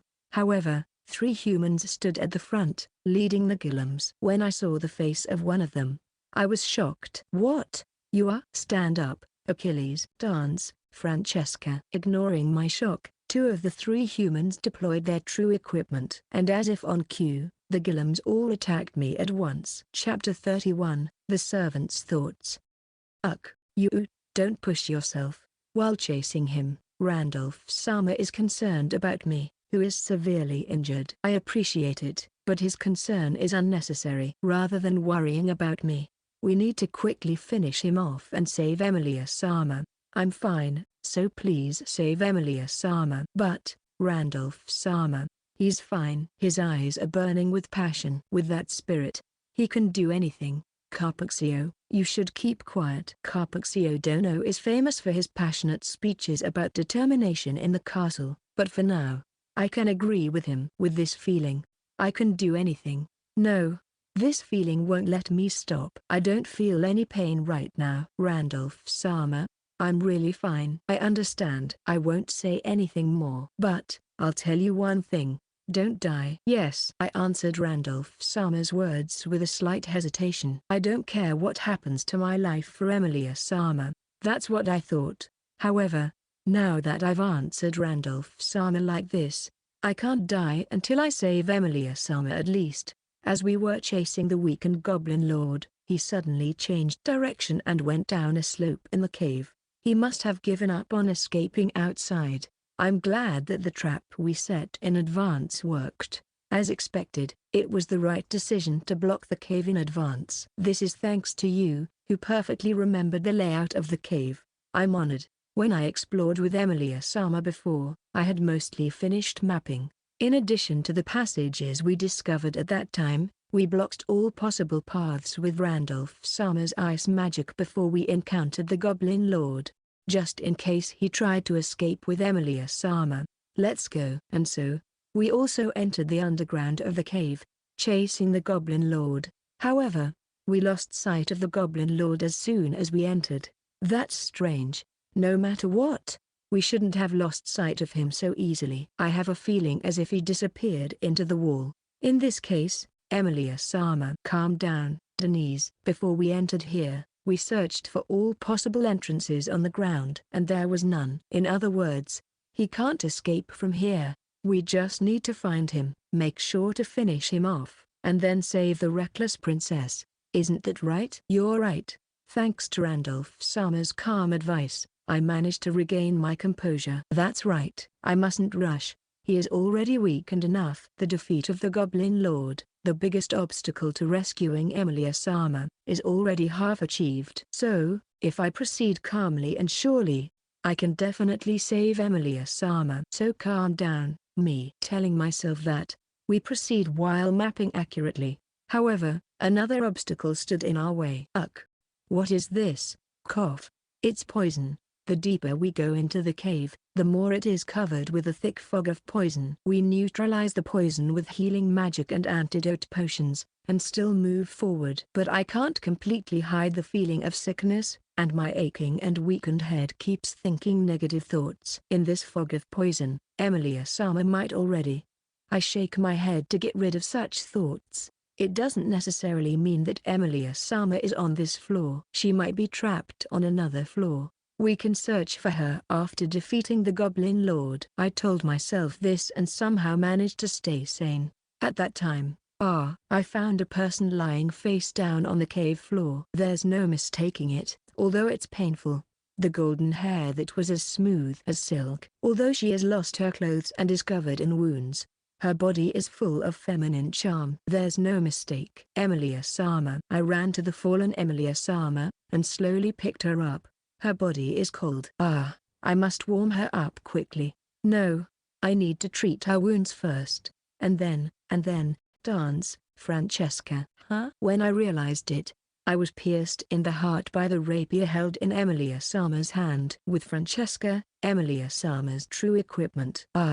This is a fatal wound. The calm part of my mind tells me that I can't be saved anymore, but I don't understand what happened. Denise Dono.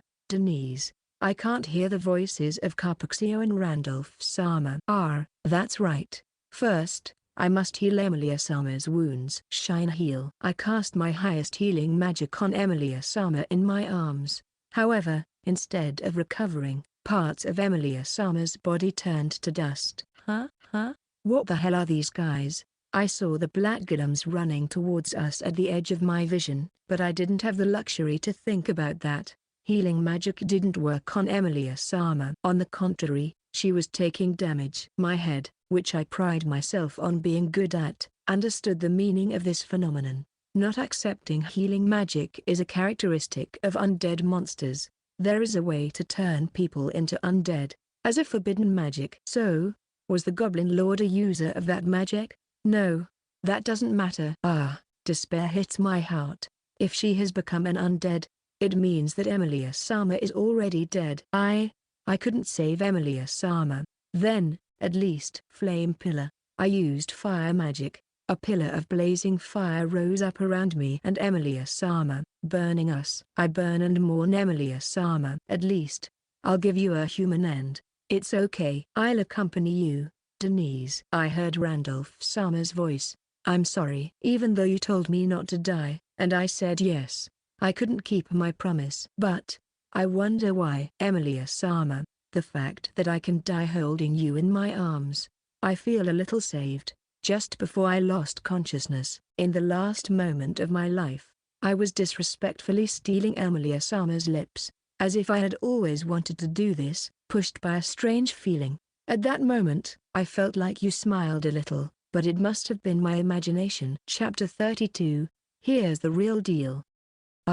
Watching the burning, suicidal woman zombie and the swift-footed guy, I slightly held my head, wondering how it had come to this. If it burned that flamboyantly, there wouldn't be any remains left, so this might have been a failure. A little before this happened, the situation I feared occurred, and when the Goblin Lord escaped to the second floor, I initiated the strategy I had prepared. Or rather, when I saw the extermination squad's serious attitude of blocking the path with ice magic, I was somewhat convinced that this would happen. First, I collected the body of the suicidal woman that had been left unattended because the Goblin Lord had gone out to intercept. Let me make one thing clear. I didn't kill this suicidal woman. She was left behind after being entertained by the Goblin Lord until she was on the verge of death. and then the ordinary goblins who appeared there killed her in a frenzy, as if they were saying, "Leftovers, yay." She died just from being entertained by ordinary goblins because she was weakened to the point of death. It's all the fault of the Goblin Lord, who, despite having a leadership skill, forgot to give orders to his subordinates. By the way, the goblin culprits went to support the Goblin Lord and were killed by the swift-footed guy. That being said, I used the collected body of the suicidal woman to create a high zombie as usual, a suicidal zombie. I won't accept any objections to the naming. But, honestly, I didn't intend to create the suicidal zombie. Certainly, I wanted the combat power of a true equipment user so badly I could choke, but when the word tomboy princess came up in the conversation of the extermination squad, I can say that I had no intention of turning her into a zombie. I was shocked to find out she was a princess, and I hastily took my hand off the monitor I had been fiddling with to use the collection function. Because, even if the extermination squad managed to kill the Goblin Lord on the first floor, I thought they wouldn't go home without finding the princess. On the contrary, if they defeated the Goblin Lord on the first floor and found the princess, dead or alive, there was a high possibility that the extermination squad would not go deeper into the cave and would return. That's why I didn't collect the body of the suicidal princess. However, if the Goblin Lord escapes, that consideration is wasted. The extermination squad will advance to the second floor, and they will realize that this is a dungeon. At the very least, they will realize that it's not normal cave. If that happens, even if they go home this time, another investigation team might come. That's not good. So I'll kill them. I'll kill them all. For that purpose, I collected the body of the princess and created the suicidal zombie to have as much combat power as possible. Then, I separated the Goblin Lord who had invaded the second floor from the extermination squad with a moving wall trap, and dispatched the Black Iron Golem unit and 3 zombies. I beat him up when he was weakened and finished him off. At this time, the suicidal zombie did a good job in a modest way. The special effect of the suicidal zombie's true equipment, Dancing Princess, allows her to use several arts with dance-like movements.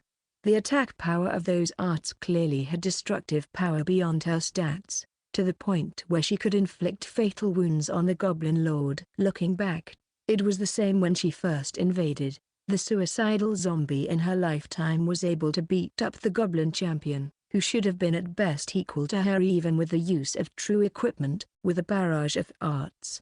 I was secretly delighted, thinking that I might have found a good item. But that good find turned into a Buddha in the next moment. As a trap for the extermination squad, I laid the naked murderous zombie. By the way, I didn't dress her from the start, so she was naked even when she was fighting the Goblin Lord. On the ground without healing her wounds, successfully lured the swift-footed guy, and stabbed him in the heart with true equipment, which was good.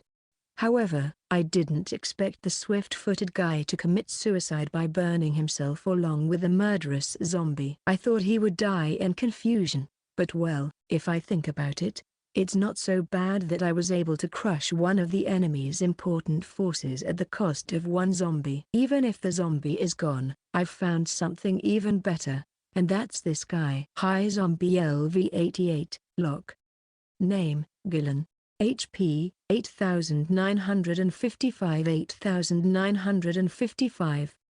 MP, 7623 7623. Attack, 4649.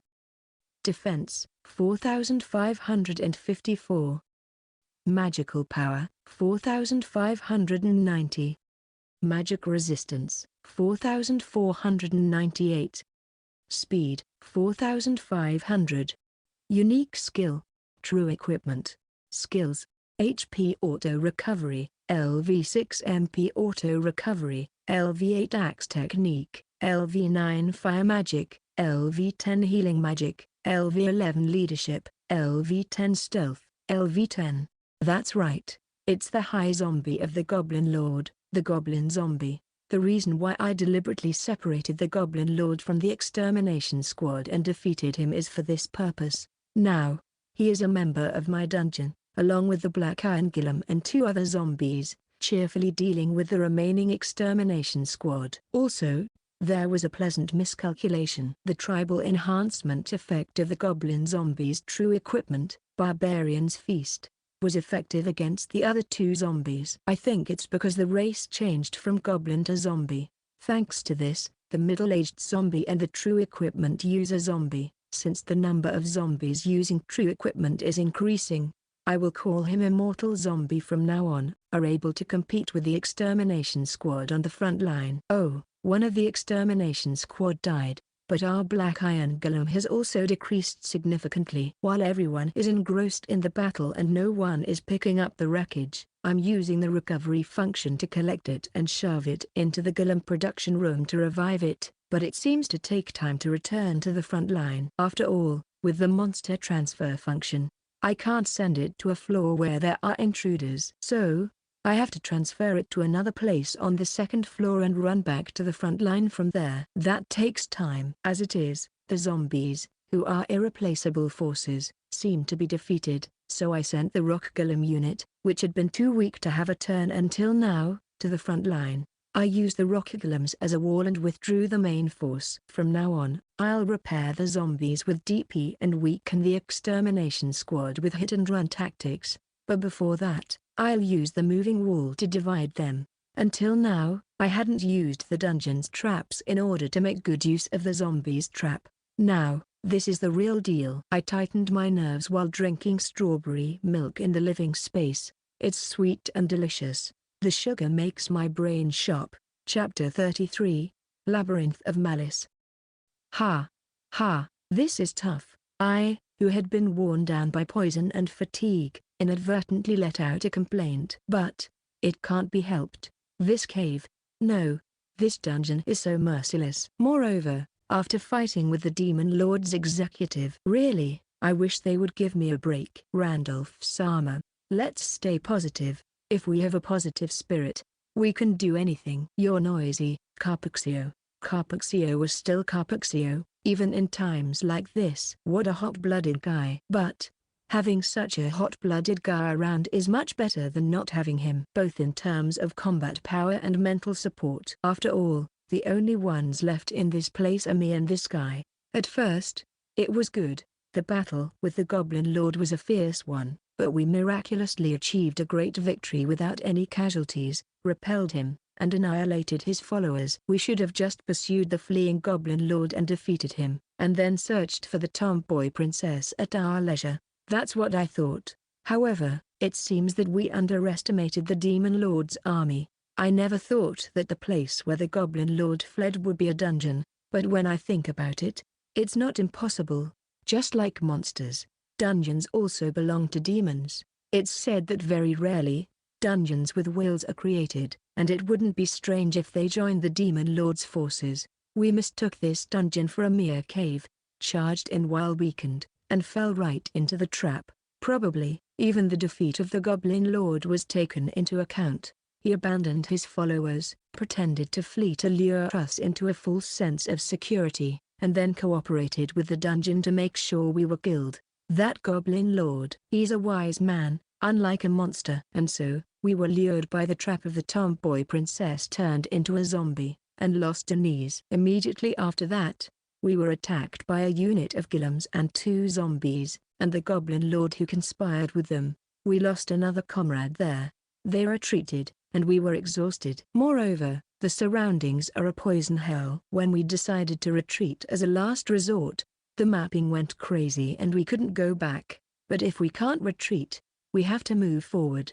If we can find an exit on the way, it would be an unexpected fortune. While we were moving through the poison with such thoughts, a wall suddenly moved to block the passage. Although no one was crushed by the fast-moving wall, our party was divided. This happened several times, and now it's just me and Carpuxio. Vicious. If I were to express my impression of this dungeon, that's the word. Using the goblins, who are supposed to be allies, as pawns. Playing with the tomboy princess, our rescue target, as a zombie. Pretending to be just a cave until the prey dives deep, and then cornering them with poison and the monsters when they can't go back. And then, changing the path with moving walls, dividing us, and aiming to defeat us one by one. The golems that keep attacking are annoying, truly vicious. It's like a deadly poison that is served without you noticing, and by the time you realize it, it's too late. Even the poison mist that is now floating in this place looks cute in front of the deadly poison called malice. Eventually,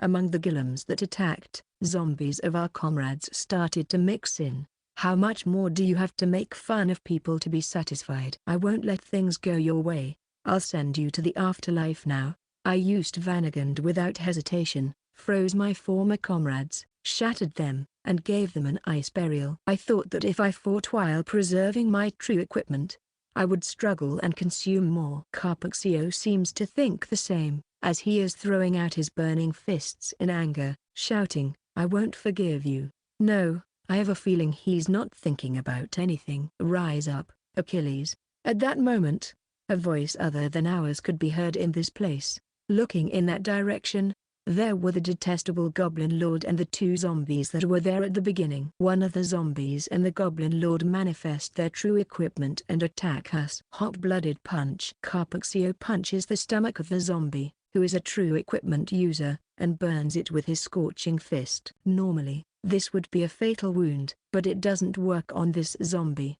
The power of this zombie's true equipment was revealed in the previous battle. Its ability is immortality. Phalanx.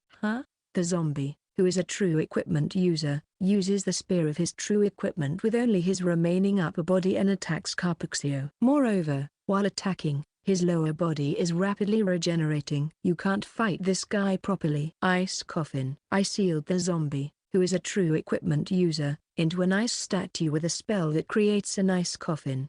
However, during that time, the Goblin Lord and another zombie had approached me. Powered axe. Strike sword.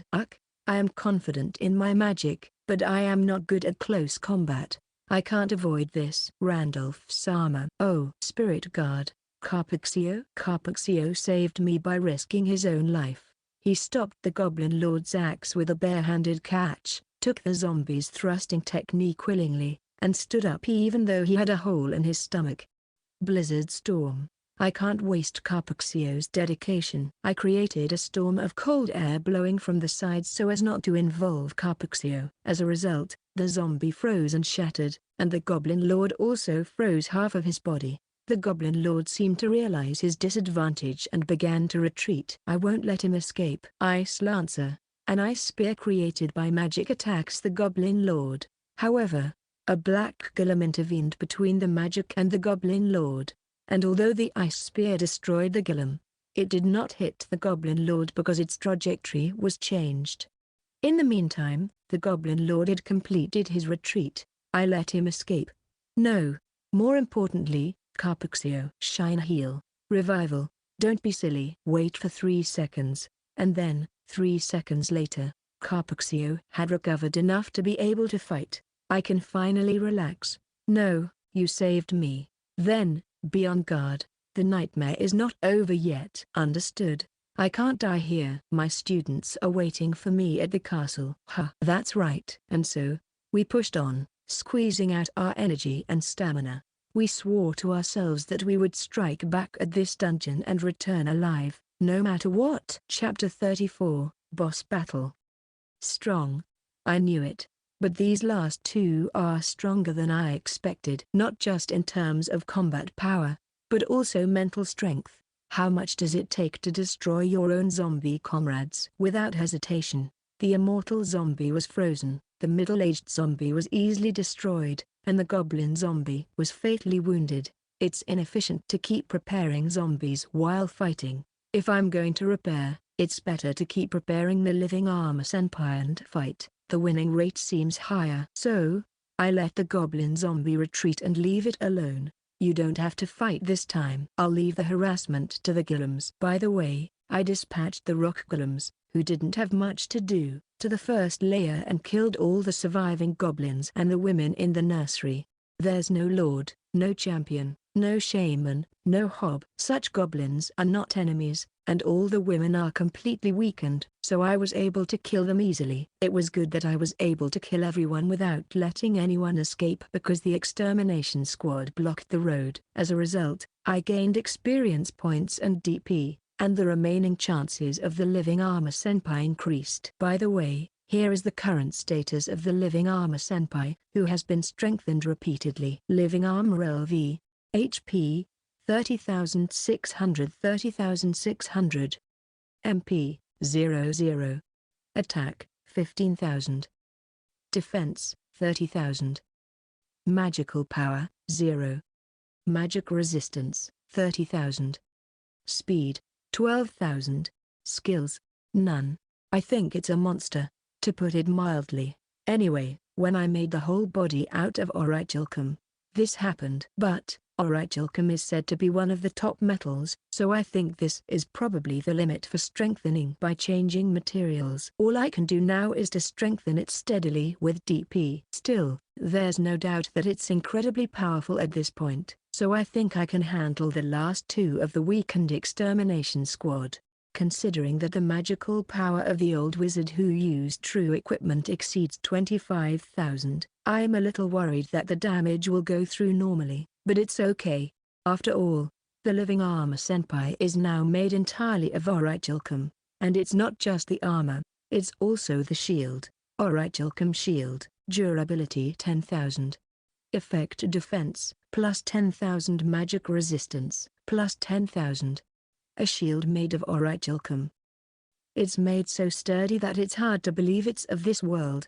In other words, the defense-related status of the living armor senpai is actually 40,000. It's nothing short of amazing. Well, the only part of the status that is effective with weapons, excluding exceptions like true equipment, is the weapon part. In other words, a defense of 40,000 is only when you take it with a shield. So if you let your guard down and get a critical hit, you'll take a lot of damage. I'll be careful enough. By the way, I said it was made entirely of orichalcum, but the sword is made of black iron. I'm sorry, I got carried away and lied a little. I didn't have the luxury to make the sword out of orichalcum, but, since the main attack method is traps anyway, it doesn't matter much. So it's not a problem. Let's leave it at that. While I was doing that, the two members of the extermination squad overcame the Gillam's harassment and arrived in front of the boss room. Then, they deployed their true equipment, and opened the door to the boss room with caution but confidence. Now, it's war. The moment they stepped into the boss room, the door closed, and I greeted them with a rain of arrows. Ice vial. As expected, it was blocked by a wall of ice. But the real deal is next. Take this. The new trap I bought with a lot of DP, laser beam. A thick beam of light was emitted from a device embedded in the wall at the back of the boss room. It easily shattered the wall of ice and blew away the two of them. Or so I thought, but it seems they barely managed to dodge it, with only the hot-blooded character's shoulder being grazed. Damn it. I thought I could kill them on their first try. This trap cost me 10,000 DP. Swallowing my lament, I activated a wave attack, creating a pitfall beneath them. Frost Gaia. However, they quickly used ice magic, freezing not only the pitfall, but the entire boss room. Moreover, the ice covering not only the floor but also the walls and ceiling is much thicker than when the immortal zombie did it before. But, they're naive. I've prepared countermeasures for things that have been done to me once. Activate flame trap. This time, the flame-throwing traps installed in the four corners of the boss room's ceiling were activated. They melted the thick ice without hesitation, turning the entire boss room into a sea of fire. However, while the ice melted, not a single person was damaged. The living armor senpai endured with overwhelming defense, and the other two neutralized the flames with cold air. But, with this, the traps have been revived. Let's keep going. I activated the rising floor. Instead of beneath them, two pillars rose to sandwich them. On the sides of these pillars, all the explosive traps were set. No good. Detonate. With a series of explosions, a destructive force greater than the laser beam attacked the two from close range. To add to that, I used the explosion as a distraction and fired the laser beam again. Sweep them away. Hot-blooded low-altitude flight. What? However, the two of them managed to avoid even this. Flames burst out from the hot-blooded character's fist, and using it as propulsion, he flew through the air to avoid it, like a certain home tutor's student. The old man is being carried on the hot-blooded character's shoulder. Is that even allowed? Absolute zero. Then, the old man, who was being carried on the shoulder, released absolute zero cold air towards the living armor senpai. I received it with the orichalcum shield after reducing its power as much as possible with the flame trap. Still, the surface of the living armor senpai froze. Woo! Super hot-blooded punch. Then, the hot-blooded character's full-powered punch was slammed into the orichalcum shield. The shield's durability was reduced by about 300 in one go. When this durability reaches zero, the weapon breaks. This is true for true equipment, and it's no exception for orichalcum. That's some incredible power. Well, the major technique of weapon destruction that appears in various works is to rapidly heat and then rapidly cool, a temperature difference attack. I don't intend to take many of those. I activated the spike trap under the hot-blooded character, who was in the middle of swinging his fist. Before confirming whether the spikes had done any damage, I retracted them and this time, I thrust at him with the living armor senpai's sword. The movement model is the strike sword used by the middle-aged zombie. This is the power inherited from the zombie you guys destroyed. Take this. Hot-blooded spirit blade catch. He caught it. The hot-blooded character stopped the thrust sword with both hands. It's a real sword catch. Moreover, the black iron sword is melting at an incredible speed. How high is the temperature? To break this situation, or rather, almost at the same time as thrusting the sword, I fired arrows at the hot-blooded character. The living armor senpai would also be caught in this position, but that's not a problem. With the current living armor senpai, he can take arrows without any damage. Ouch. However, the hot-blooded character who was hit by the arrows didn't seem to take much damage. I guess if your defense is over 6,000 with true equipment, arrows won't be a significant damage source. But, the arrows are coated with poison, so they should not be completely ineffective. And then, stop. It's a shield bash. What? Relying on the superhuman strength of the living armor senpai, I slam my shield, sending the hot-blooded character flying. Then, I activate the rising floor while he's still in midair, trying to sandwich him between the floor and the ceiling, but it doesn't work. He's too tough. Are you okay, Carpixio? I can still go on. My spirit is still burning. How annoying. I hate gym teachers. They pretend not to be interested in women to gain trust, and then use that trust to push them down in the gym storage room. I know this well because it happened to me in middle school. Fortunately, someone else was nearby at the time and it ended in an attempted assault. Since then, I've decided not to trust anyone, no matter how saintly they may seem. But that doesn't matter right now. What's important now is to kill these guys. I aim at the old man with low defense and shoot arrows at him. All of them were knocked down by magic, but it's still a distraction, and it's making them use up their energy, so it's fine. In addition, I activate the floor and ceiling traps, and every time the charge is over, I shoot a laser beam, not giving them a chance to counterattack. As for the hot-blooded character, I decided it was impossible to press him with the rising floor as it was, so I returned the floor to its original state before he could escape on his own, and instead tried to kill him by shooting the ceiling guillotine sideways. But, it was avoided by the infamous bongo flight technique. Troublesome. However, damn it. By continuing this, the two of them are definitely getting weaker. There are two reasons. One is, of course, poison. Until now, it seems they were neutralizing it with potions and healing magic, but I'm not giving them any time to do that during the battle in the boss room. The longer the battle goes on, the less brilliant their movements become. And the other reason is exhaustion. If you think about it, it's obvious. These two have been fighting non-stop since their deadly battle with the Goblin Lord, and now they're here after fighting their way through the second floor. In other words, the fatigue from their previous battles is accumulating. This is the real thrill of our dungeon. Unlike in games, there's no spring of full recovery before the boss battle. Those who have made it to the boss room are given only two choices: either challenge the boss monster in a state of exhaustion, or rest and be attacked by poison, golems, and zombies. It's a merciless system, and these two will run out of MP before their physical strength. Even the old man's MP, which was so vast, is no less than 1,000. As for the hot-blooded character, he has about 100 left. At this rate, their MP will run out in less than a minute, and they won't be able to use their true equipment like they did with the immortal zombie.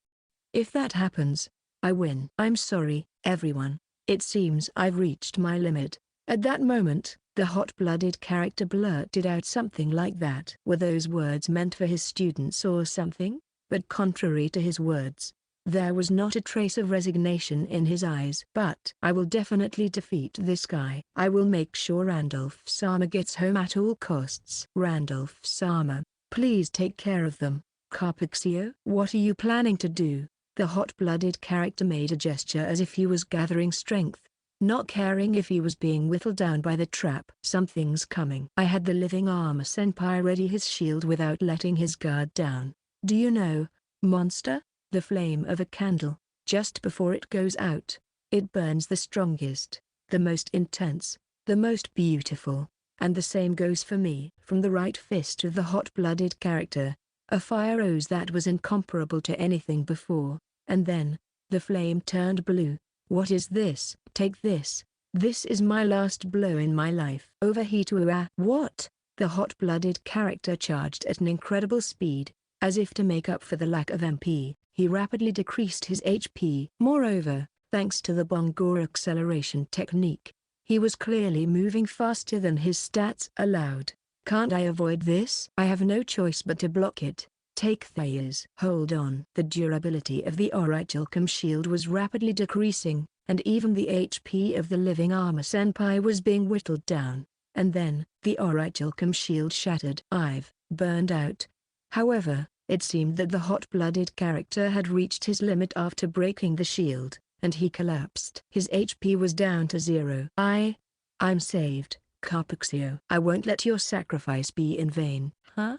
And now the old man started preparing to cast magic, ignoring the trap. A regular trap won't kill him. The high-power laser beam, which I just used, needs a few seconds to recharge. I can't stop it. Icicle Nova. The magic imbued with all of the old man's MP was unleashed. A freezing beam, reminiscent of my own laser beam yet undoubtedly more powerful, hit the living armor senpai directly, and then, the living armor senpai shattered. Chapter 35, Conclusion. The shattered living armor senpai was scattered across the floor of the boss room. I stared at it, breaking out in a cold sweat, and then, I felt relieved. Was it still not enough? It wasn't not enough. It was a huge damage. Indeed, the old man's final magic had destroyed the living armor senpai. It had shattered both arms of the living armor senpai, which he had crossed in front of his body as a shield. Moreover, there were a lot of cracks in his torso, but on the other hand, that was all that happened. He had avoided complete destruction. In fact, just before he was hit by that magic, or rather, from the moment he took the final blow of the hot-blooded character, I had been releasing the DP I had saved up to repair the living armor senpai.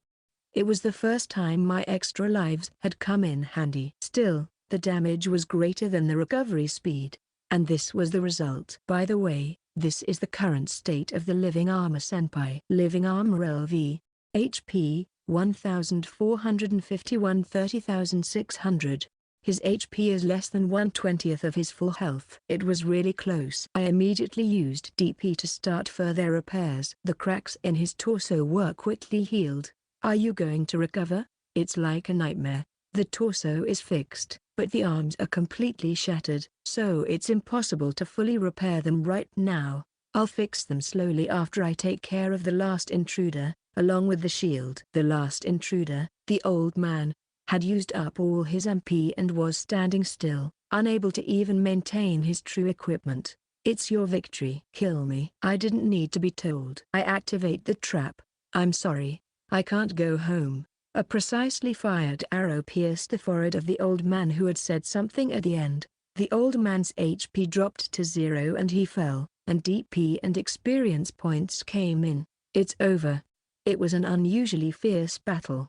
I used everything in the dungeon, and in the boss room, I used my parallel thinking and calculation skills, which had increased in LV, to control multiple traps at the same time, and I barely won by using the living armor senpai to the point of near destruction. It was close, and because I used my brain too much, I was really tired. I put off dealing with various things and just sank into the sofa for now. While lying on the sofa, I operate the menu and fully recover the living armor senpai for now. Of course, I also made a new orichalcum shield. The sword, I'll deal with it later. After that, I took a little break, and when my strength recovered, I checked the results of this battle. First of all, I think the biggest achievement this time was that the Goblin Lord was defeated and there were no intruders in the dungeon. This is a great achievement. Finally, I can sleep without worrying about being attacked in my sleep. Yay! Well, because the goblins are gone, I can't collect rent from them, but that's a minor issue. As for income, it's not decreasing, but rather increasing. After all, in this battle, I killed a lot of opponents who were higher in LV than me. The ones I killed directly were the monsters and the extermination squad. Anyway, I got a tremendous amount of experience points from that. My LV went up from 26 to 52 in one go. It's doubled. Amazing. And with that, my MP has exceeded 50,000. It's not just a monster. It's beyond that. I'm like a god. So, the details of my status are like this. Dungeon Master LV 52.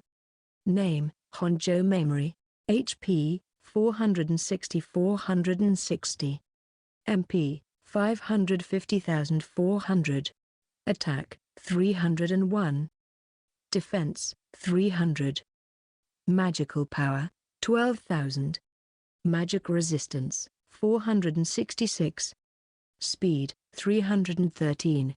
Unique skill, Grand Magic. Skills, MP Auto Recovery, LV 35 Parallel Thinking, LV 15 Calculation Ability, LV 15 Leadership, LV 5. Titles. Hero Otherworld Immerse Transfer. It's not about MP, but my magic power is also incredible. I think it's about time I seriously started looking for a way to learn magic. After all, I've surpassed the old man who was the strongest enemy this time. Well, this is only without the true equipment. By the way, the reason I only have 500 MP left is because I dumped it all into the dungeon core as usual. Also, I had somehow acquired the leadership skill. I think I've accumulated proficiency because I've been directing and moving a considerable number of monsters recently, and the DP I got is also amazing, including the amount I got from recycling unusable corpses and equipment. It's about 300,000 DP. This is after deducting the repair costs for the living armor senpai and the expenses for the zombies, right? The efficiency of killing all the intruders was indeed tremendous. It's like saving, and then withdrawing all the savings at once. Well, I don't want to do something dangerous like saving up intruders ever again. Peace is the best. Besides, even if I say 300,000 DP, it's only 6 days worth of future income. Thinking about it that way, Grand Magic Senpai is really amazing. It's a bit late to say that, though. Next, I got the equipment of the intruders. Most of it was destroyed when I threw it at the old man and the hot-blooded guy as zombies, but there are some things that didn't break. It's the mithril sword that the fast guy had. It's the sword version of the mithril spear that the immortal zombie had. After the fast guy died, it was recovered by other intruders, and after they were divided, I crushed them with the goblin zombie, so I ended up getting it. I let the intruder zombie hold it and the old man froze it, but it was fine as expected of mithril. I'll use this as a replacement for the sword that was melted by the hot-blooded guy. And the biggest gain in terms of combat power was, as usual, the corpses. In particular, the corpses of the Goblin Lord, the hot-blooded guy, and the old man are of extraordinary value. I immediately used DP to turn the hot-blooded guy and the old man into zombies.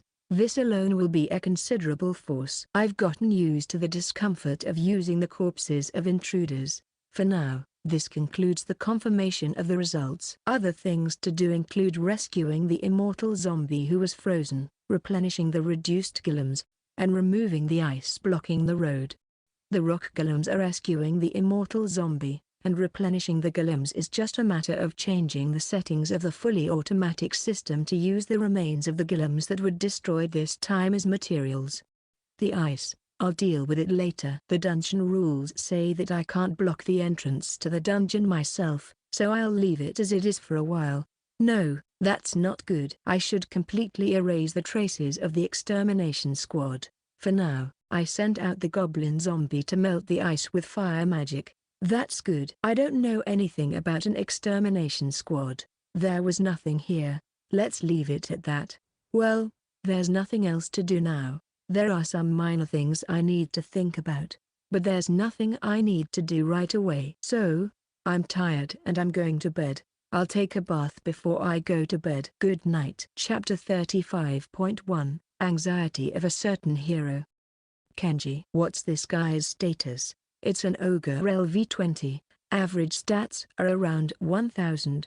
No magic, no special skills either. Good. That's perfect. Yuma, Kyoshiru, focus on close combat around Diki. The rear guard should coordinate with Ayaka for long-range attacks. Akane, prepare the teleport for emergencies. Can you do it? Yes. Currently, we were at a hunting ground, a day trip away from the royal capital where the castle is, being led by Ivy-san and her knights to level up. And we were beating up the biggest monster in this area, a huge ogre. Well, I'm pretty much out of the fight except for appraisal. The ogre, being beaten up by my classmates, roared and swung its club round in a rampage. However, its attacks were blocked by Goda's great sword. Its arm was cut off by a sword slash, it was blown away by Maki's magic, and finally, it was easily finished off by Shindu and died. Experience points came in, and my LV went up, but I'm not even LV10 yet. Excellent. Even though you're still at a level that's inferior to even novice adventurers, you're already able to defeat ogres. As expected of the heroes, normally, an ogre is a monster that even experienced adventurers have to form a party to deal with. The fact that we can hunt it without any danger at a low level shows just how cheap-like the heroes are. My classmates, who are such heroes, were praised by the beautiful Ivy-san, and most of the boys were smitten with her. The girls weren't as much, but they seemed to enjoy being praised, and most of them were smiling. The only ones who weren't so happy were me and Sorakin-sensei. I, of course, am not amused by the difference in combat power between me and the others. On the other hand, I think Sorakin-sensei is bad for the heart to see her students doing something dangerous like fighting. She was always on alert during the battle, ready to evacuate everyone at any time. By the way, there are only 10 classmates here, including me. Our class has 20 people excluding Honjo-san, so it's exactly half. The other half didn't die, but they had unique skills that were non-combat, couldn't stand the hard gore of monster organs, or couldn't handle the sensation of killing living creatures. For various reasons, they declined to fight and stayed in the castle. Well, it seems that the non-combat group is also leveling up, but unlike our combat group, they don't seem to be aiming for big game like ogres. They're just hunting small fry, and they'll stop once they reach a level where they can defend themselves at a minimum. If they form a party with the knights and level up, they can gain experience points without having to kill themselves. And, I'm working as a member of the combat group, albeit reluctantly. My combat power is low, but appraisal is still useful. Damn it. They're just after my appraisal. Someday, I'll definitely go on a rampage. Speaking of which, I feel like my lack of talent is ingrained. All the combat group members, except me, have mastered true equipment, but I can't use it. Sorakin-sensei can't use it either, but she's like a lifeline in case of emergency, not a combatant. No, if I say that, I'm not a combatant either. Stop, I need to stop thinking like this. Let's go with Kapuxio-sensei's direct teaching, positive thinking. I'll be able to use true equipment eventually, and I'll go on a rampage with cheats. I'll crush the Demon Lord's army. All right. Self-suggestion complete. In this way, we continued to level up. According to Ivy-san, at this rate, we'll be able to make our debut very soon. I'll train and get stronger by then. Kapuxio-sensei, watch me. But, Instructor Carpuxio hasn't returned. There's no word from him. I wonder if he's really okay. I'm a bit worried and anxious, along with the anxiety of whether I can really become strong. I feel like my thoughts are going in a negative direction. Compared to that, the others seem to be carefree. It's nice. I'm envious of the cheat hero. I was thinking about such things. I didn't understand at that time. This world is not definitely for us to cheat and dominate, a fact that is too obvious. And I didn't know at that time. The time when a monster named Harsh Reality stands in front of us heroes who were excited about coming to a different world, was approaching right there. Chapter 36. Let's turn our attention to the outside world. Are you insane? I want to know about the outside world. I, who blurted out such a mad idea, am perfectly sane. How can I be sane and crazy at the same time? Well, never mind. I thought so because, frankly, I thought I would be severely lacking in information if I continued like this. In this dungeon, I have killed at least 2 important people, the suicidal zombie and the goblin zombie. Or rather, the suicidal princess and a higher-up in the demon lord's army. I didn't kill the princess, but no one would believe that, and I don't have the courage to talk about it in public anyway. Well, let's put aside my fear of people. The problem is that I came to the terrifying possibility that I might have turned both the human kingdom and the demon lord's army against me by killing such important people. Well, that's just the worst case scenario. Including the subjugation team and the goblin lord. Everyone who found out that this is a dungeon has been killed without exception. The initial trio, the middle-aged zombie, the immortal zombies group, the entire goblin army. It's a complete massacre. In this way, there is no chance of information leaking out. There was only one time when I let that speedy guy escape. But he was defeated by the goblin lord and ran away, so even if he reported what happened at that time to someone, the information about the dungeon should not have leaked. However, the situation is a bit different with the demon lord's army. The goblins who were under the goblin lord frequently went outside the dungeon. Well, they were going hunting. But it's not certain that one of them didn't report to another unit of the demon lord's army while hunting. The goblins, other than the goblin lord, didn't speak human language, but they may be able to communicate with each other through their cries. And, unlike the humans, the goblins knew that this place was not just a cave. Even if they didn't know it was a dungeon, they knew there was something that would kill anyone who ventured past the 2nd level. So, it wouldn't be strange if some kind of investigation team from the demon lord's army came. And, even on the human side, if both the subjugation team and the princess do not return, they will probably send another investigation team. No, in that case, there is a higher possibility that a new subjugation team will be sent, assuming the goblin lord's subjugation failed. This is bad. When I think about it, the threat is not gone at all. Well, now that the goblins are gone, this dungeon can finally pretend to be a harmless cave, as originally planned. If I erase the traces of the others, no one will investigate such a plain cave. It must be so. It must be so. Please tell me it's so. If things don't work out, I decide to hold another genocide party and return to the main topic. In other words, about the outside world and so on. Given the situation I'm in, I want to know at least how this place is being treated in the outside world. I think I need to know.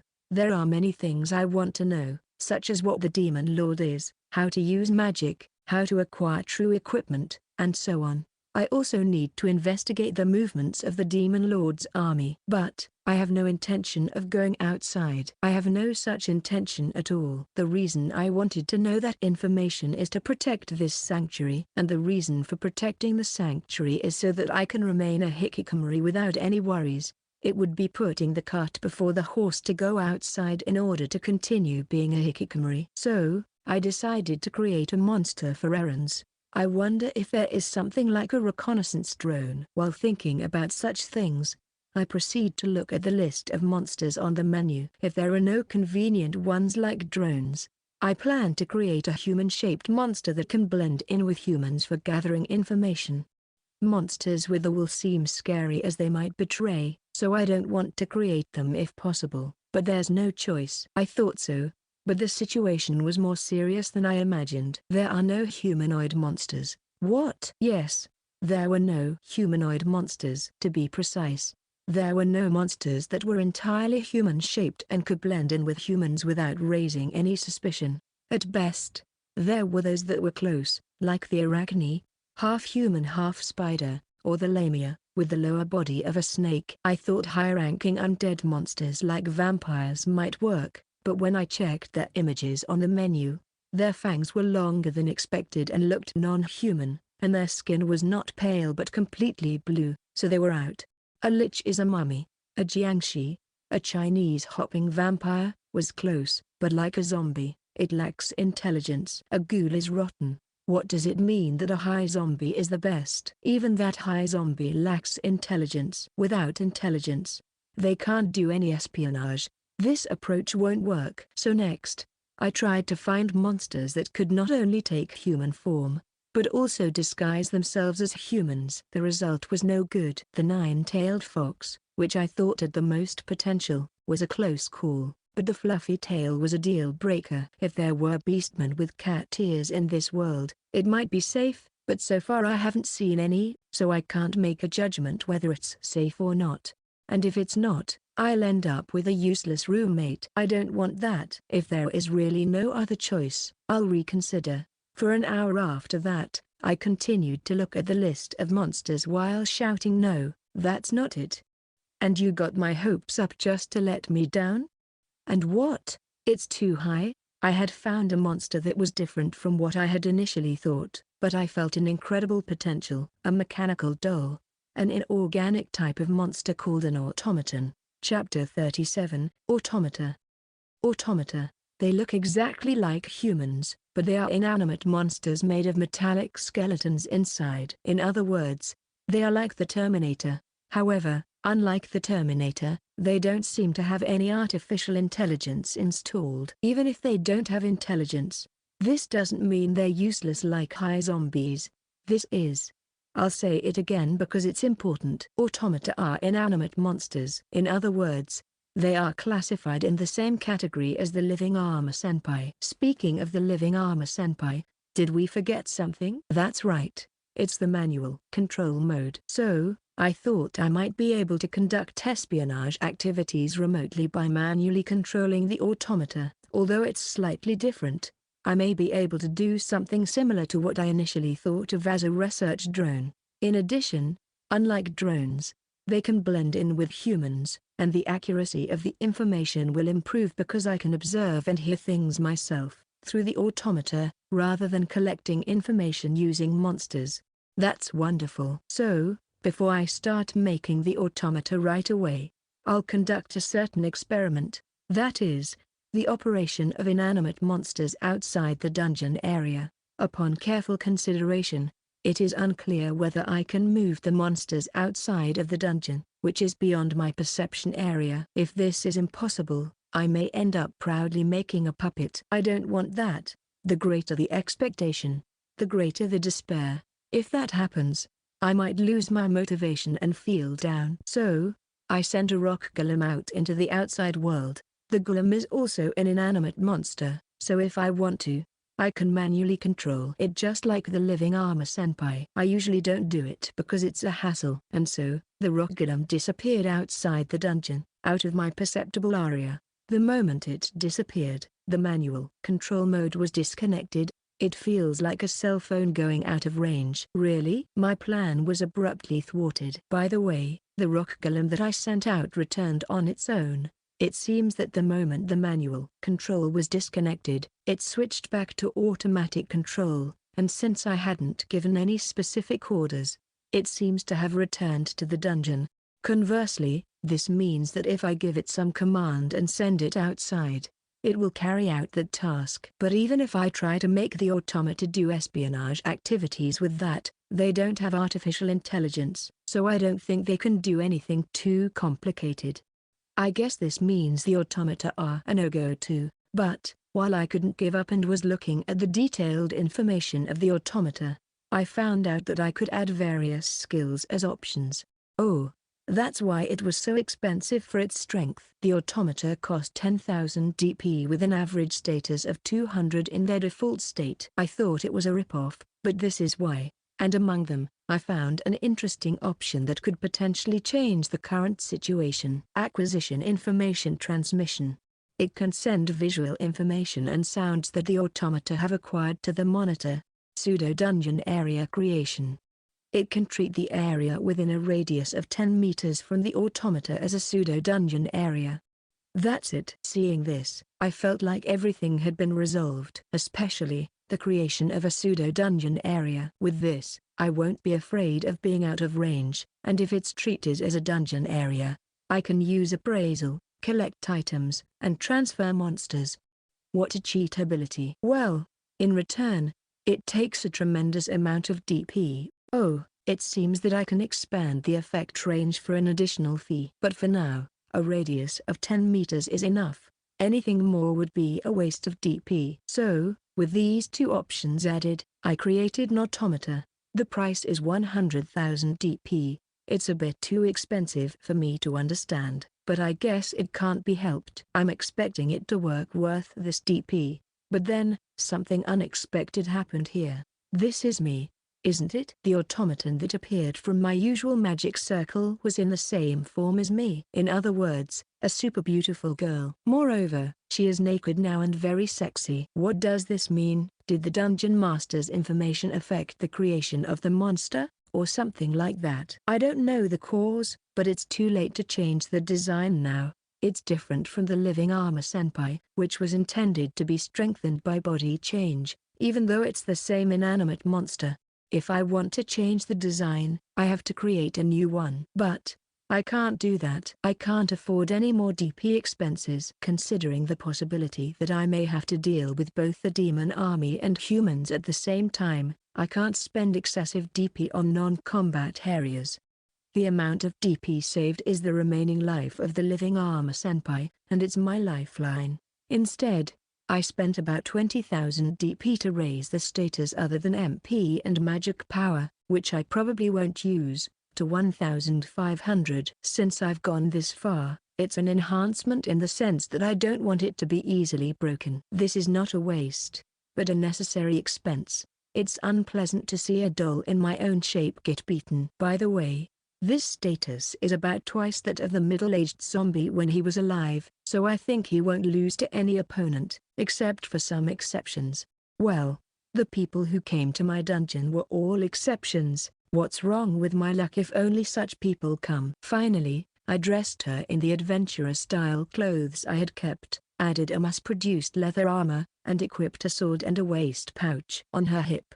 In her left hand, she has a small shield that one of the intruders had, and it's complete. By the way, the clothes and armor were worn by the immortal zombie's female companion, and the sword was a steel sword that was initially given to the living armor senpai and had not been used for some time. The waist pouch is a magic tool storage used by the middle-aged zombie. The shield was the one used by the female swordsman who was used as a decoy by the immortal zombie, and it survived modestly until the last great purge. With this, I think she looks like an adventurer in this world without any discomfort. Probably. Also, among these equipment, only the magic tool storage looks like a luxury item and stands out, but it's fine because it looks like a normal otherworldly waist pouch. With this, the preparations are complete. Now, go, automata. And so, the automata set off for the outside of the dungeon. Chapter 38, Merchant Boy. I operate the automata from my living space, making it walk through the forest near the dungeon. By the way, even while doing this work, I am able to strengthen the dungeon, parallel thinking and arithmetic ability. While walking through the forest, I found a monster. It was a goblin. A group of several led by a hobgoblin. I wonder if there were still some left. All right, let's kill them. At first, I thought about letting the automata fight for the sake of testing its performance, but I reconsidered and decided to conduct an experiment. First, I summon a black iron golem using the monster transfer function. I order it to charge and kill the goblins. I was watching it after having the automata release the pseudo-dungeon area. Gigi. Then, in less than 10 seconds, The black iron golem slaughtered the goblins. As a result, no DP came in. I thought so. Even if the dungeon monster does the killing, if it's not within the dungeon area, no DP comes in. At this rate, it doesn't seem like any experience points are coming in either. From now on, when I kill, I'll try to do it within the area as much as possible. I revive the pseudo-dungeon area and send back the black iron golem. Actually, the black iron golem is really strong. I should increase it a little more. By the way, I decomposed the corpses of the goblins. It helped a little with the DP. The experiment is over, so let's move on. While I was moving on, I found another monster. It's a big wolf. It's about 3 meters long. Also, it's the first time I've seen a monster other than a goblin that is not a dungeon-born monster. Appraisal: Killer Wolf LV 18. HP, 200 MP, 20. Attack, 154. Defense, 81. Magical power, 10. Magic resistance, 33. Speed, 189. Skills, none. It's about the same as a hobgoblin. It's a small fright to me, and a small fright to the automata, but the killer wolf didn't seem interested in us. Rather, it was busy with something else. This killer wolf is currently attacking a human. Help me. The one screaming pathetically is a man dressed like a merchant. He looks about my age, so he should be called a boy. He was carrying something like a huge backpack on his back. Appraisal: Human, LV8. Name, Rick. HP, 50-50. MP, 77. Attack, 21. Defense, 25. Magical power, 1. Magic resistance, 8. Speed, 50. Skills, none.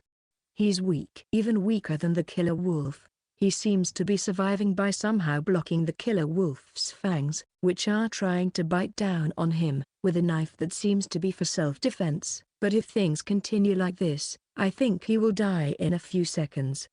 Help me, now. What to do? Humans are creatures not worth saving, and there's no problem with leaving them to die. But, there's actually a merit to saving him. After all, I don't know where the human village is right now. I'm in a state of being lost. If I save him and have him guide me, there's a high chance I could reach the human village. Sigh.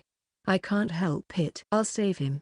If he doesn't prove useful, I can just use him for DP. So, I had the automata charge at the killer wolf. I don't want to use abilities related to the dungeon in public, so I won't use monster summoning and such. Instead, I draw my sword and ready my shield. Gah! Noticing the approaching automata, the killer wolf left Rick alone and turned to howl at us. I cut off its head with a sword without allowing any resistance. The status of the killer wolf is at most around 150. On the other hand, the physical status of the automatu is 1500. There's no competition. With the death of the killer wolf, a small amount of DP came in. The automata, under my control, wiped off the blood from the sword and sheathed it. Rick, or whatever his name was staring at it in astonishment. I brought the automata closer to Rick, or whatever his name was. Great. Whoa. You saved me. You're strong.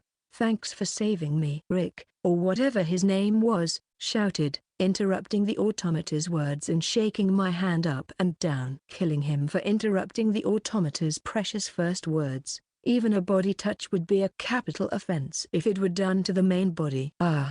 The moment I started thinking about how to execute him, Rick, or whatever his name was, blushed when he saw my face up close and quickly let go of my hand. Sigh. So it's the same in other worlds. I was hoping that aesthetic sense might be different in different worlds. Apparently, even in this world, my face appears to be that of a beautiful young girl. I'm fed up. Cough. Thank you again for saving me. I'm Rick, a traveling merchant. Can I ask your name? Name, huh? There's no need to hide it. I can't be bothered to think of a pseudonym. Mamori. I see, Mamori, huh? That's a strange name. Is it strange? No. On second thought, in a place where foreign names are common, a Japanese name would certainly stand out. Well, it doesn't seem to be so out of place that it's causing any discomfort. so I probably don't need to worry about it. Why is Mamori here? Oh, I didn't need to ask. That outfit, that skill. You're obviously an adventurer, and you've probably taken a request in my village, which has been having trouble with monsters lately. He's misunderstanding something. And right now, he casually mentioned the information I've been looking for. There seems to be a place called my village nearby, and apparently, there are troublesome monsters there. The women the goblins had kidnapped. Could they be a resident of that village? If so, the culprit is already dead. And under my command. I've been thinking about this for a while, but in this world, they call monsters monster. I should be careful not to accidentally call them monster in public. That aside, if I don't correct Rick's misunderstanding, he might not take me to the village. So, I shook the automator's head from side to side and opened my mouth. No. The automator's voice is flat, without a shred of emotion, as befits an inanimate object. Yet, it's just human enough to pass as cool. Hearing those words, Rick looked puzzled. I just lost my way. I don't know where the village is. Upon hearing that, Rick looked dumbfounded. Then, ha ha ha ha ha. He burst out laughing. I'm going to kill this guy. You're so strong, but you have a terrible sense of direction. That's fatal for an adventurer. It's hilarious. Well, I can't really talk, since I was attacked by the killer wolf out of the blue. Then stop laughing as if you've hit the jackpot. I'm going to kill you. All right. To repay the debt of my life, I'll take you to the village myself. TSK. You should have done that from the beginning. Quit running your mouth. And so, I managed to make arrangements to go to a human village. Chapter 39, Maya Village. All right. We're here. This is Maya Village. It was just about a 10-minute walk, led by this guy named Rick. The automata had arrived at a human settlement, Maya Village. For the first time in this world, it was so close. It's hardly away from our dungeon. No wonder we keep getting intruders. If you enter the forest from this village, it's almost certain you'll find our dungeon. This place is, I guess, our neighbor. Those dangerous creatures that destroy the mentality of the hikikomori based on rumors. All right, let's crush them. The operation will take place at night. By the way, for you who are directionally challenged, if you walk north from here for half a day, there's a fairly large city called Bordeaux. Use it as a reference. I see. That's good to know. After crushing the village, I should head to that city. Well, we've arrived at the village. Let's start the business right away. Oh, right. Do you want to watch too? As a token of my gratitude for your help, I'll give you something. Then, I'll watch. I'm interested in the products of a different world. Well, I guess most of them are like what was in the waist pouch of the immortal zombie. He couldn't calm down unless he kept various things with him.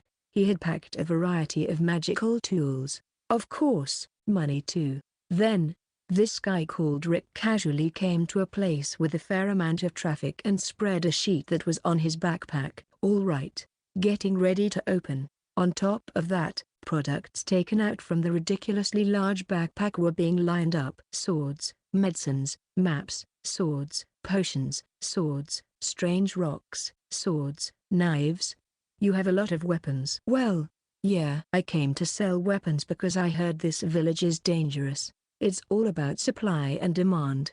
He was surprisingly thoughtful. No, there's no such thing as a thoughtless merchant. If there is, that's a complete idiot. While I was appraising all the products one by one, the appraisal result of a strange rock caught my eye. This item might be a problem. Appraisal stone.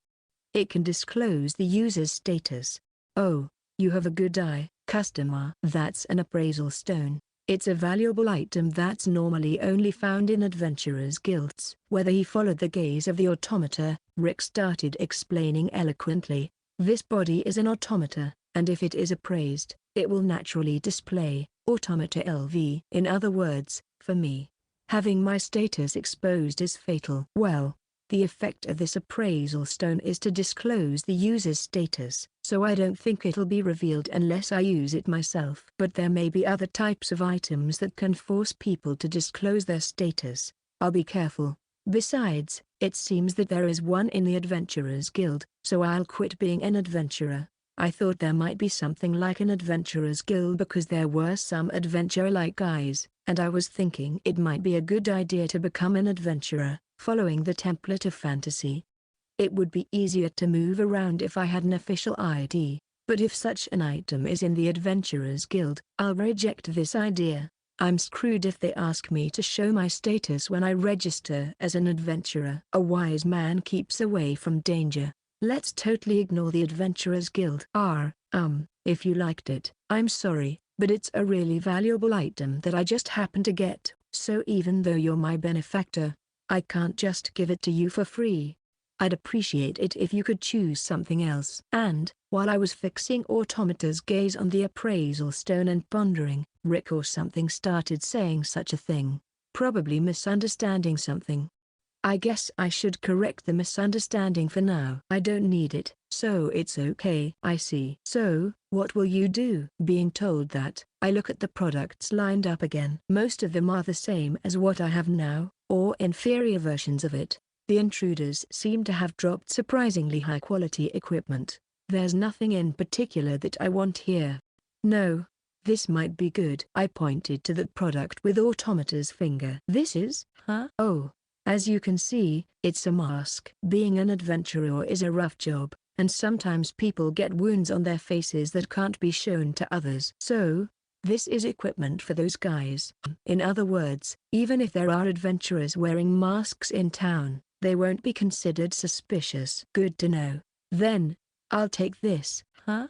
You want that? Oh, I see. You're a beauty. It might be just the right thing to keep away bad bugs. You know it. Bad bug. And so, I got a mask from this Rick. It's a white mask with a simple design. From a Chunibiu, middle school syndrome, perspective, I'd like to see something with a more elaborate design, but this one is cool, so it's fine. I put it on right away. The gaze of the male passers-by had been annoying me for a while. And then, I moved the place to be shown on the monitor to the front of the automata and used it as a mirror. Yeah, it's cool. Thanks for your business. Hey, if you want, we can have dinner together after the store closes. I'm leaving now. Oh, I see. Well then, see you again. I'll never forget the debt of having saved my life. Let's meet somewhere again. And so, I said goodbye to this Rick, walked around the village to get a sense of the terrain, and then had Automata wait at a place that looked like an inn until nightfall. At the same time, I continued to prepare the dungeon. Chapter 40, Neighbors Must Die, No Mercy. I took a nap, setting it so that an alarm would ring if anything happened to the automata or the dungeon, and now, it's nighttime, it's party time, a party with the word genocide in it. All right, let's do it. I activated the automata that I had laid on the inn's bed, secretly took it out of the window, and made it run all the way outside the village. There, I used the transfer function to summon a monster from the dungeon, the art of reincarnation. I just wanted to say it. By the way, the one who said it out loud is my hikikomori self, so let's just say that my embarrassing behavior isn't being heard by anyone. And so, the one that was summoned next to the automata was the grandpa zombie, excluding the living armor senpai. It's the strongest force in our dungeon. In addition, I summoned about 50 leftover rock golems. To be honest, it seems like overkill, but just in case. Operation start. Due to my operation. These words were issued from the automata's mouth. This group of monsters is sticking out of the pseudo-dungeon area, so unlike in the dungeon, I have to directly say words like this to give orders. And so, the grandpa zombie moves first. Ice wall. Even though it has become weakened as a zombie, with its magic status over 8,000 due to the grandpa zombie, a dome of ice covering the entire village was created without even having to use true equipment. It would certainly cause a commotion if done during the day, but it's night now, so apart from the guards making a fuss, it's quiet. It will surely cause a big commotion soon, but that commotion won't leak outside the dome. And with this, the villagers can't escape. If there are no witnesses and the commotion doesn't leak out, I should be able to take down this village very quietly. Disperse. Add the automatas in organic command voice. The golems start moving. I also move the automata, rushing to the village faster than the golems. First, I killed the guard who was making a fuss with a sword. Hi, Hi. Seeing this, I also slashed at the other guard who had lost his nerve. According to my appraisal, these two had an average status of only about 50. They can't even win against a rock golem with that. I return the bodies of the guards to hide the evidence. Next, I sprint through the village, breaking into houses and killing the residents. I killed everyone. Men, women, the elderly, children, parents, couples, lovers. I killed them all equally. Please just spare this child. Just save this child. Mama. I killed the mother who was protecting her child and quickly made the child follow suit. All right. Next. Why, you? Next is the inn where I had the automata stay today. I beheaded the kind-hearted landlady who was looking at the automata with a shocked expression, killing her without giving her a chance to say anything. Next. In the meantime, the golems arrived and began to surround the village, destroying houses and driving the villagers to the center of the village. At this point, I try not to kill as much as possible. If you're going to kill, it's a waste not to do it within a 10-meter radius of the automata, in the pseudo-dungeon area. Continuing the massacre, all the villagers had gathered in the center of the village in less than 30 minutes. Among them were some battered-looking people who seemed to be in combat jobs. Adventurers, perhaps, considering they were beaten by just the golems. They probably don't have much more strength than the first group of 3. And so, I advanced towards all the surviving villagers. At my command, the golems made away. What? You, Mamori? Why are you here? The one who shouted that was Rick, who had guided us to this village. In a way, he could be said to be the cause of this incident. Answer me. Did you do this? Why would you do something like this? It's decided. It's for my peace. This village is dangerous because it could serve as a base during dungeon conquests. And as long as this village exists, and there are people here, intruders will keep coming to our dungeon. As long as this village exists, peace will not come to me. So, I will crush it. The village might be investigated if it disappears, but I'll take that risk and crush it. In fact, it's too late to worry about the investigation team, since I've already wiped out the extermination squad. But, I have no obligation to explain this to this guy.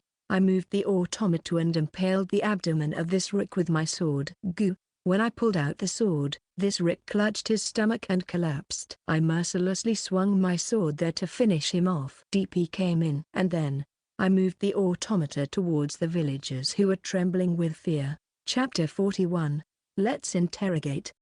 Please bring out the village chief. I mechanically operated the automata and conveyed the message. Then, the villagers timidly looked towards a certain person, and that person confidently stepped forward towards the automata. Are you the village chief of this village? Yes. He was a muscular middle-aged man. When I appraised him, he had an attack power of 250, quite strong, but seeing the marks of being beaten up, I assumed he had been ganged up on by the golems.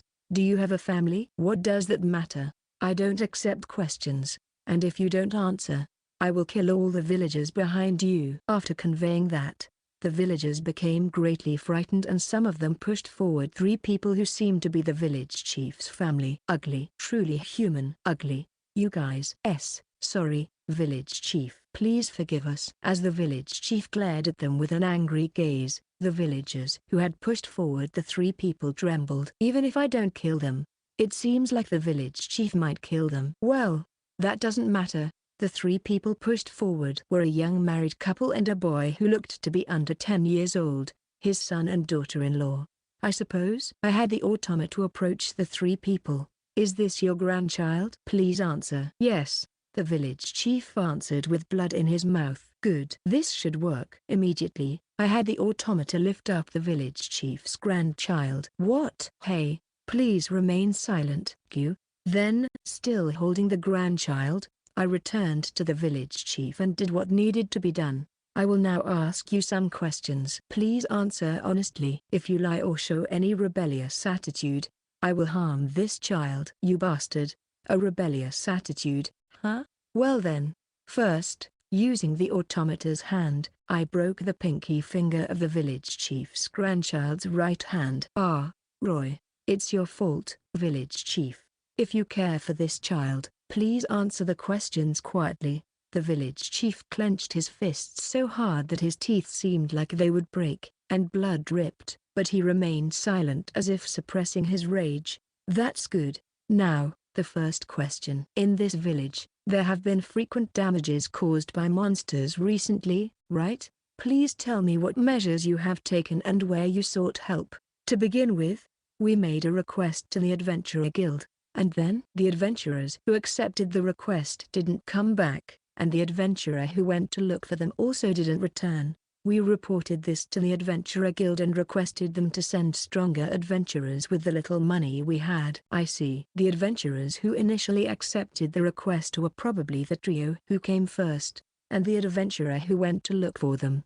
Was it the middle-aged zombie when they were alive? So, he was chasing after those three. What happened next? The strongest adventurer in Bordeaux City came to help, but even they didn't come back, and the Adventurer Guild gave up. The strongest adventurer in the city, the immortal zombie.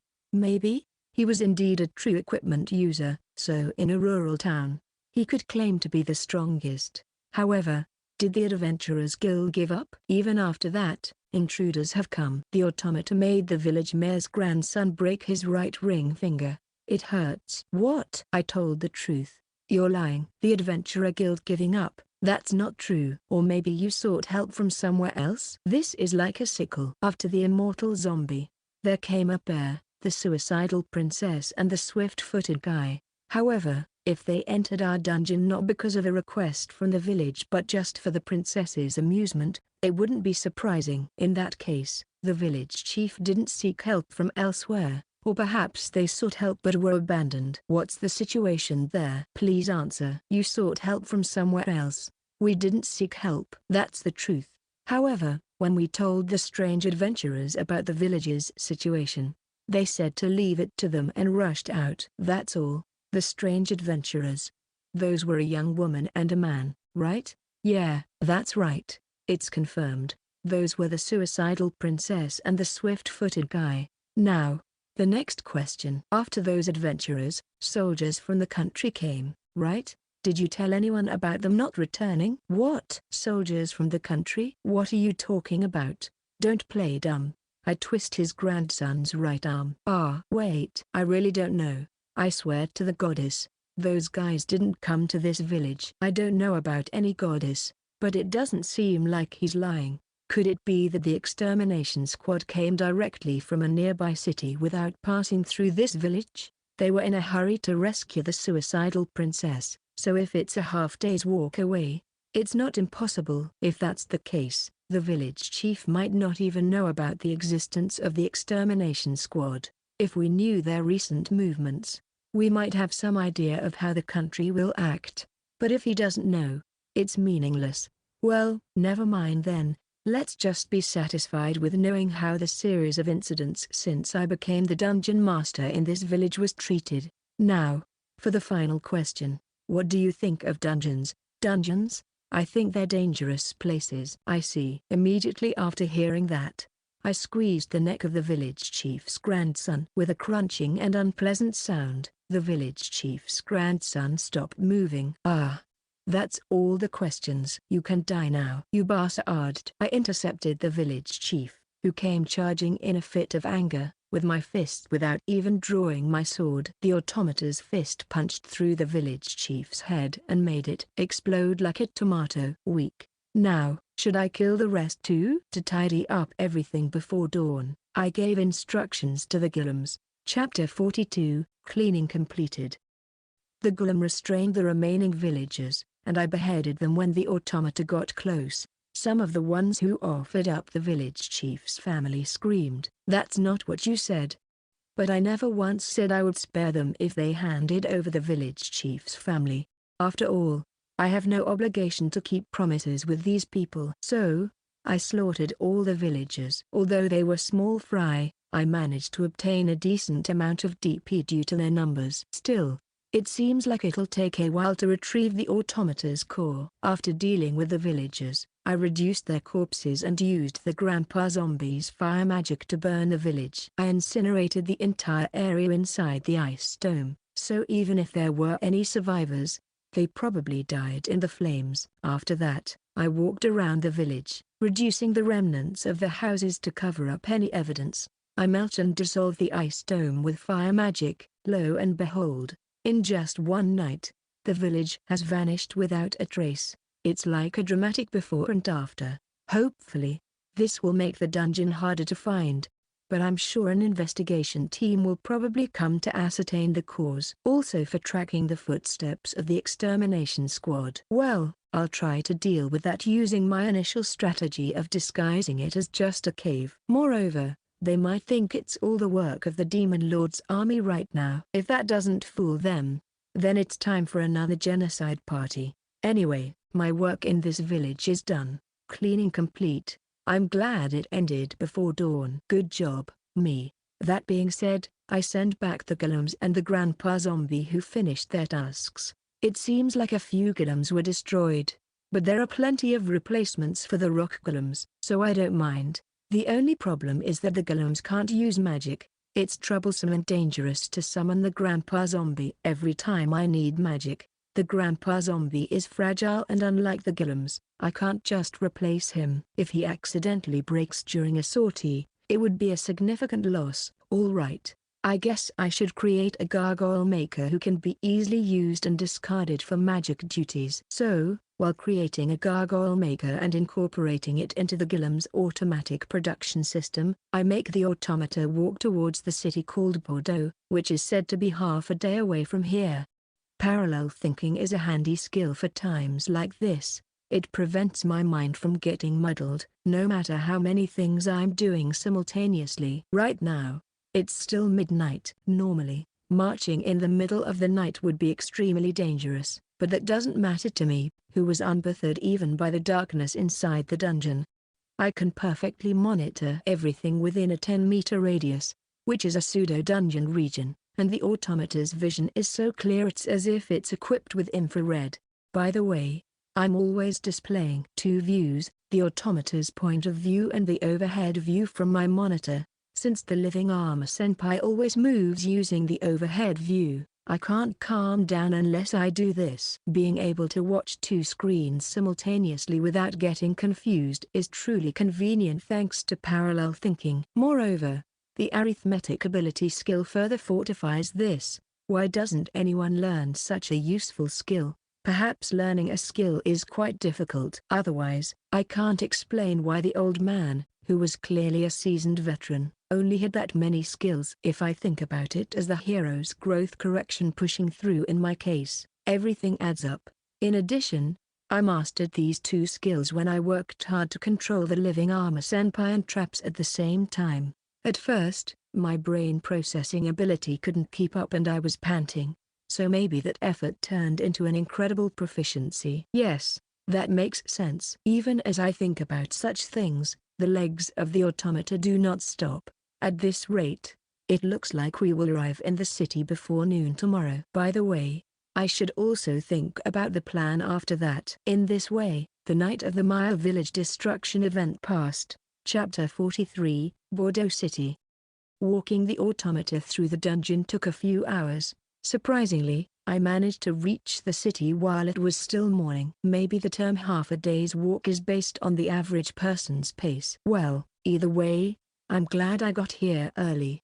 My sleep schedule is completely messed up, and since I did a job last night, I'm likely to get sleepy after lunch. Without delay, I joined the line at the city gate. This city is well protected by impressive city walls, befitting of its name. And, of course, to enter the city, you have to go through the gate. Others seem to go through some light procedure before entering the city. In the unlikely event that they use an appraisal stone during this procedure, I might be in trouble. I'll observe carefully, and if things seem dangerous, I'll make a subtle escape. Pretend to suddenly remember an urgent matter, and then, in the dead of night, I'll sneak in by climbing over the city wall. I was ready for such a situation, but after the line moved, I noticed that the procedure took place in a pseudo-dungeon area, automata, and when I monitored it, it seemed that no appraisal stones were used.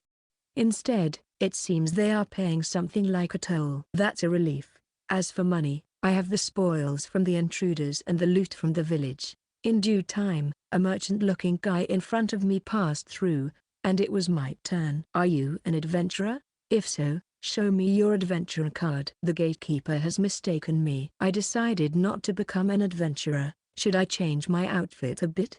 No, that would be troublesome in case of a battle. I'll keep it as it is. Anyway, I shake my head to correct his misunderstanding. No, I'm not an adventurer. Huh? Oh, I see. So you're an aspiring adventurer. In that case, the toll is 1 silver coin. I paid 1 silver coin as told. I'm using a coin that was displayed as silver coin when appraised, so there should be no mistake. By the way, there are also gold coins and copper coins. Probably, the value goes up in the order of copper coin, silver coin, gold coin, but I don't know how many copper coins make a silver coin, nor do I know how valuable a single silver coin is. It's urgent to learn common sense. All right, that's settled. Sorry to ask, but can you take off your mask and show your face? We can't allow any wanted people into the city. I'm not in the mood. But it can't be helped. I take off my mask and show my face. The gatekeeper gasps. You too, huh? May I go now? Why, yes. You may enter. Welcome to the city of Bordeaux. I put my mask back on and enter the city, ignoring the gatekeeper who has become somewhat suspicious. I feel disgusted. Maybe I should destroy this city too, considering the distance from the dungeon. It's certain that crushing it would be beneficial, but I don't want to deploy enough forces to destroy a whole city from the dungeon. It would greatly reduce the defenses. I guess I'll have to be patient for a while. And, my face really does stand out, doesn't it? The face of a supremely beautiful girl tends to draw attention. Should I change the design of my automata from now on? No, I don't want to spend more DP on the automata. If I have to do that, I'd rather make offerings to the living armor senpai. But if that's the case, it was a great decision to kill all the witnesses in Maya village. If you're not caught, it's not a crime, as they say. After successfully infiltrating the city, I wandered around for a while to get a sense of the geography, and then approached a random person. "Excuse me, what's up?" The person I approached is a young man. I dislike men more than women, but it seems that men are more likely to know the location of my destination, so I had to choose him. It was the same with Rick. It's a drastic measure that I can't take unless I use my automata. While feeling this unpleasant sensation, I asked the man about my destination. "Do you know where I can find a shop that sells slaves?" Chapter 44, Slave Purchase. Here it is, customer. Yes. I arrived at the place where a passerby had told me, a slave shop where I could purchase slaves. After being made to wait in a place that seemed like a waiting room, I was guided to a private room. The reason I decided to buy a slave this time is simple. I knew this because I saw the immortal zombie in his lifetime had a slave, but in this world, there is a strange system called a slave mark, and slaves cannot defy their masters. Perhaps there might be a method to forcibly remove the slave mark that I don't know about, but even so, they essentially can't defy. This is proven by the existence of a female swordsman who could not defy the order that was essentially tantamount to being told to die, as bait for goblins. In other words, it is very easy to silence a slave. They would probably keep quiet just by being normally ordered, and if it comes to it, you can order them to commit suicide, which would physically shut them up.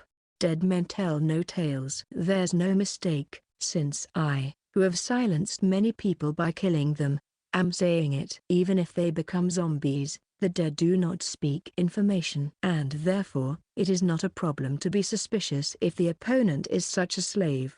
For example, it's not a problem to ask about common knowledge that the people of this world would find strange if they did not know. But, what would happen if I asked this of other people? In Japan, it's like asking, "What was the name of this star again?" They would definitely think that something is wrong with this person. Therefore, I need a slave. The concern is whether my mind can withstand the presence of a human being with my automata 24/7. It's fine, because slaves are not human. It's safe, because slaves are not human. It's safe. All right. Self-suggestion completed. Then, when I had completed my self-suggestion, there was a knock on the door of the private room, and a portly man appeared from there. He had brought a guard with him. For now, appraisal. Human, LV1. Name, Georges.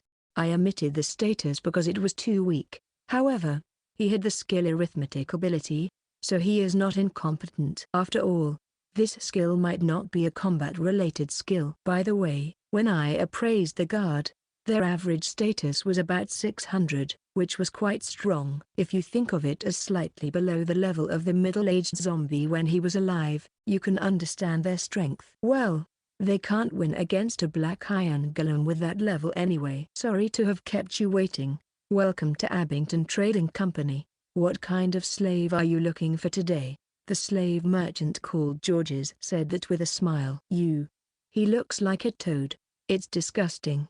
If you're in customer service, couldn't you have done something about it? Please give me a slave who can use magic. However, I did not show any of this on my face. In the first place, I am wearing a mask over my automata, so it cannot be seen on my face, and voiced my request.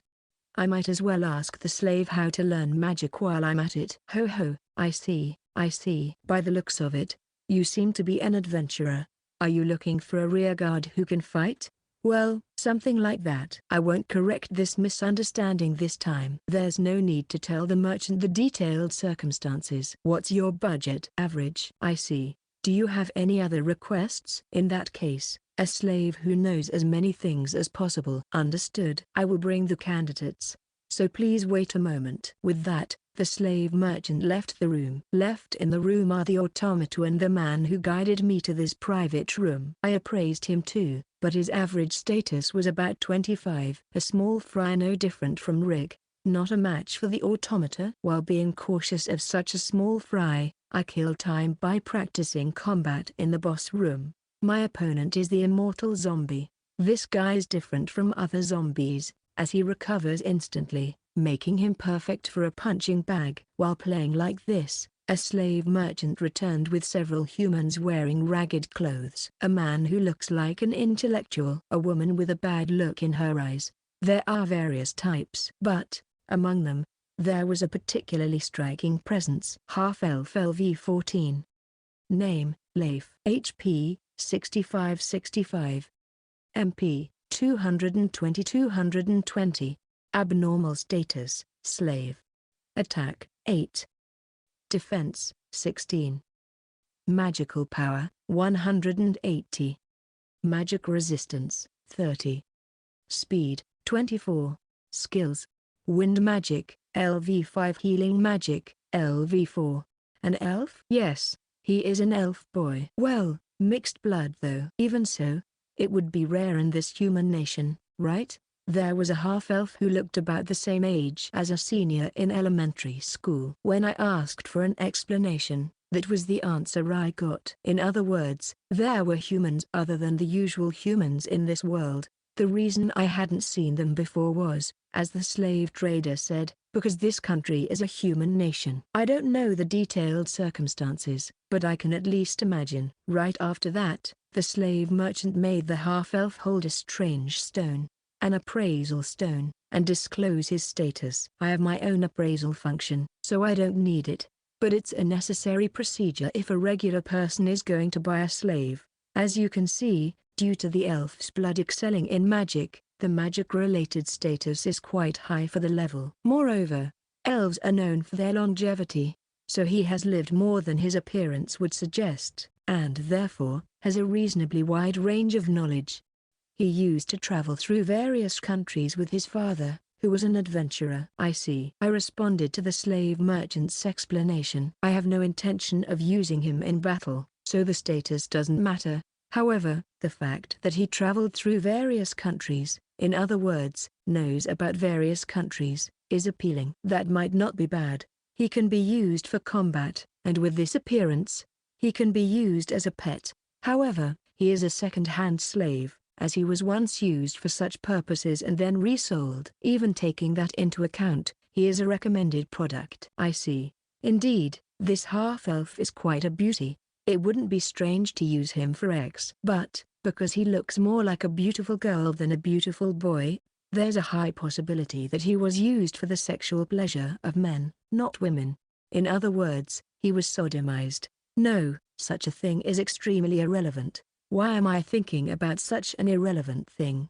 Has my thinking been corrupted by goblins? Oh, I had a disgusting imagination. Then, I will move on to explain the other products. Afterwards, I heard explanations about other slaves, but none caught my eye, and in the end, I decided to buy this half-elf. The biggest reason is that he was the least displeasing to look at. Just having humans in my field of view gives me discomfort, so even with an automata body, the appearance of the person I'm with all the time is important. It's a matter of mental health. Well, that's besides the point. In this way, I acquired a tool called a slave. Chapter 45, Tell Me, Half-Elf Sensei 1. After paying the fee of 80 gold coins, I don't know if this is expensive or cheap, I finished the contract by pouring the magic power of automata into a strange pattern, apparently a slave mark, carved on the chest of the half-elf slave, Leif, that I purchased.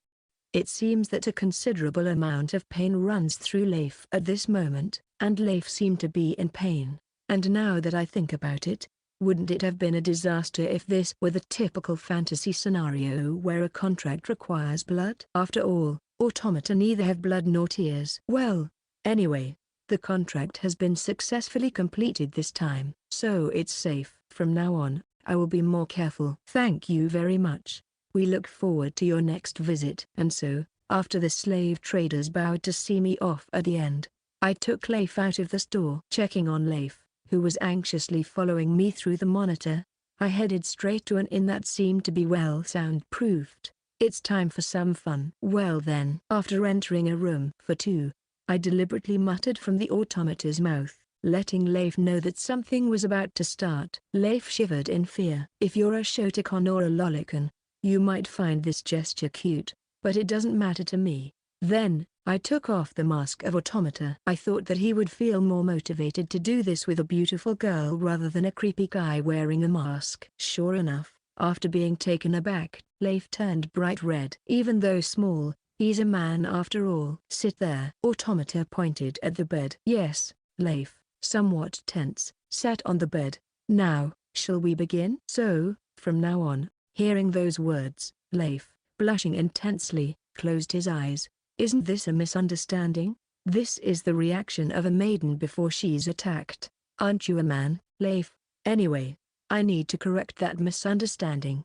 I'm going to ask various questions, so answer honestly. Huh? When I stated my request, Leif made a bewildered face. Apparently, there was a misunderstanding. Did he think we were going to do something erotic? That's the thing I hate most in the world. I'm going to ask various questions, so answer honestly. Yes. When I said the important thing twice, it seemed that Leif finally understood my intention and calmed down. The maiden's atmosphere before being attacked is gone. Yeah, that's good. Now, what should I ask first? There are too many things I want to ask, and I'm a little worried. Let's see. Let's start with the easy ones. How can I learn magic? Huh? Tell me. Leif is still bewildered. From this reaction, is the way to learn magic common knowledge that everyone knows? If that's the case, it's good that I didn't ask someone awkwardly, but it's fine to be suspicious of a slave. Come on, source of information. Do your job. Well, you can learn magic by reading a book called Magic Book. I see. Explain in more detail. You, understood. In the magic book, there are descriptions of various magic effects and their chanting required to use the magic, and when you read them out, the magic is activated. If you activate the magic many times in this way, you will be able to remember the magic skill. Once you reach that point, you can use the magic that matches your skill LV without chanting. I see. In other words, to learn magic, you need an item called Magic Book. That was a blind spot. I thought it was something like training to remember. I see. It's an item. I quickly searched for a list of items that can be issued with DP. I found a magic book. It's classified as Book of Basic Fire Magic and Book of Basic Water Magic. I wish I had noticed this sooner. But learning magic skills is very difficult. Even for those with talent, it's normal for it to take years to learn just one magic skill. With that, the hand I had poised to purchase several magic books froze. I see. It takes time to learn. Well, thinking about it, it makes sense. If it was easy to learn, there would be more intruders with magic skills. Speaking of which, how did the goblins learn magic? Did they read magic books they obtained as spoils when they raided villages or something? That seems plausible. So, are there enough magic books that goblins can easily get their hands on? Are those magic books rare? Yes. Well, somewhat. But I think there's usually one in most settlements. Really? I wonder if there was one in my village, which I burned down. I might have done better to search houses more seriously. But, well, now that I know how to learn magic, it doesn't really matter. I didn't want to spend too much time back then. I guess that's enough questions about magic for now. If I don't understand something later, I'll ask this guy. Then, the next question. Next, I moved on to the next question. It's already noon. I'm sleepy because I've been up since last night, and I just want to ask what I really need to know and go to sleep early. Chapter 46. Tell me, Half-Elf Sensei 2. Then, the next question. What is a demon lord? At this question, Leif looked blank again. His expression was as if to say, what is this guy talking about? Why do you keep asking such common knowledge? He finally said it out loud. Don't talk back, slave. Just answer quickly. Don't answer a question with a question. Answer quickly. Yes. If you don't hurry, I'll crush your Rex. Perhaps the threat worked, because Leif, although puzzled, started talking normally. It seems that there is no need to command him with a slave mark or to crush his ex. Well, the Demon Lord is said to be the king of monsters that appears once every few hundred years. He suddenly appears one day, leading a horde of monsters to attack people. The current Demon Lord appeared about 10 years ago and is probably still fighting people in various countries. I see. The king of monsters. Hence the Demon Lord. Well, this was expected. I had thought it was something monster-related when I learned that the Goblin Lord was an executive. Go on. What more? What should I say about the Demon Lord? Don't you know his purpose? The purpose of the Demon Lord? Leif fell into thought. As expected, asking an ordinary person to answer detailed information about the Demon Lord was too much. I thought that it might not be commonly known, but it seems that was not the case.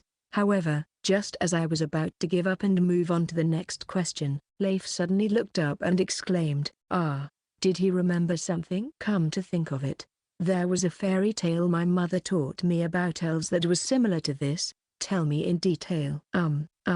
If I remember correctly, the Demon Lord is fighting to revive the demon god. A god for monsters, I think. It's been a long time since I heard it, so I'm not very confident. Leif said this without confidence. A demon god? Another new term has been added. I want to sleep, but now I have more questions. What's this demon god? I don't know. It doesn't appear in other fairy tales, so I can only say it might be a made-up story. It's unsatisfying to leave a mystery as a mystery. But, what you don't know, you don't know. You can't wave a non-existent sleeve, nor can you use non-existent wisdom. For now, it's good enough to know that the Demon Lord is the king of monsters and is currently at war with humans. This is very important information. After all, if the Demon Lord and the humans are busy with the war, there's a high chance they won't bother with me. If I'm lucky, neither the Demon Lord's army nor the scouting party may come. Of course, I'll be prepared, but if enemies don't come, it's better. Then, the next question. What is a hero? Again with common knowledge. Got a problem? No. So please don't crush it. When I made the automata gesture of squeezing my hand, Leif covered the area between his thighs with both hands, shivering, but resumed his talk. I guess it really hurts to have your ex crushed, huh? It must hurt. The stalker I first killed was in a lot of pain, too. The hero is said to be a savior sent by the goddess to defeat the Demon Lord. The goddess? Come to think of it, I think the chief of my village mentioned the goddess. And, the hero is the envoy of the goddess. I have one thing in mind. It's a line of explanation for the hero's title, hero. A title given to those summoned from different worlds by the divine selection, destined to fight the Demon Lord for humanity. If the god in this explanation is the same entity as the goddess, it makes sense. Well, it doesn't matter much to me, who also holds the title of Ms. Transfer, but since it says those, I think there are other heroes besides me. I'd at least like to know that information, mainly for when we become enemies. How many heroes are there now? No, there should be none now. At least, there were none until 2 years ago when I became a slave. What does that mean? If it's the mission of the hero to fight the demon lord, it would be strange if the hero did not appear when the demon lord did. Is the summoning ceremony or something like that difficult? That's what it seems like. In fact, the summoning that should have called me also ended in failure. By the way, how exactly do you summon a hero? Since I was mistransferred, I should have been summoned to a designated place. I'll ask Leif. It's free to ask a slave. How does a hero appear? I don't know, but it's said that the goddess religion who have received the oracle of the goddess are doing something. Goddess religion? Another word I don't know has increased. What is the goddess religion? They are the followers of the goddess. They receive the oracle of the goddess and are said to be working for the world. They are said to be the ones trying the hardest in the fight against the demon lord. So, they're a group that can face off against the demon lord, like the goblin lord. That's scary. I wouldn't want them as my enemies. Surely, there must be a lot of true equipment users. Just imagining it is unpleasant. I hope they'll be defeated along with the demon lord. Having said that, I think I've asked the minimum of what I wanted to know. I still want to ask about money, but it's not something I need to know as soon as possible, so I can leave it for another time. All right, let's sleep. The questioning is over. Well, I'm going to sleep. Huh? But it's still daytime. I don't care. Also, don't talk to others about our conversation. This is an order. Why, yes. Well then, good night. Wake me up if something happens. And by the way, I'll crush your ex if you do anything funny. I won't do anything. Then, it's fine. Finally, I set the alarm to ring if anything happens to the dungeon or the automata, and I crawl into bed. I turn off the lights in the bedroom, turn off the monitor, and cover myself with a blanket. Once again, good night. Chapter 47, The Past of the Half-Elf. What on earth is this person? I was feeling indescribable as I looked at the sleeping face of my new master, who asked weird questions and then fell asleep without even snoring. Even when I see her defenseless figure, I don't feel like doing anything. I was told I'd be crushed if I did anything. Being crushed is very painful. My previous master was a fucking dastard, a pervert, and he crushed me many times while saying things like "this tightens up well," or "cry more." So I know it very well. I took the time to heal each time with recovery magic, but the fear of being crushed again, even after being healed, is a trauma for me. But, whether I should be grateful or not, even with a beautiful woman sleeping close by, I'm shrinking instead of getting excited. I want to believe that I didn't become impotent, but, as someone who had his manhood crushed many times, I'm afraid I can't deny that possibility. If that's the case, I will never forgive the pervert who turned me into this. Well, even if I say I won't forgive him, I'm powerless, so I can't do anything. By the way, I wonder what's happening to that pervert now? It would be nice if he dropped dead somewhere. Even though he was a fucking dastard, he was called the strongest adventurer in this town, so I guess it's impossible. I take another look at my current master. I think she's very beautiful, but I also think she's a strange person. At first, I thought I was going to be attacked, but for some reason, she asked me about common knowledge that anyone would know, and then she went to sleep at her own pace. Whether she's sleeping or awake, her expression doesn't change at all and it's scary. Her voice is inorganic, and it's scary not knowing what she's thinking. Even so, I want to believe she's better than that pervert. I don't know what's going to happen next. My life has been full of misfortune so far, so I hope I'll be rewarded soon.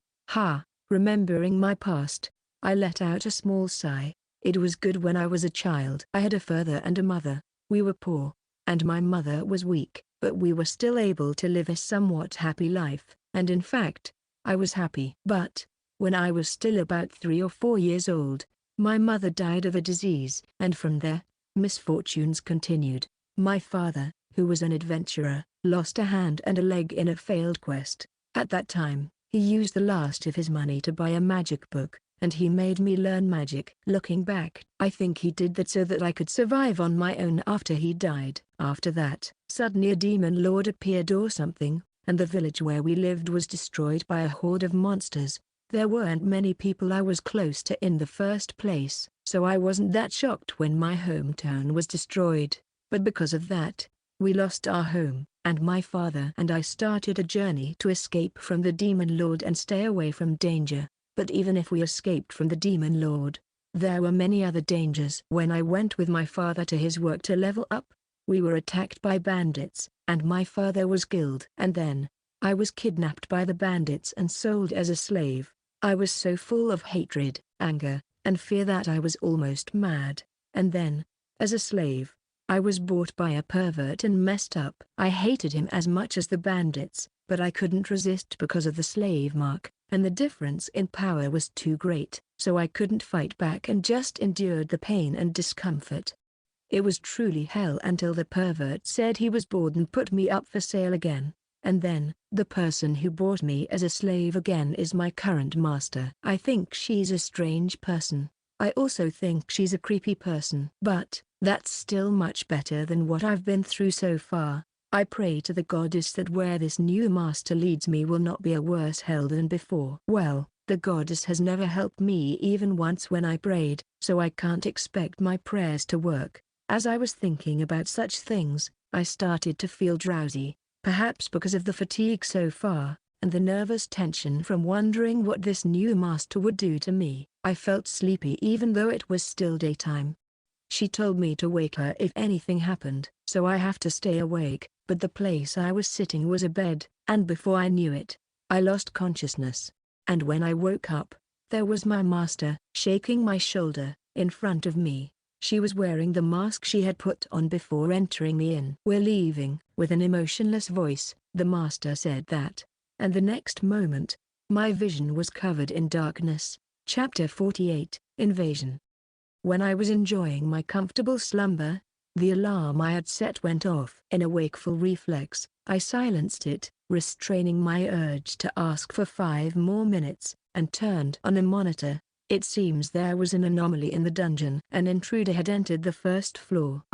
That's right. As a measure against the survey team, I had changed the alarm condition to trigger for any intruder. About this intruder. They are one person. She appears to be a little younger than me. She feels older than Leif, probably around middle school age. But, she's not human. From what I saw on the monitor, her skin is blue, she has horns, devil-like wings, red eyes, and black sclera. But, the overall silhouette is human. That's the impression I got from her appearance. By the way, despite her young appearance, she's dressed rather provocatively. The word succubus or demon crossed my mind. Does that mean she's associated with the Demon Lord's army? Well, the Demon Lord is said to be the king of monsters, so I'm not sure if she has anything to do with the demon. To begin with, I don't even know if there's a species called demon in this world. Well, for now, appraisal, Dungeon Master LV 140.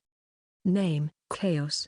HP, 135,600 135,600.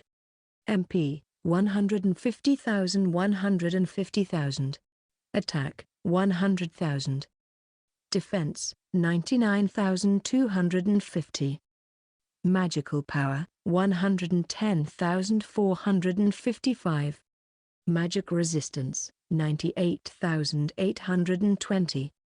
Speed, 110,000. Unique skill, Demon Lord True Equipment.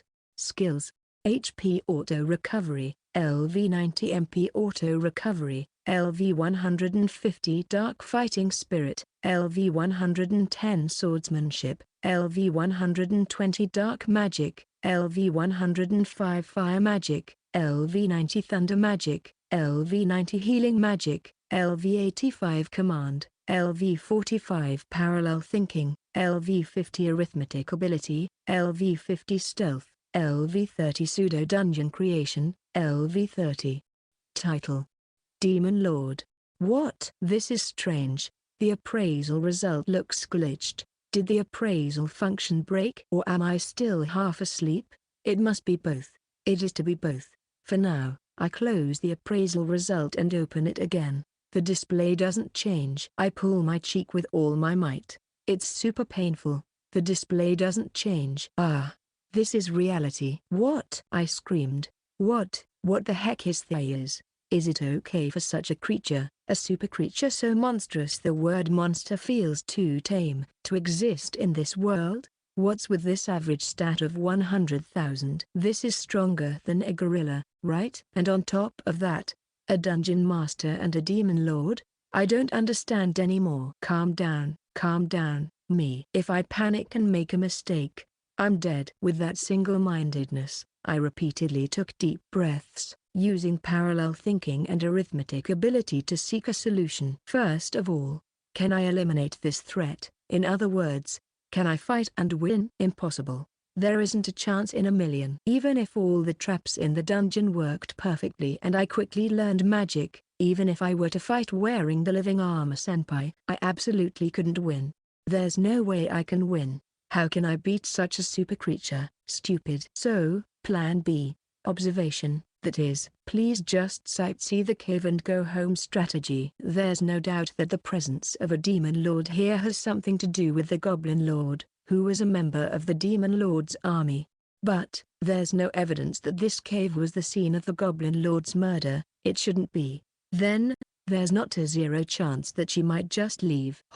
A dungeon with no traps or monsters. Quite innovative, isn't it? Such faint hope was shattered into tiny pieces by the voice of the demon lord, heard through the monitor. So, the demon lord knows this is a dungeon. The cause of being exposed must surely be due to the appraisal feature. Since I possess a pseudo-dungeon creation ability, there's no reason the demon lord can't do the same thing as the automata. If the demon lord knows this is a dungeon, there's a high chance she will come down to the lowest level. Damn it. So, it's plan C. In fact, I thought this was the only option from the beginning. I recalled the automata that was lying in a room at the inn. The content of plan C is simple. If I can't win by fighting, and I can't escape, I have no choice but to negotiate and be let off the hook. In other words, I'm going to negotiate with the demon lord using this automata. The moment this plan fails is when I will die. Now is not the time to say, all intruders must die. No exceptions. After all the effort to create the perfect sanctuary, I won't let myself die. I'll do whatever it takes to survive and enjoy my peaceful hikikomori life. As I fit a mask to the automata, I simultaneously appraised the demon lord's unique skill and title. For the negotiation, I need as much information about the opponent as possible. Demon lord. Significantly increases all statuses. Has acquired unique skills, dark fighting spirit, and dark magic.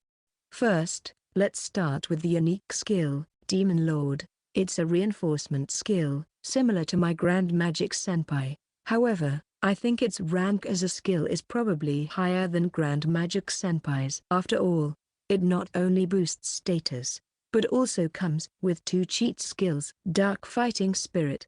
A skill exclusive to the Demon Lord. During activation, it significantly increases all statuses and adds dark attribute attacks to oneself. Dark Magic. A skill exclusive to the Demon Lord. Superior Dark Magic.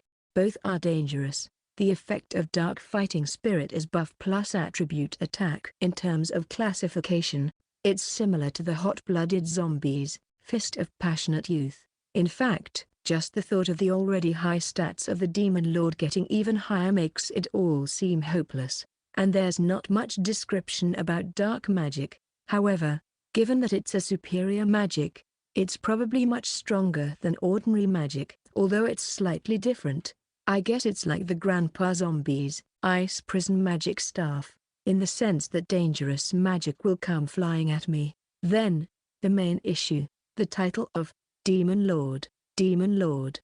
A title given to those chosen by the demon god, who become the masters of the Demon Lord's castle. This title gives the owner the unique skill, Demon Lord. This title gives the owner a growth correction. As a feature, it's not much different from the title of hero. However, the appearance of the word demon god makes Leif's story seem more plausible, and the demon lord's castle. Considering the demon lord's race is the dungeon master, could that demon lord's castle be the demon lord's dungeon? It's quite likely. In fact, the conditions to become a dungeon master are surprisingly complex, and the chances of a dungeon master being born incidentally are quite low. This is definitely true because I learned it when I had time to organize the information given to me by the dungeon core. But, looking at the description of the Demon Lord title, there's a high possibility that the Demon Lord was chosen by the demon god and became the master at the Demon Lord's castle, in other words, a dungeon master. I don't know why being chosen by the demon god makes one a dungeon master, but it's much more persuasive than being told that such a super creature was born naturally. For now, this is all the information I can gather. Now, I just have to combine this information with the information I've learned so far and somehow get through the negotiation. Having made up my mind to retrieve the automata using the transfer function, I saw Leif sleeping in another bed in my field of vision. Oh yeah, he's here. He knows more than me, so he might be helpful in negotiations. Even a success rate of 0.1% is better, so I'd like to take him with me if possible. Besides, it would be a hassle to collect him if I left him behind in the city. I wonder if there is any way I can send him with the transfer function. While I was thinking about it, it turned out to be something quite normal. Slaves seem to be treated as underlings of the dungeon, or as items, probably. The cause was that I had poured the automata's magic into the slave mark when I made the slave contract. So, I shake and wake up Leif's shoulder. And then one word. We're leaving. Just saying that, I activated the transfer function without any argument. Now, I have to get ready to welcome the Demon Lord before she enters the second level. Chapter 49, Negotiation Preparation. Leif, surprised by the sudden teleportation or the darkness of the dungeon, began to act suspiciously. I decided to ignore it and pick him up. Huh? The place where the automata and Leif were teleported is at the bottom of the downhill entrance to the second level. It's a place where a small amount of poison lingers, so it's not suitable for negotiations. Carrying Leif, I make the automata climb the slope and go out to the first level. And on that ceiling, I installed a light magic stone, the same kind we use in the residential space. I'll have to collect this later. That is, if I'm still alive then. It's bright. I put down Leif, who screams in the arms of the automata, and then set up a table and 2 chairs. I'll have to collect these later too. That is, if I'm still alive then. With that, the preparation of the place is complete. Next is explaining the situation and preparing the tools. People are coming here soon. Make sure you don't upset them. This is an order. Yes. Slaves can be quite useful in situations like this. They will do anything when ordered, just like tools. Also, you will stand behind me and explain things if I don't understand. That's also an order. If you don't do it, I'll crush you. I'll do it. Please stop threatening me. I won't stop. This is like a form of encouragement to get them to work harder. If they're afraid of punishment, they'll work desperately. I just realized, but Leif's outfit is the same ragged clothes that slaves wear, as when I bought him. It's a bit unsightly to present to the Demon Lord. Take off your clothes for now. What? All of a sudden? Just do it. Order. Why, yes. Leif took off his clothes with embarrassment. I knew it. But he's really a man. No breasts, and there is X. I saw something I didn't really want to see. Put this on. Next, I order her to wear the clothes I randomly picked from the DP. If I knew this was going to happen, I should have kept some of the villagers' clothes. Well, this is just a minor expense, so it can't be helped. In the meantime, I returned the ragged clothes to their original state. Where did the clothes come from just now? And the clothes disappeared. Hurry up and put them on. Do you want to be crushed? I'm sorry. Honestly. Pausing every time something surprises him. What a useless slave. I'll have to educate him later. That is, if I'm still alive then. Well, now the preparations are complete, and the Demon Lord is also approaching nearby. Order. Be quiet unless necessary. Understood. Very good. This way, he won't startle and scream. and upset the demon lord. Probably, the slave mark will activate before he can scream. And then finally, welcome, your majesty, the demon lord. The demon lord appeared at a distance visible to the automator's eye, in the position illuminated by the light. I make the automata quietly bow her head. Upon hearing the words demon lord, Leif looked like he was about to scream, but the effect of the slave mark kept him silent. Good. Ho! I didn't expect you to come out to meet me. You seem to be quite wise. The demon lord was nodding with a surprisingly happy look. Maybe she's happy to be entertained. Leif, pull out the chair. Why, yes please, have a seat. Well arranged. After confirming that the demon lord sat down in the chair, I also sat down in another chair with the automata. Following orders, Leif stood behind the automata. Now, the life or death negotiation begins. Chapter 50, Mission. Negotiate with the demon lord. Leif, please serve the tea. Where is the tea? I silently used the DP to prepare 2 milk teas and placed them before the automata and the demon lord. Please, enjoy. Oh, you're so thoughtful. The demon lord, without the slightest hesitation for possible poison, gulped down her milk tea and declared, delicious. I'm glad she enjoyed it. Following suit, the automata moved its mask aside to drink the milk tea. Of course, the automata doesn't have a digestive function, so the moment it enters its mouth, the milk tea is gone. It's a waste. But it would be rude to let only one party drink. Probably. However, this dungeon is quite enjoyable, as is its master. It may look like just a cave, but why have you set it up like this? It's to deter intruders. I have enough income. Oh, is that so? I felt as if the demon lord's eyes gleamed. The fact that I don't rely on intruders for income either means that the location is excellent and there is a high absorption rate from the ley lines, or that the dungeon master has an appropriate amount of MP. The demon lord seems to have interpreted it as the latter. She's right, but did I answer incorrectly? The demon lord may be a battle tribe who finds joy in battling strong foes. This is bad.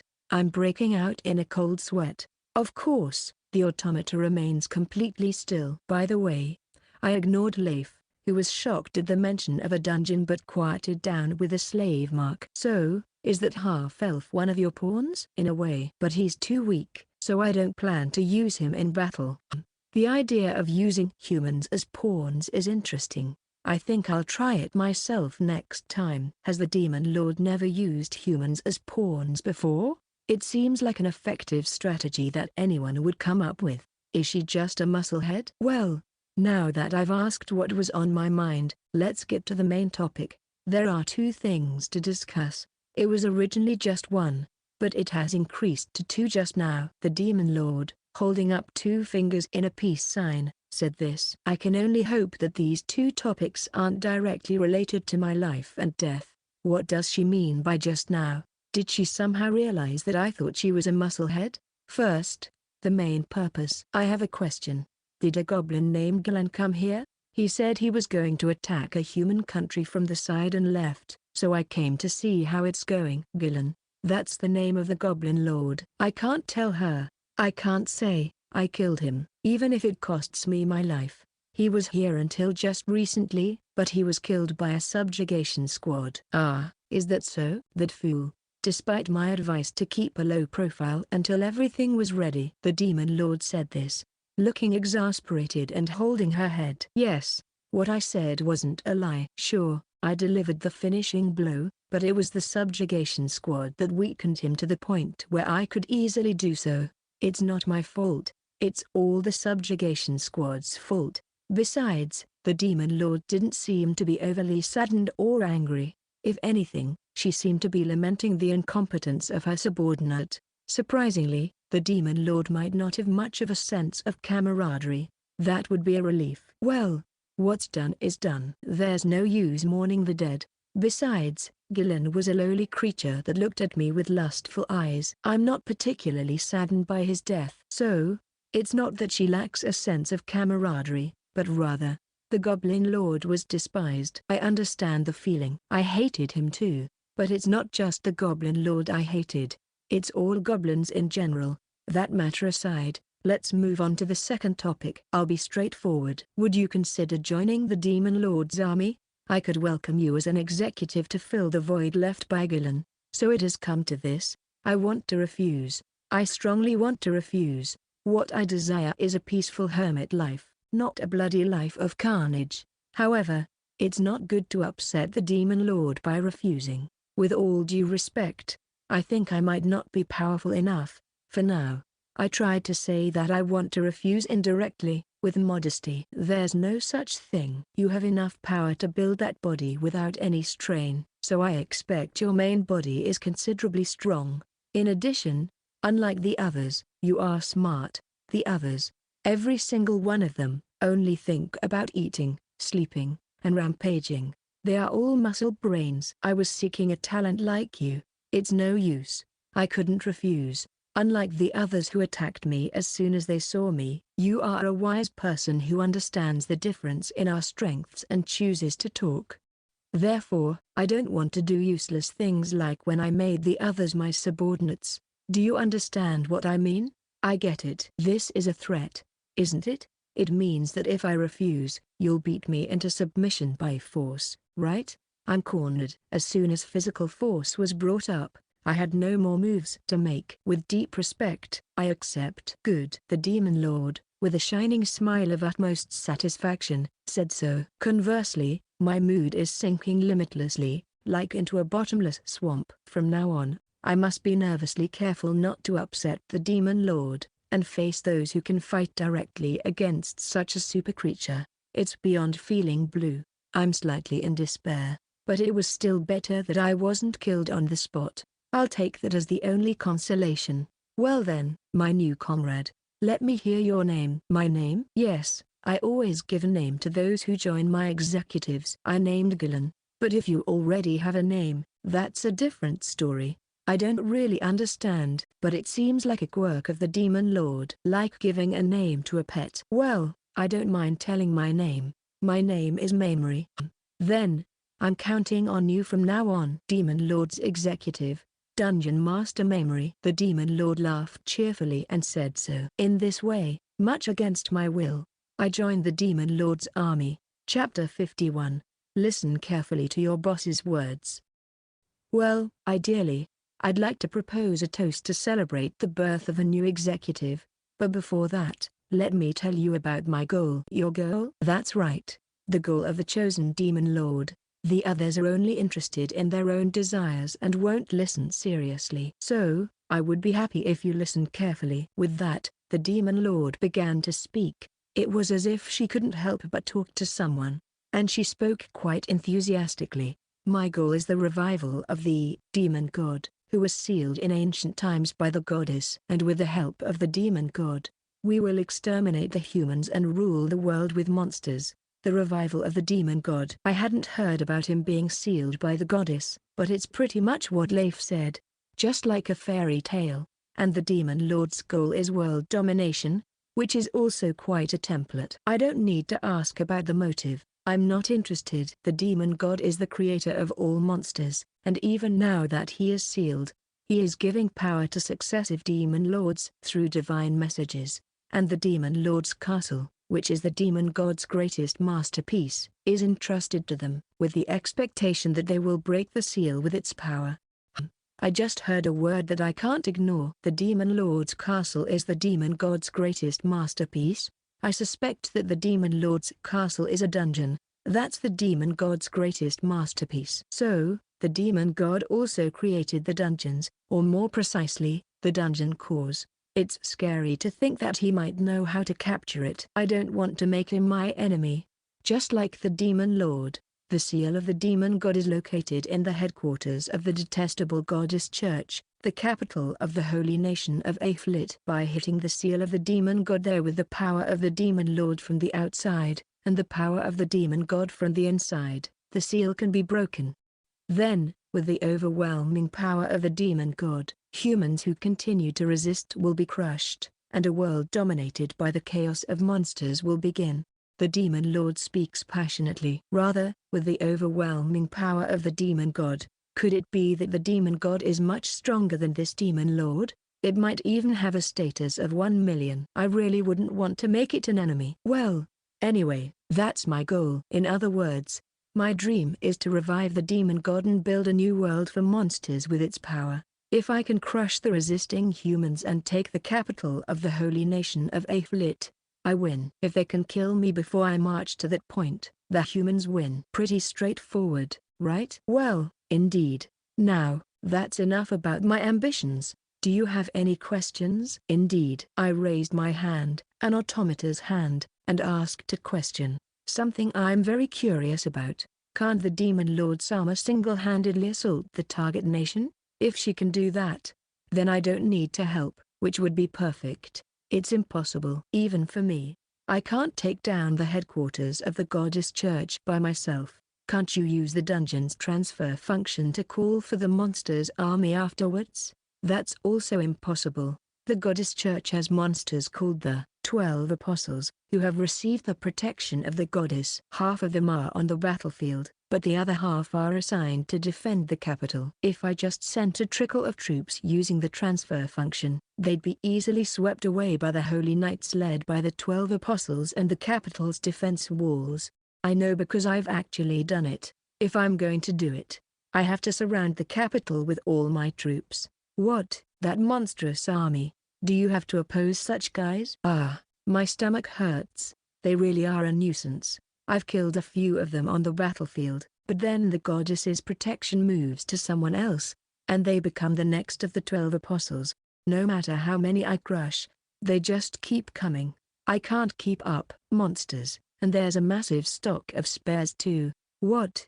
This nightmare. I mean, I'm amazed the demon army can fight such opponents. Ah, the demon army is also full of monsters. I see. Any other questions? So, what exactly should I do? That's a good question. Basically, the demon army doesn't consider coordination and just rampages individually. So, you can do whatever you like. If I had to say something, it would help if you could take down one of the countries. Understood. A country, can it really be taken down just by doing whatever? I wondered, but I didn't voice it out. I was allowed free action. I won't interject unnecessarily. Anything else? No, not particularly. I see. Then, I think I'll return to the Demon Lord's castle. If I'm away from the battlefield for too long, the others might get wiped out by the 12 apostles. Just how terrifying are these 12 apostles? In front of me, who was shivering, the Demon Lord hopped off her chair and brought up the menu. She's probably going to use the transfer function, but seemed to remember something in the middle of it and stopped. I want her to go back soon. Oh, right. If you have something you want to tell me, use this. I came up with it just now, inspired by you. In front of the Demon Lord who said that, a magic circle spread out on the table, and something emerged from it. It was a doll about 2 heads tall, designed to look like a deformed version of the Demon Lord. When I appraised it, it said it was an automata. Seriously? I will leave this here, so talk to this doll if anything happens. In addition, I will use it when I want to tell you something, so keep it safe. The voice was not from the Demon Lord, but from the automata. She's already mastering it. Hee. I'd call it a talking Chaos-chan doll. Quite a satisfactory piece. Then, goodbye, Mamori. With that, the Demon Lord turned her cape with a whoosh, and suddenly disappeared from the spot. The only thing left behind was the so-called Chaos-chan doll. Anyway, the first stormy arrival of the Demon Lord had passed for now. Ha, that was scary. And then, alone in the living space, I let out a big sigh. Chapter 52, What should I do now?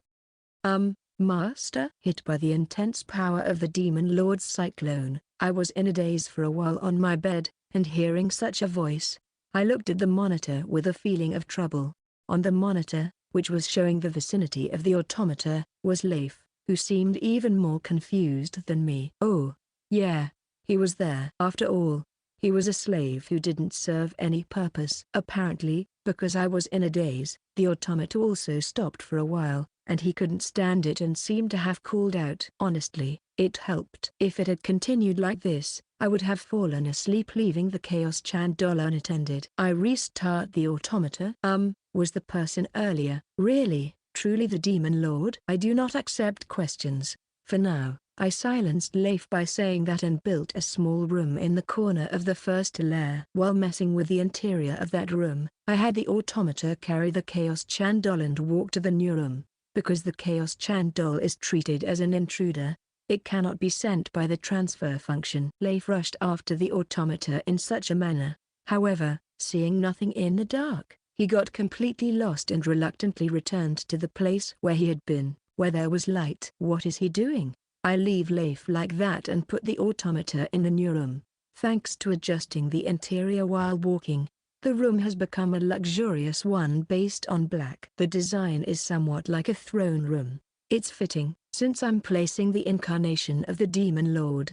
Then, I put the Chaos Chan doll on a small throne that I made to fit the size of the doll, located in the back of the room. Ho ho, what a room of exquisite taste. It's an honor. The Chaos Chan doll suddenly started talking, but I decided not to mind. The Demon Lord Cyclone has gone. No matter what anyone says, it's gone. And it felt weird to leave only the Chaos Chan doll in this room. So, referring to the Demon Lord from earlier, I also created a new automata, a deformed design of a two-headed, talking Mamori Chan doll. With this, even if the Demon Lord suddenly sends a message, I can reply in no time. To avoid displeasure, I should be mindful even in such matters. By the way, due to maximizing the reduction of performance, the price of the Mamori Chan doll was only 200 DP. After that, I blocked the path leading to this room with moving walls and made it a room inside impenetrable walls. This room must not be discovered by intruders at any cost. So it's a natural measure. The reason why I didn't build this room in the second layer or below is simple. Even if it's a doll, I don't want to let intruders into the depths of the sanctuary. By the way, due to the functionality of the dungeon, you can't trap intruders with indestructible walls or make it completely impossible to conquer, so this wall can be destroyed from the inside. I don't want a situation where this wall gets destroyed. That would be the Gong starting the war with the Demon Lord. While being frightened by the future that might come, I leave only the Mamori Chan doll in the communication room with the Demon Lord and transfer the automata to where Leif is. Ignoring the surprised Leif, I collect the desks, chairs, lights, and such that I used this time, throw them into the warehouse. Of course, I appraised them properly, and I have confirmed that they don't have curses or anything on them. It's completely dark. The only thing left is the rather annoying Leif. Of course, I have no intention of letting him into the living space, so he can sleep in the first lair. Well, I'd be in trouble if he caught a cold and became useless, so I'll at least provide a futon. Immediately, I take out a futon with DP, grab the hand of Leif who is panicking in the dark, and push him onto the futon. Then, I give a command. Sleep there today. I'm giving you a command. Be grateful I provided a futon. Why, yes. And then, I'm going to sleep too. Not much time has passed since I woke up, but dealing with the Demon Lord has exhausted me, and I'm extremely sleepy. In fact, I was kind of woken up in the middle of my sleep, so I'm even more sleepy. Good night. Section. The next day dawned. Having slept soundly to blow away my fatigue, I took a bath, washed my face, and ate a meal. Once I had finished my daily routine and shaken off sleep, I looked at the Demon Lord's communication room on the monitor. There were the figures of the silent Chaos Chan doll and Mamori Chan doll. So what happened yesterday wasn't a dream. Honestly, I had hoped it was. Sigh. Despite the sigh of utter melancholy, I couldn't keep avoiding reality. If I were to upset the Demon Lord, I might get killed. To avoid that, I had no choice but to work and curry favor. From my direct conversation, I felt that the Demon Lord wasn't the type to easily discard useful subordinates. The fact that the Goblin Lord, who had sexually targeted the Demon Lord, was kept alive reinforced this possibility. Or rather, I couldn't go on unless I believed that. Considering this, what should I do now? Firstly, strengthening the dungeon further is a must. I can't sleep in peace unless it's strong enough to withstand the Demon Lord turning into an enemy. Even though it seems impossible, I have no choice but to do it. Next, I have to do the work the Demon Lord assigned me. I don't want to do it, but I have no choice. It's essential to show that I'm working. I don't want to be killed. Well, being able to do as I please is probably my only consolation. I'm glad the Demon Lord's army is a free workplace. Plus, thinking about it, even when I was a hikikomori in my old world, I was working via a computer. Even hikikomoris need to work. This job is also done via an automata. It's not much different from working via a computer. The risk of me being in danger is low. I'll think like that for the sake of my mental stability. Now, about that job. For starters, maybe I should scout out the capital of this country. The Demon Lord told me something like overthrowing the country, so knowing the enemy's strength is necessary. If you know the enemy and know yourself, you need not fear the result of 100 battles. Though, no matter how much I know about the enemy and myself, I can't see myself winning against a super being like the Demon Lord. I'll pray that there aren't any individuals like the 12 apostles who can fight against such a Demon Lord in this country. If there are, I'll just report to the Demon Lord and chip away at towns and villages. Even if I keep doing that, the country will tilt, I guess. Probably. As I was organizing my thoughts and about to take action, I heard a moan from the monitor of the activated automata. In this dungeon, there's only one other person who can make a noise. It's Leif. He seems to be groaning with a painful expression. Is he having a nightmare? It hurts, Master. Don't crush me. What kind of dream is he having? Even in his dreams, did I threaten him too much? It hurts. I'm being crushed. My butt hurts. Help me. Huh? His butt? He's mixing in some strange sleep talk. While I do have the intention to crush him, I don't have any to dig. There's nothing to dig, and I don't have such a hobby. Well, that aside, I should wake him up. I shake Leif's shoulder using the automata. Wake up. Then, Leif vaguely opens his eyes, but his gaze isn't focused. Is he broken? Ah. No. It's pitch dark in the dungeon. He can't see anything. I transmitted a lantern from the storage, let the automata hold it, and lit it up. Ah, Master. Are you awake? Yes. If so, let's go. I collected the futon that Leif had been using and made automata walk towards the exit. Leif hurriedly followed after. Master. No questions about yesterday. And no talking about it to anyone. Of course, revealing my true identity is also forbidden. All you have to do is listen to what I say. If you do that, I'll spare you. Yes. Upon hearing that, Leif's face seemed a bit pleased. I don't know what to say if he's happy about such a thing. Well, even if it's no good, it's an important tool, and I'll keep using it. So, Leif and the automata left the dungeon. Chapter 53, The Half-Elf's Determination.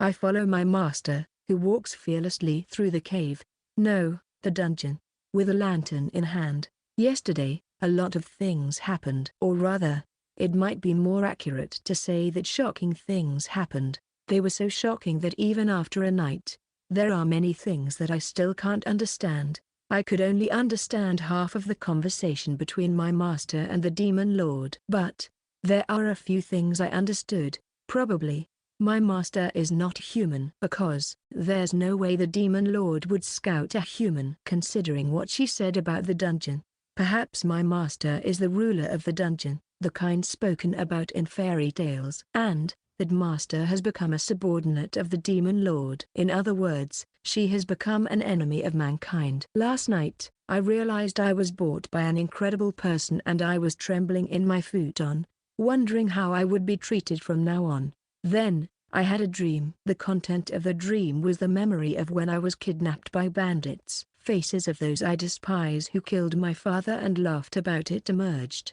Next, the content of the dream changed to the scenes when I was with my previous master. It was the memory of the time when I was horribly abused, in pain, in distress, in suffering, and yet nobody helped me. I often have these two dreams. Despite wanting to forget them, they never disappear from my dreams. Whether I'm dreaming or when I wake up from the dream, I am terrified, in pain, and the trembling doesn't stop. But this time was different. Wake up. Saying that, not kindly, but shaking my shoulders, my master woke me up from the nightmare. Looking at my master's face who woke me up, the fear of the nightmare faded away. Perhaps, it may have been overwritten by a greater fear, but at that time, I didn't think of my master as that scary. Things like the Demon Lord, enemy of mankind, the scale is too big. I don't think I'm fully grasping it yet. The fear I have of my master is like a vague anxiety. Specifically,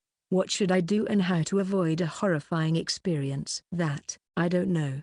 I've been told that if I break an order, I'll be crushed. But conversely, if I don't break an order, nothing will happen. At least, as of now. Upon thinking this far, I thought, my master is not human, a subordinate of the Demon Lord, an enemy of mankind. But even so, isn't she a much better master than the bandits or my previous master? After all, I haven't been horribly treated by my master yet. I've been forced to change clothes in front of her and stuff, embarrassed, but I haven't been treated badly. So, I think there's no need to be so scared. My master might be a terrible person.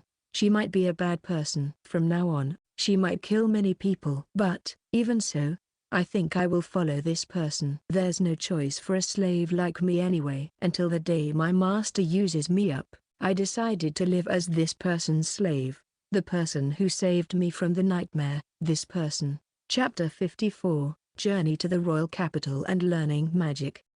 Automata walked with Leif for half a day, taking breaks and meals in between as Leif got tired or hungry, and visited the city of Bordeaux again. According to what Leif told me on the way, it seems that if you take a carriage from the city of Bordeaux, you can reach the royal capital of this country in about 10 days. He's a knowledgeable guy for a slave. Indeed, it was a good purchase. By the way, he said he learned this information when his previous master took him around. The way Leif's eyes clouded over when he told that story was quite striking. It seems he has some grudge against his previous master. Well, it doesn't matter. Anyway, guided by Leif, Automata arrived at a place like a carriage stop where carriages depart. From there, he boarded a carriage to the royal capital, accurately, to a town that serves as a relay point, and paid the fare to the coachman. All these procedures were done by Leif. I'm not familiar with the common sense of this world, so it's honestly helpful, and I think Leif probably understands that and is doing it for me. Even if he doesn't know that I'm from another world, he must have noticed from the conversation with the Demon Lord yesterday that I'm not a normal human. The fact that I asked Leif about the common sense of this world is probably interpreted as something like, I didn't know about human affairs because I'm a non-human. Well, that's fine, it's convenient. Let's keep him thinking that way. While I was thinking about such things, a number of people who seemed to be the capacity got on the carriage, and it departed. It's not as crowded as a packed train, but it's quite crowded. If it were the main body, I definitely wouldn't want to go. I can see that I would be sexually harassed. Even while I'm fed up with it through the monitor, the carriage is moving with a clatter, as expected. In this typical fantasy world, with a civilization level of about medieval Europe, the carriages of this world sway. After all, unlike Japan, the roads are not paved with concrete. For now, the highway seems to be paved, but it's far from perfect, so it sways a lot. If I look at the monitor from the automata's point of view, I feel like I'm going to get sick. Wake me up if something happens. Huh? Wait, master? I didn't like that, so after telling Leif, who I had seated next to me, I put the automata in a position as if it were sleeping and turned off the monitor from the automata's point of view. I left the monitor from the bird's eye view, so there should be no major problems. Just in case, I'll set it to sound an alarm if something abnormal happens. And, it will take several days for this carriage to reach the relay point town. During that time, the automata will just be swaying in the carriage, and the time I need to operate will be greatly reduced. So, I decided to use this free time to learn magic. I opened the list of items available for DP, and think while looking at the display of various magic books there. For now, the first magic book I read will be the Beginner's Magic Book. Basics are important in everything. This should be the same in anything, in any world. That's fine, but the problem is which attribute of magic to learn. The mages, or rather, intruders, I've seen so far have only learned about 2 types of magic. Even the Grandpa Zombie had 3 types, and the Demon Lord had 4. This means that rather than learning a lot of magic, It's stronger to focus on training only the magic you're good at. It's obvious when you think about it. Having 10 types of magic with skill LV10 is stronger than having one magic with skill LV100, because the higher the LV of the magic skill, the more powerful magic you can use. And it takes time to train skills and raise skill LV. If you thoroughly train one magic, you inevitably won't have time to train other magic. That's why it's common sense for mages to limit the acquisition of magic skills to 1 or 2, or at most 3, and thoroughly train that magic. I heard such a story from Leif on the way to the city of Bordeaux. By the way, I also asked about how to acquire true equipment, but I'll talk about that later. No matter how you think about it, it's not something you can learn overnight. First of all, thanks to Grand Magic Senpai, I'll start with the magic that seems easy to learn. Once again, I think about which attribute of magic is good. I guess recovery magic is a must for now. When I fight using magic, I will almost certainly be wearing the Living Armor Senpai. And the Living Armor Senpai has a recovery method using DP. If I, the inside, don't have a recovery method, I won't be able to effectively use the strongest armor, the Living Armor Senpai. So, I purchased the Beginner's Healing Magic book with DP. I immediately started reading it. The first page described the effect and chant of what seemed to be the most basic healing magic, heal. Well, let's just give it a try. Heal oneself, heal. The moment I recited the incantation, a faint light enveloped me and disappeared. What just happened was the effect of heal. A light of healing. Heal is a magic spell that heals the target that is enveloped in it. Or rather, according to the magic book, most healing spells seem to work this way. So, since I'm unharmed and don't need to recover, the magic didn't show its effect and disappeared. But, even if it didn't have an effect, it was activated, and my MP decreased to little. Success, according to Leif. Many people stumble at the first step of learning this magic, so you could say that it's a very good start. After that, I should be able to acquire magic skills by repeating this. I have time, so I might spend today mastering healing magic. That's what I was thinking, but 10 minutes later, my expectations were betrayed. In a good way. No way. I've already learned it. Unexpectedly rapid development. I acquired the skill of healing magic in just 10 minutes. It's definitely added to my status as healing magic, LV1, so there's no doubt I am too much of a genius. Well, I know it's thanks to Grand Magic Senpai. Grand Magic Senpai has the effect of significantly increasing the proficiency of acquiring magic-related skills, in addition to massively increasing my MP and magic power status. Also, the growth correction of the title of hero must have worked too. Once again, being a hero is too much of a cheat. Indeed, it's a force to counter that super creature. Surely, if there were about 10 fully enhanced heroes, I think we might be able to defeat the Demon Lord. Of course, it's bound to be a fierce battle, and I don't want to cross such a dangerous bridge, so I'll try to avoid being antagonistic to the Demon Lord as much as possible. Anyway, I was able to learn healing magic faster than I expected, but what should I do next? Even with this cheat-like growth speed, I don't feel like breaking the premise of only learning about 2 kinds of magic, so I can only learn 1 more magic. Anyway, it's decided that I'll learn an attack magic. It's impossible not to use my ridiculously high magic power status for attack. The problem is, what attribute of magic should I learn? Light magic might work well if I consider the Demon Lord, but that's already covered by the laser beam in the boss room. With that trap, I feel like I could do a little damage to the Demon Lord as it is, and if I use a large amount of DP, I can enhance it. When you're learning magic, it seems like it would be better to make sure it doesn't overlap with the attack methods you already have. I have a feeling, sort of. For the same reason, fire, wind, and ice are also out. I don't use the fire and wind traps much, but they're set up in the boss room, and ice overlaps with the grandpa zombie. Also, I didn't imagine dark magic working against the Demon Lord, so that's out too. What's left are water, earth, and thunder. Of these 3,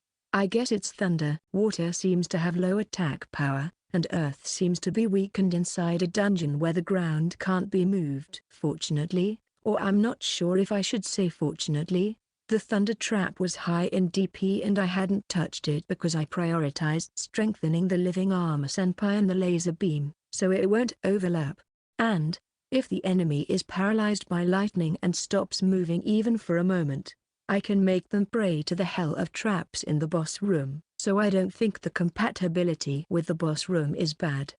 Okay, I've decided I'll learn thunder magic. Immediately, I purchased the Beginner's Book of Thunder Magic with DP, but unlike healing magic, I'm scared to activate it inside my living space, so I created a new, larger training room and started practicing there. First of all, the most basic thunder magic Thunderball, just like heal, pierce my enemy, Thunderball. What? At that moment, an incredibly massive ball of lightning appeared. It was thrown at the training grounds wall at an indescribable speed. If it wasn't for the indestructible dungeon wall, I think it would have been reduced to ashes. For this to happen with basic magic, truly the cheat-like magical power of Grand Magic Senpai. I'm glad we didn't use it in the living area. But, this can be promising. I grinned. With this as a start, if I level up, train hard, and acquire true equipment, my magic has the potential to be effective against the Demon Lord. Hope has surfaced. All right, let's do this. Master, please wake up. Just as I was enthusiastically practicing magic and my skill level rose to about 5, I heard Leif's voice, which sounded like it was fading away from the monitor. I wondered what happened and looked at the monitor, but I couldn't see anything unusual. But something feels off about this footage. When I changed the perspective on the monitor, surprisingly, the automata was leaning on Leif. It must have changed its posture due to the carriage's vibration. I had the automata sit in the corner seat as a sexual harassment precaution, and as a breakwater, I had Leif sit next to it. So, if its posture collapsed, it would inevitably lean on Leif. And Leif is blushing from contact with a female body. Well, I guess I'll just leave it be. Leif won't do anything weird like other people would. If he does, I'll just castrate him. There's no actual harm, so I'll prioritize practicing magic. And so, I continued to fire magic, and Leif continued to resist his worldly desires. Chapter 55, Arrival at the Royal Capital. While training my magic, the carriage journey ended. We arrived in the capital of the Wolfus Kingdom. This time, the fare I paid for the shared carriage included the tour, so there was no question at the gate, like, aren't you an adventurer?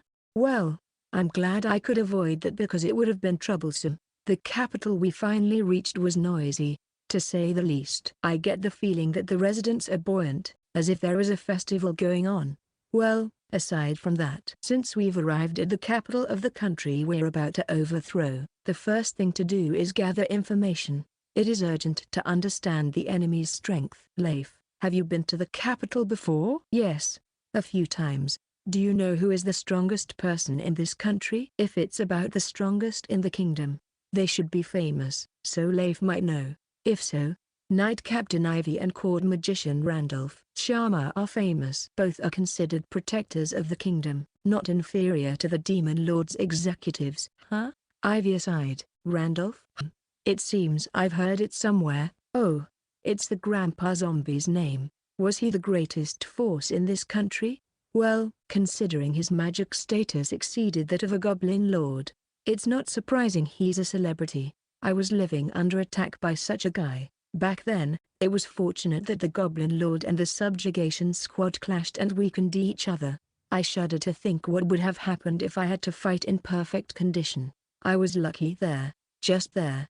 I was lucky. Now, if it comes to this, does it mean that I have already defeated one of the greatest forces of this country? It means I could easily destroy the country. There's no such sweet story as this. There's still one person left who could match the Grandpa Zombie in his prime, and the reason I was able to kill the old man in the first place was because I was fighting in my home ground, the dungeon, and by good luck, he was weakened.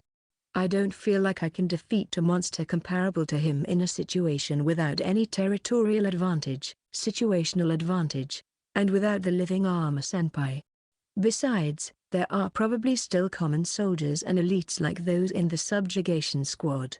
I can't win if I fight them straight on. If I start a terror in the city and retreat after one blow, I might be able to do some damage. Fortunately, I have a decent amount of force that can move outside the dungeon, starting with the grandpa zombie.